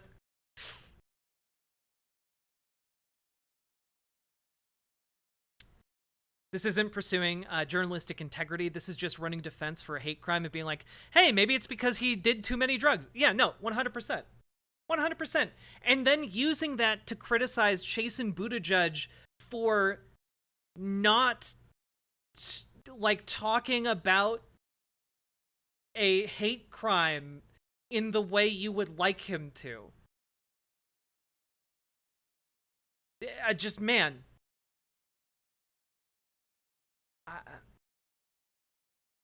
Anyway, moving on. We will note again that Chasten makes no significant mention of trans people in the book. And gays and lesbians are hardly much safer amidst a rising tide of conservative politics. But if a memoir about gay life and its possibilities is to be honest with its audience, it needs to be less afraid of the raw truths facing its readers. Keep in mind, this woman literally wrote an article about how same-sex marriage was a trap. If she had her way, you wouldn't have the right to get married as a gay in the United States. Because it would be so much more progressive if we just dismantled the institution of marriage. Leftists like these, we don't need anyone on the right, okay? God damn it. God damn it. All right. But if a memoir about gay life and its possibilities is to be honest with its audience, it needs to be less afraid of the raw truths facing its readers. Next section, Growing Up Chasten. In the adult version of his memoir, this is an awkward phrase, but we strain to find another for such a strange literary form. What? You're the one writing the phrase. You're the one using it. Use a different phrase. You could say in his memoir, designed for adults to read. There are so many other ways you could phrase it, other than adult version, which makes it sound like a porno. You don't have to do that. Yeah, no, the first part of this is all laying the groundwork for being a piece of shit throughout the rest of it. Oh, God. Okay. In the adult version of his memoir, this is an awkward phrase, but we strain to find another for such a strange literary form. Chasten writes explicitly about a sexual assault he suffered at the age of 18. Why the fuck? I'm about to be really, really petty. I have a degree in English literature, okay? I have a degree. I wrote journalism. I did journalism for like 10 years, okay? you're about to start a new section of this article about how Chasten Buttigieg wrote about being sexually assaulted as an 18-year-old. Why the fuck are you talking? You're putting that as the second part of the sentence and using the first part to talk about how awkward it is to talk about the adult version of his memoir when you know you're about to finish the sentence by talking about his sexual assault. Fuck you. Fuck you. Fuck you. Jesus Christ, dude. He was ultimately able to fend off his attacker, a man whose sexual advance quickly turned violent, but that experience left him feeling shocked, shaken, and suspicious of other people for a long while. This incident is left out of the young adult version. Yeah, probably because they didn't want to try and sell a memoir that included an attempted rape in it to 12-year-olds. It could be argued that children as young as 12 don't need to read about sexual assault, probably especially in a book that's designed to nurture their sense of self and safety as they think about their sexual identity. But what is the point of discussing sexual identity and not pointing out that it often involves moments of real danger?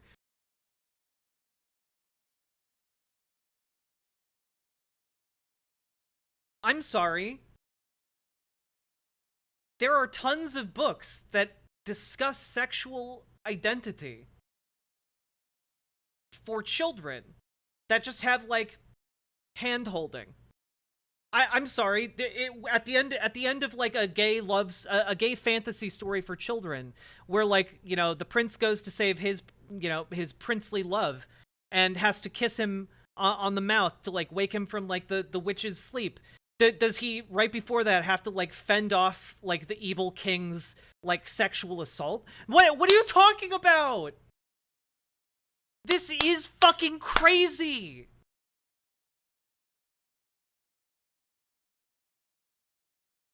Yeah, you can talk about sexual identity without being like, without the caveat of like, ah yes, by being gay, sometimes you will get sexually assaulted. What are you talking about? Do you think every time they talk about heterosexuality, they also have to be like, yes, and in heterosexuality, sometimes you might get raped? What are you talking about? That's literally in almost no books, especially books geared for children. This is like opening up a portal to hell and then reading a book we found there. I think they do. What was she wearing? That's generally not in books geared towards 12-year-olds. Who's writing this? A woman named Yasmin Nair, who is terrible and we'll get to eventually. Why not use the incident to highlight the complexities of navigating the world of sexuality and desire, to perhaps teach, as so much of young adult literature seems doomed to do, youth how to anticipate, prepare for, and handle awkward situations that might place them at risk of such attacks. Again, awkward situations aren't what put people at risk of attacks. There are plenty of awkward situations you can be in where someone isn't going to sexually assault you. I am furious. Yeah, how dare Chasten Buttigieg's memoir that he designed for young adults or, you know, children going through puberty. How dare it not tell them how to defend against a sexual assault? Fuck you.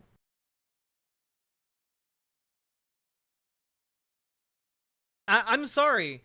Like, I believe that children should be taught how to deal with those things. I believe in comprehensive sex ed, but I don't go around and, like, complain about the fact that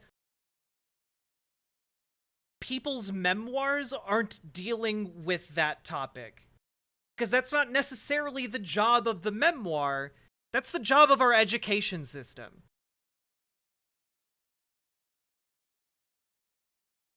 God fucking damn it. Instead, Chasen's dominant message with this book is about authenticity, a meaningless word that is nevertheless taken up by gay activists and allies like Cyndi Lauper, whose True Colors Foundation makes a virtue of telling young LGBTQ people in particular to live in their true selves. We could argue that this is merely encouragement to be themselves, but authenticity, like equality, is a trap. Chasen writes, quote, "I hope that by reading about my journey, you will feel compelled to keep sharing yours as authentically as you can," unquote.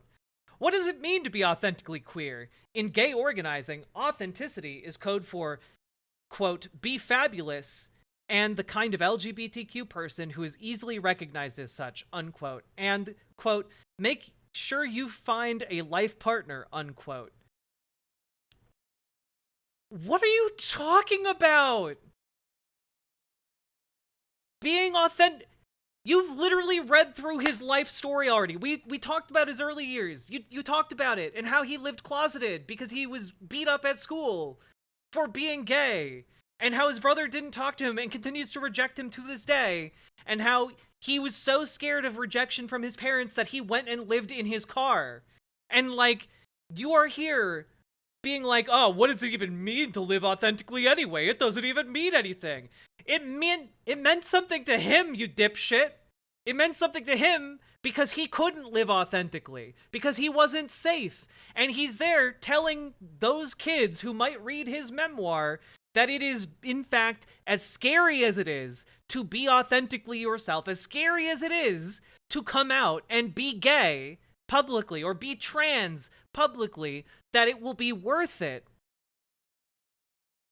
Because being honest and the version of the self that you are is better for you than to live a lie.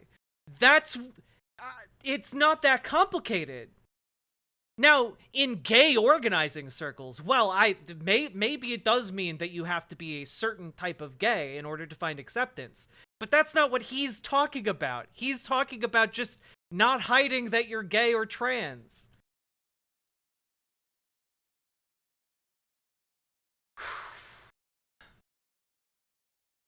And also, you can be authentically yourself and be single. There are plenty, I'm sorry, there are plenty of very open gay people who are very single, all right? Like, the idea that you can only be authentic if you have a life partner, I don't know where that idea is coming from. How old is Yasmin? Clearly older than dirt, because these ideas seem like they should have died out a long time ago. All right. Towards the end, Chasen writes about that the answer to the question, quote, "if you could go back and tell your younger self one thing, what would it be?" unquote, is you're going to fall in love both with yourself and with someone else. But why? Why tell someone, potentially a mere 12 years of age, that falling in love is so important? What if the lesson were the world is actually sometimes a scary, dark place, and here are the warning signs to look out for? Or never believe that someone's validation of you is so important that you let them take you into a strange room? Or the world has historically refused to give queers even a semblance of life itself, and we only got what we needed by breaking a lot of things, including their dinner table, and screaming in the streets.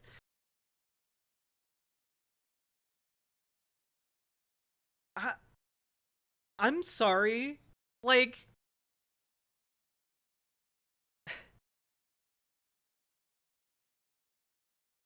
when young people are struggling with their sexuality and their gender identity, one of the most common feelings is to believe that if they come out, no one will ever love them again. That they will lose everyone who is close to them in their life, and that their life will be irrevocably broken. That is why there are so many LGBTQ youth who kill themselves. Because they believe they are in a hopeless situation. And to young people, to hear that they're going to be okay, that they are going to find someone who loves them, even if the entire world falls apart. That is a life-saving message for some children, who might be a mere 12-year-old. That is a life-saving message. For those kids who are struggling with their gender identity and their sexuality, I don't know how useful it is to tell them, yeah, kid, the world's a really scary place, and you really got to be prepared for being raped, because you're in a real vulnerable position in this world. A lot of people are going to try and take advantage of you, and you got to make sure you know how to stab a bitch. That's not necessarily a super helpful message to someone who is scared of being alone forever, or who thinks that their situation is hopeless. I am so mad that this person is looking at, like, I'm sure, I'm not even here to defend Chasten Buttigieg's memoir. I don't know it. I haven't read it. It might be really boring to read. That's very possible. But this doesn't seem to be upset at that. This seems to be upset at the idea that, like, a memoir designed for young adults is trying to give, 12, people aged 12 and up some fucking hope for their future. That is... I am just so mad at the idea that someone can see that attempt, even if it's, a boring attempt, and be like, well, you really should have told them about the threat of being raped. What is wrong with you?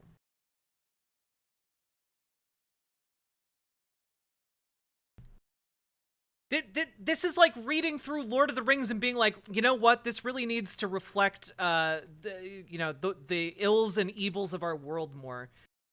So add more sexual assaults in there. What are you talking about?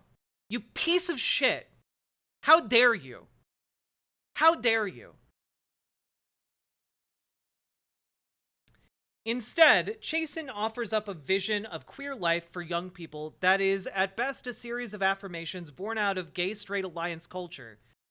Which, yeah, would make sense, because he grew up with the gay-straight alliance. That is the era. Congratulations, you recognized how old he is.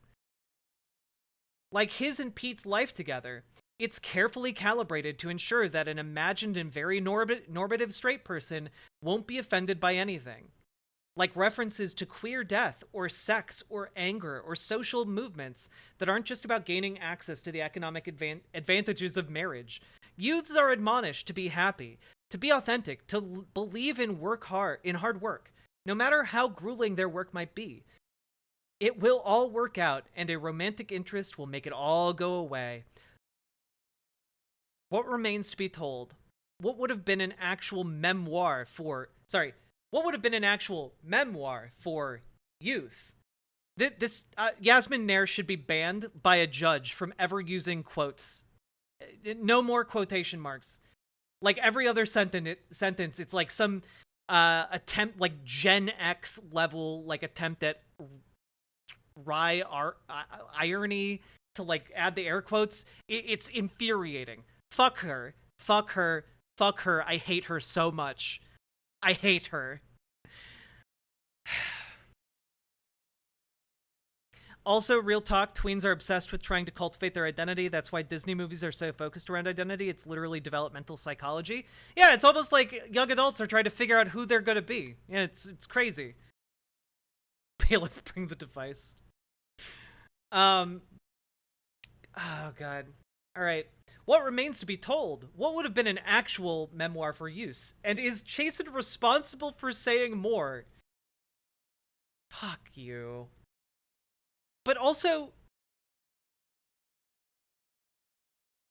you read his memoir, where he talked about being a youth and being deeply unhappy. because he thought his family would completely reject him, or being beaten up for being gay. He talked about those things. He's clearly not saying you need to be happy in any and all circumstance. Like, what are you talking about? You're like extrapolating lessons that aren't even seemingly present, or at least you haven't made an argument that they're present. You know? Be authentic. Yeah, you should be able to be publicly gay without getting like beaten up or sexually assaulted. Have I looked through this writer's article history? I have, and we'll be talking about it in a bit.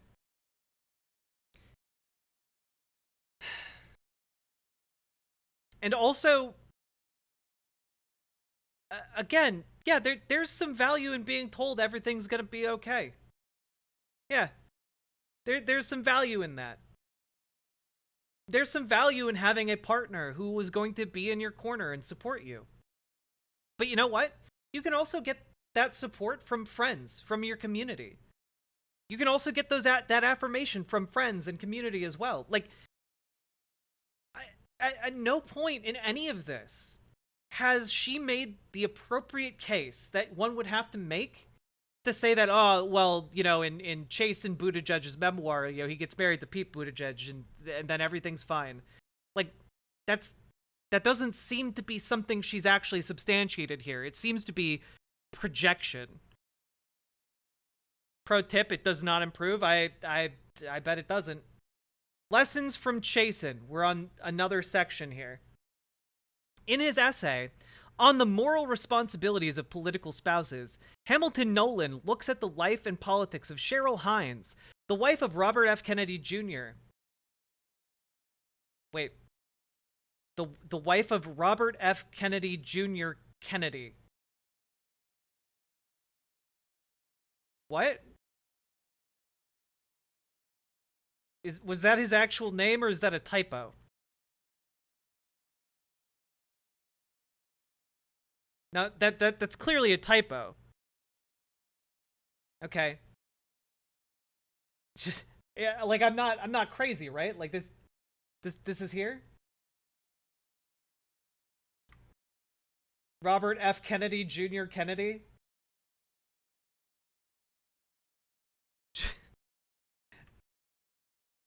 Okay, all right. We'll learn a little bit about RFK. It's fine. An anti-vaccine conspiracy theorist correctly described by Nathan J. Robinson and Lily Sanchez as, quote, a lying crank posing as a progressive alternative to Biden, unquote, in these pages. Hines, well known for her role on Curb Your Enthusiasm as Larry David's progressive wife, also named Cheryl, has been able to demur when asked about her political beliefs, but Kennedy has spoken about her tremendous influence on him. While it's customary to see political spouses as secondary, silent partners, Nolan asks, is Cheryl Hines willing to sit down with the children of someone who listened to RFK Jr. and decided not to get vaccinated and died, or with the mother of a depressed teenager who didn't take their antidepressants and fell prey to suicide, and say to those people, your family had to die so that I could have peace in my own family? Okay. Yeah, yes. Spouses of people are responsible for the other person's crime. Yep. That's how this works. Yep. And so, you know, if after this I go and Roblox myself, will Yasmin Nair take responsibility for writing such a shitty article that I wanted to Roblox myself? I think she has a brain tumor. I feel like I have one now. Thanks, Yasmin Nair. All right. It's more than likely that the liberal press will be soft to Chasten, just as it ignores the moral culpability of spouses like Hines. Even mild criticism of a gay candidate and his adorable, handsome family can be dismissed as homophobic by the Buttigiegs and their supporters in a very, very powerful mainstream gay lobby. But Chasten can't just be the innocuous gay man who brings a reassuring and Buttigiegistic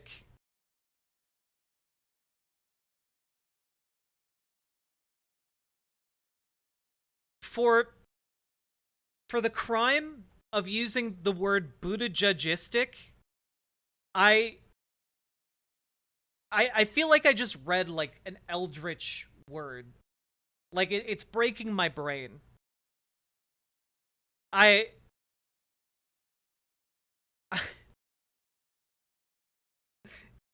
Buttigiegistic.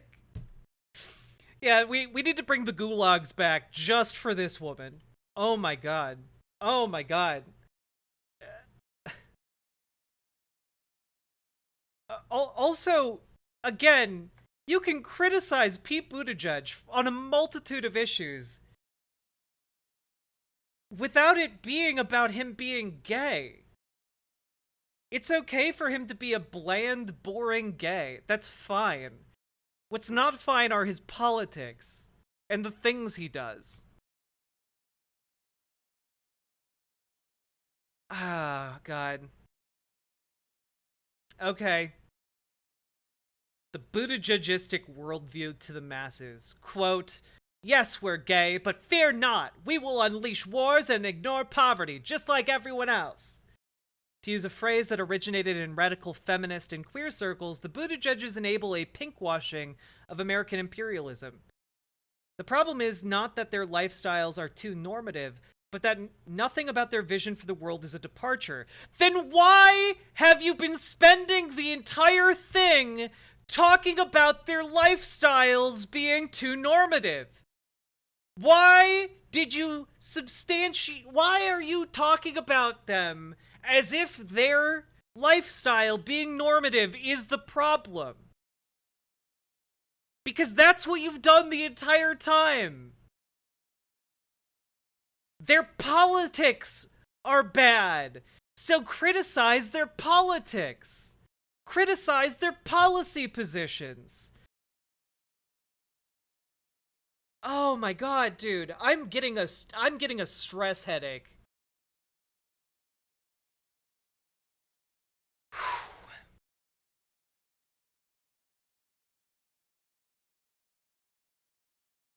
Their gayness provides a progressive cover for a politics that's all about preserving the status quo. They could be men who walk around in leather chaps with multiple partners and their politics would still be troubling. Yeah, so why haven't you been talking about them? You've been talking about how oh man, they have such a carefully curated life. They have 2 rescue dogs and one of them has 1 eye, and they adopted biracial children. And I'm not saying that they did it to avoid charges of racism, but I am going to use an entire paragraph and a half to accuse them of that. Fuck you, fuck you, fuck you. Oh my god, dude. Alternative lives, again, the air quotes, constant air quotes. Lifestyles are no guarantee of radical or even mildly progressive politics, as anyone who has walked into any leather shop or bar in Chicago's racist, classist, and sexist gay neighborhood, North Olmsted, can tell you. Then, anyone could tell you this. Then why are you writing it? If anyone could tell it to you, why are you writing it? This is sadly true of the city's entire gay scene, but that's a different essay.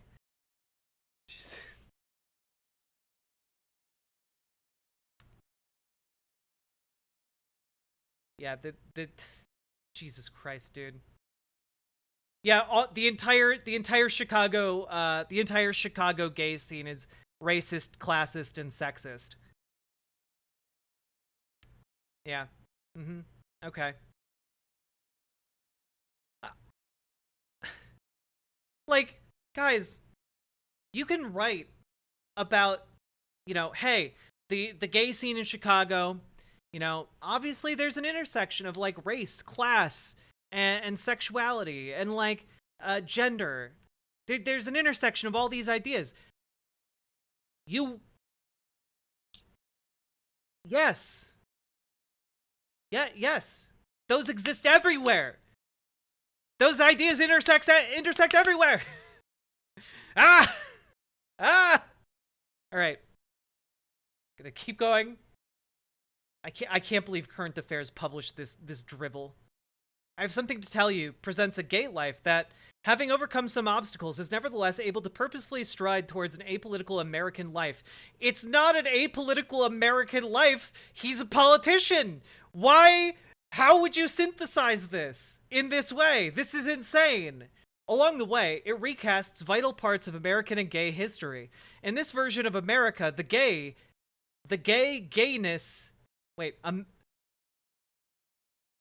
the prose. In this version of America the Gay, which is a title, I guess, for what she's talking about, comma, gayness is translated as either a tragic life to be overcome or one that can only be happy when straight people first pity you and then allow you to marry. What are you talking about? Yeah, being rejected by your family is tragic, you fucking asshole. Yeah. Yeah, if you are gay in middle of America and you are rejected by your family, yeah, that's something you needed to overcome. Oh god, remember earlier in the article when she talked about how trauma was a meaningless term now?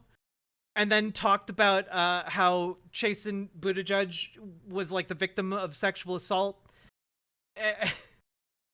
Oh god. Oh my god. Oh my god. Oh god, dude. Okay.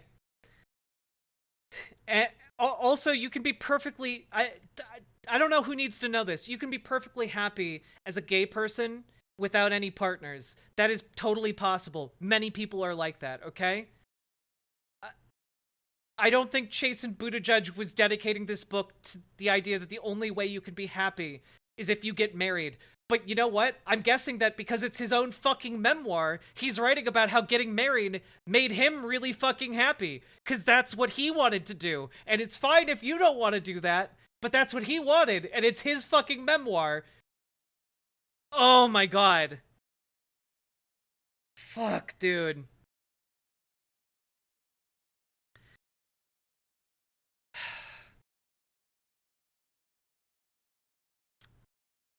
Inconvenient complications like angry queers organizing around AIDS, something that happened when he was either not born yet or was a child unable to be aware of those things in the 90s.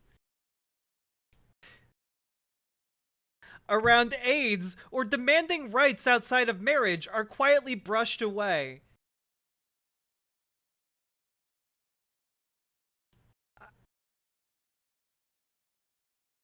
What are you talking about?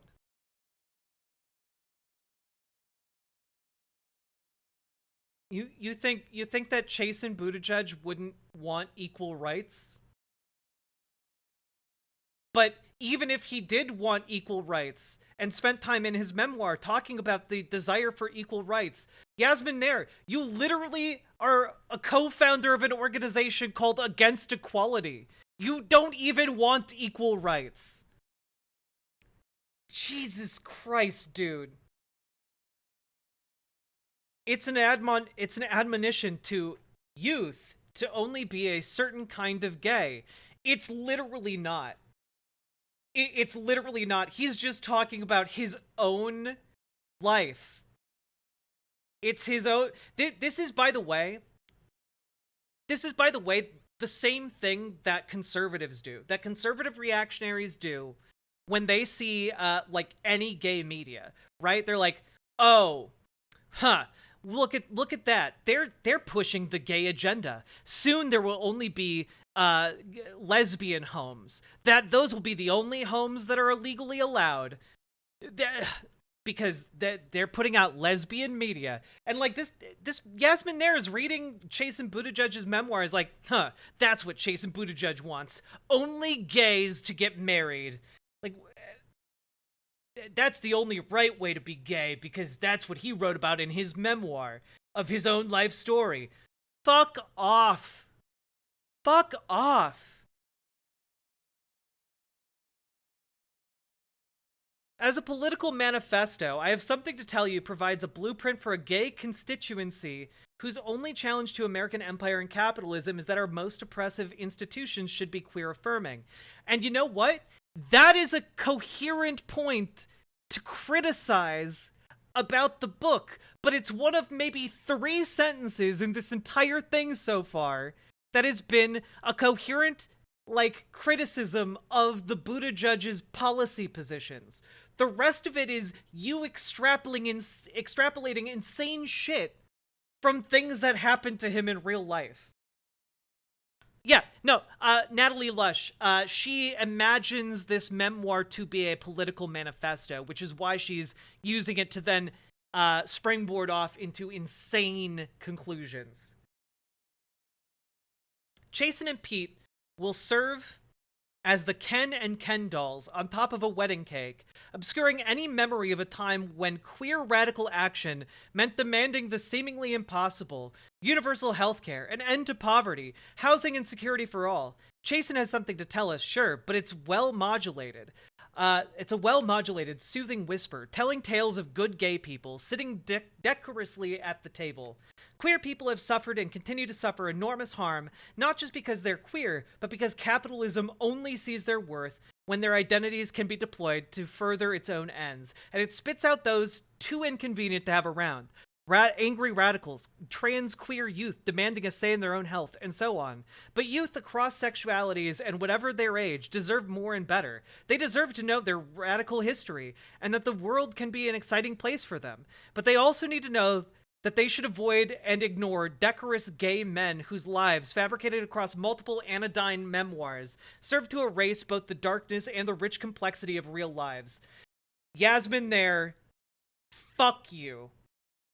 And I hope your name gets stricken from this article. I hope Current Affairs issues an apology, because this is one of the worst things I've ever read in my life.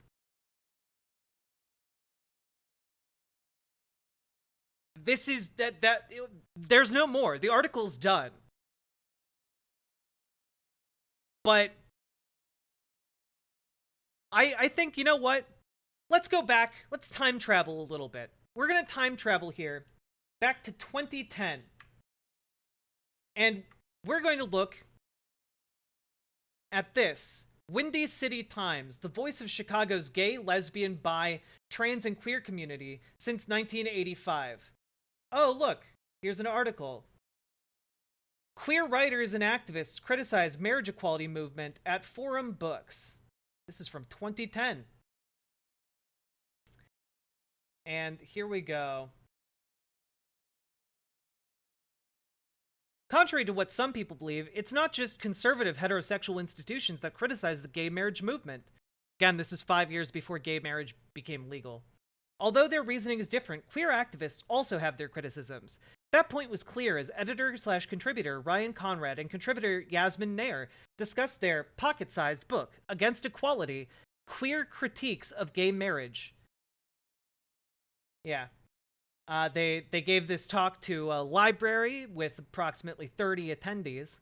One of the items discussed was the blue and yellow greater than symbol that the group Against Equality uses. Conrad said it was a ripoff of the Human Rights Campaign's logo. The campaign uses an equal sign. Nair clarified in a post-event talk that it's our response to this notion of equality. The sign is very tongue-in-cheek, but there also needs to be a better than equality and push for a more radical utopian vision of society. I wonder if that utopian vision of society would include equal rights.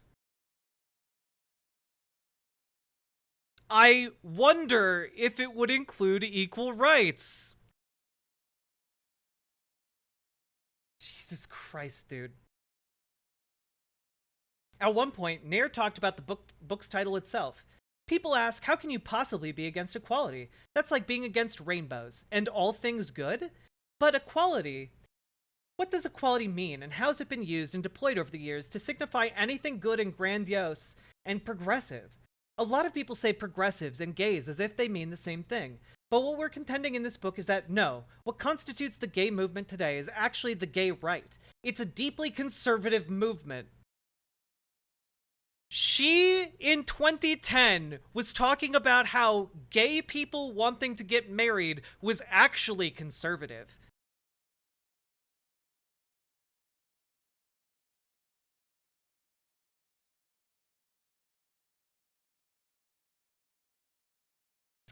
In a talk that touched on law, history, and even psychology, Nair discussed how things changed for the gay community in the 90s. What you get in the 1990s is a break, as it were, for the gay community. You get a rise in the professional upper middle class of gay people. You also get at the same time is this breakdown in the notion of public sexual culture. So you see Times Square being cleaned out and Disneyfied, for example. And the two things actually come together, a gay professional class and a de-sexing of queer culture and straight life as well. So you get this conservatism. You get gay people who think AIDS is over. In fact, it's not. What starts to happen is that there's this idea of that gay is a class identity. People have this stereotype. They think that gays are all rich and have picket fence lifestyle. And within that framework of this change, you get marriage coming in. Marriage becomes the ultimate form of respectability. So what you are then critiquing here should be respectability politics. Not the concept of gay people being able to get married. Fuck, man. How are you being given this platform?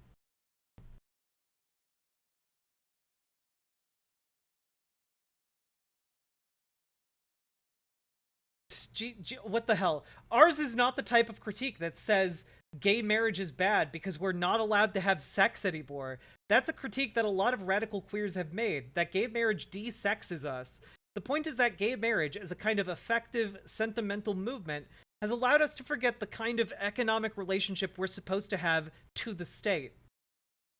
So when you talk about 1,138 benefits that gay married couples are deprived of, those are benefits that we're supposed to have anyway. You don't have to get married to have your life saved. You can do that and criticize it without saying that gay people shouldn't have the right to get married.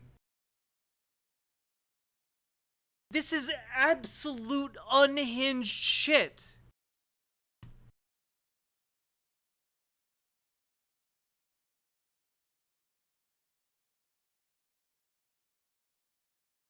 An Equality Maine campaign letter had the audacity to claim that gay marriage is the fight of our lives. I guess, you know, at least consistent with the air quotes. I wonder whose lives they're talking about when AIDS service organizations and community reproductive clinics across the state have been tightening their belts and desperately trying to crunch numbers so that more queer folks don't end up unemployed, uninsured, or worse yet, dead. Well, you know, probably one of the reasons people really invested in the sentimental and respectable gay marriage movement was because gay marriage was a vehicle for making sure that people had health coverage, or making sure that, you know, they had the right to visit their loved ones in the hospital. That might be one of the reasons why gay people really wanted the right to get married. And while it is a salient point to say that maybe they shouldn't have had to get married to have those rights, you can do that without being against the concept of gay people being married. Jesus Christ, dude.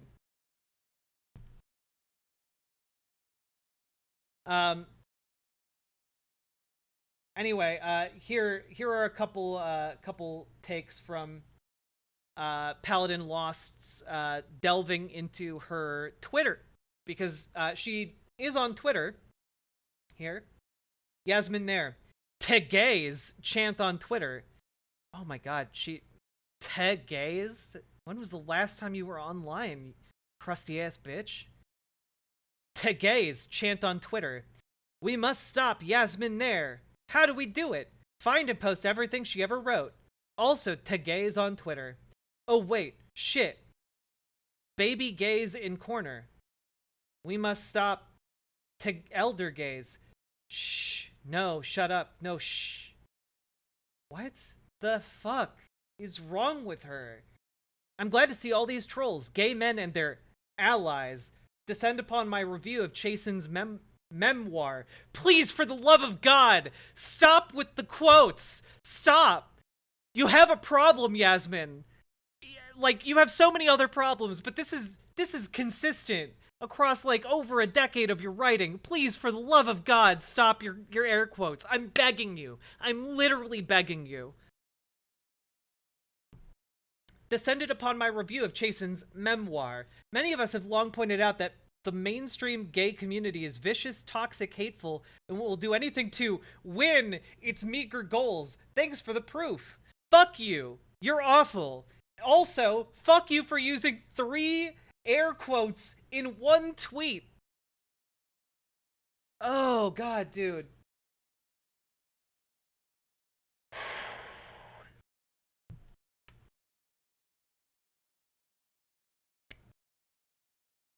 So I'm pretty mad. Pretty upset. What can we pull out of this? Chat, you always need to continue to be intellectually curious, okay? You need to be intellectually curious, and you need to be on guard against the pretty awful ravages of what reactionary rhetoric can do.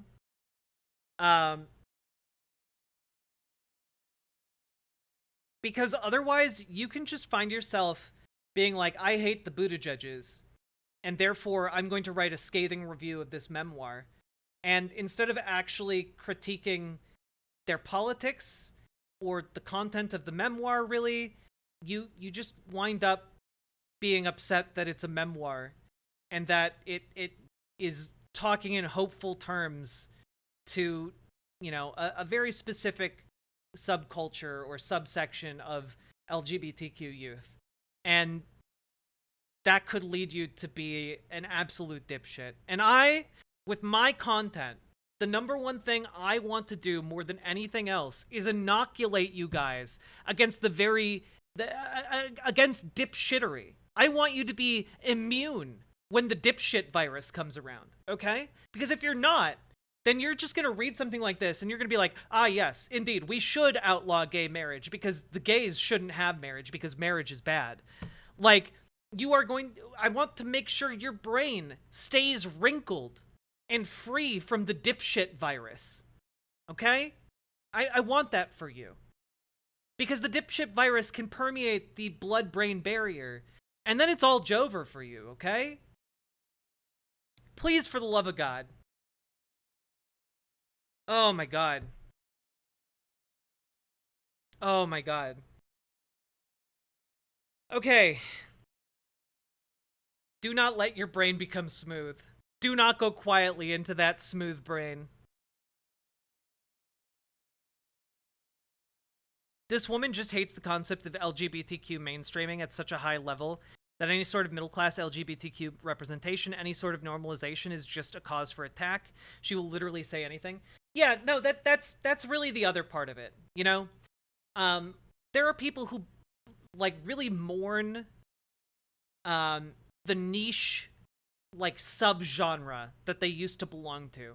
And the fact that they are no longer as special, the fact that there's now, like, a larger online, you know, culture for LGBTQ people is deeply, deeply troubling for them.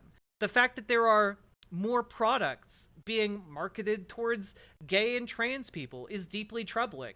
I'm sure Yasmin there would write an entire think piece about how terrible it is that there are now products that cater towards trans women being able to tuck better or more efficiently or more conveniently. And like, I'm a trans person. I use that sometimes because guess what? I like not looking like I have a dick sometimes. And sometimes I don't tuck because it's fine to have a dick. Like,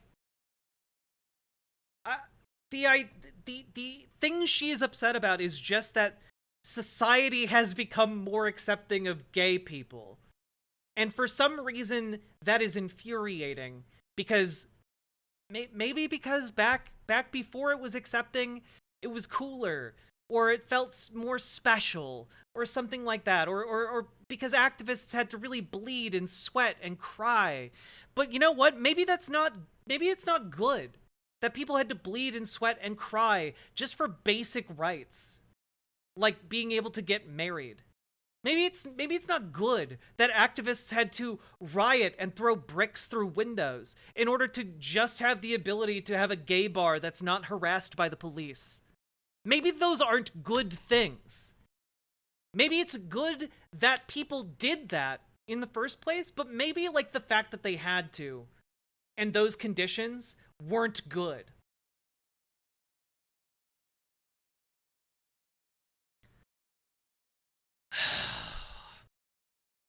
Okay.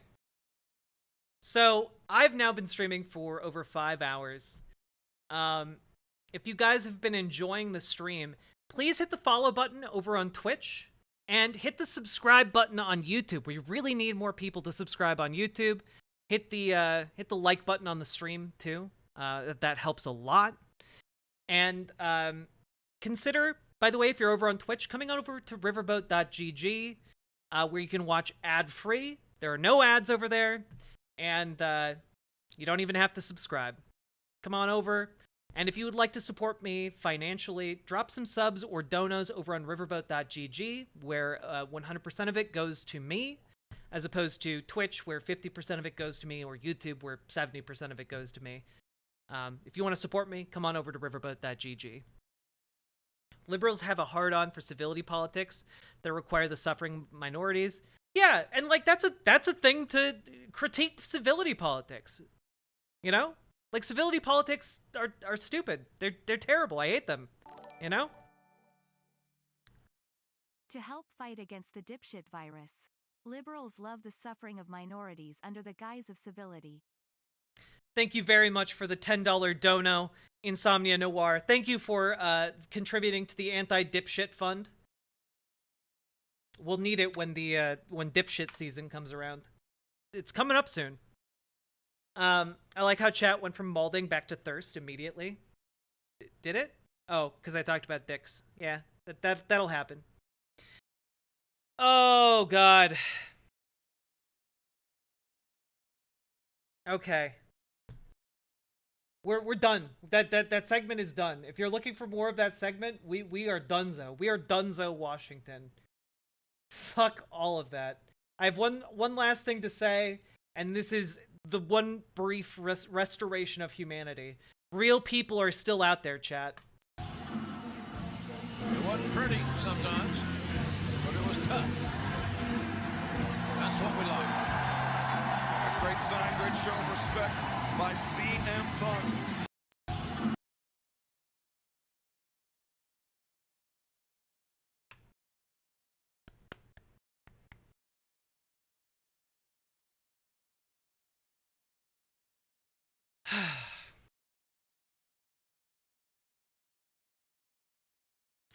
Based.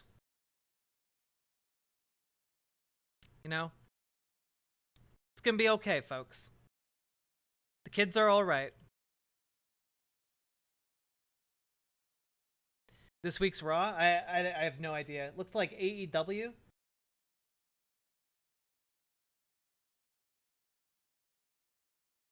Oh, fuck.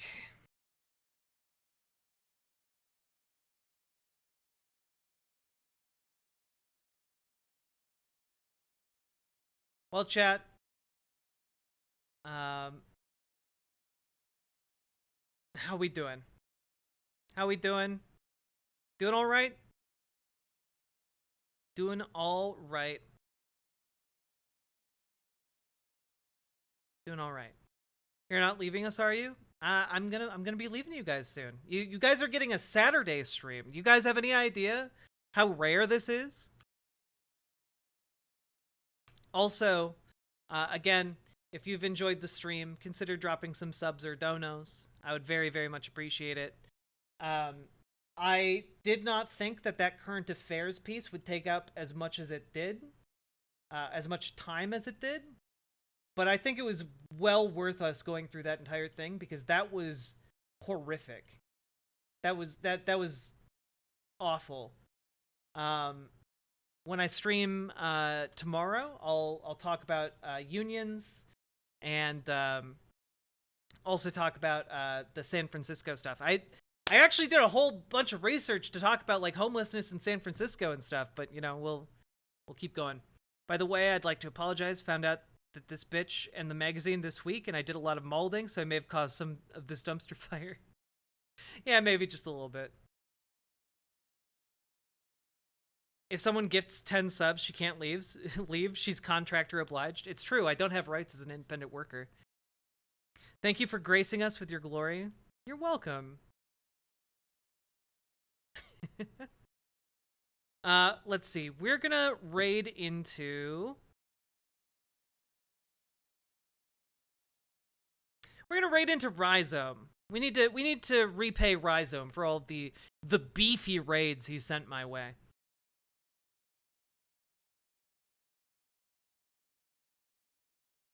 All right, folks. Unfortunately, we didn't end politics today. I thought we could end it all, end all politics, but we couldn't do it. We were 10 subs short. But you know, maybe we'll get it next time. All right, maybe next time we'll end politics.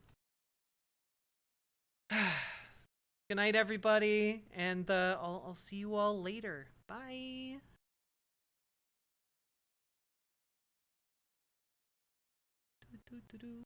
Hi, Ryu. You haven't been a salty bitch. It's fine.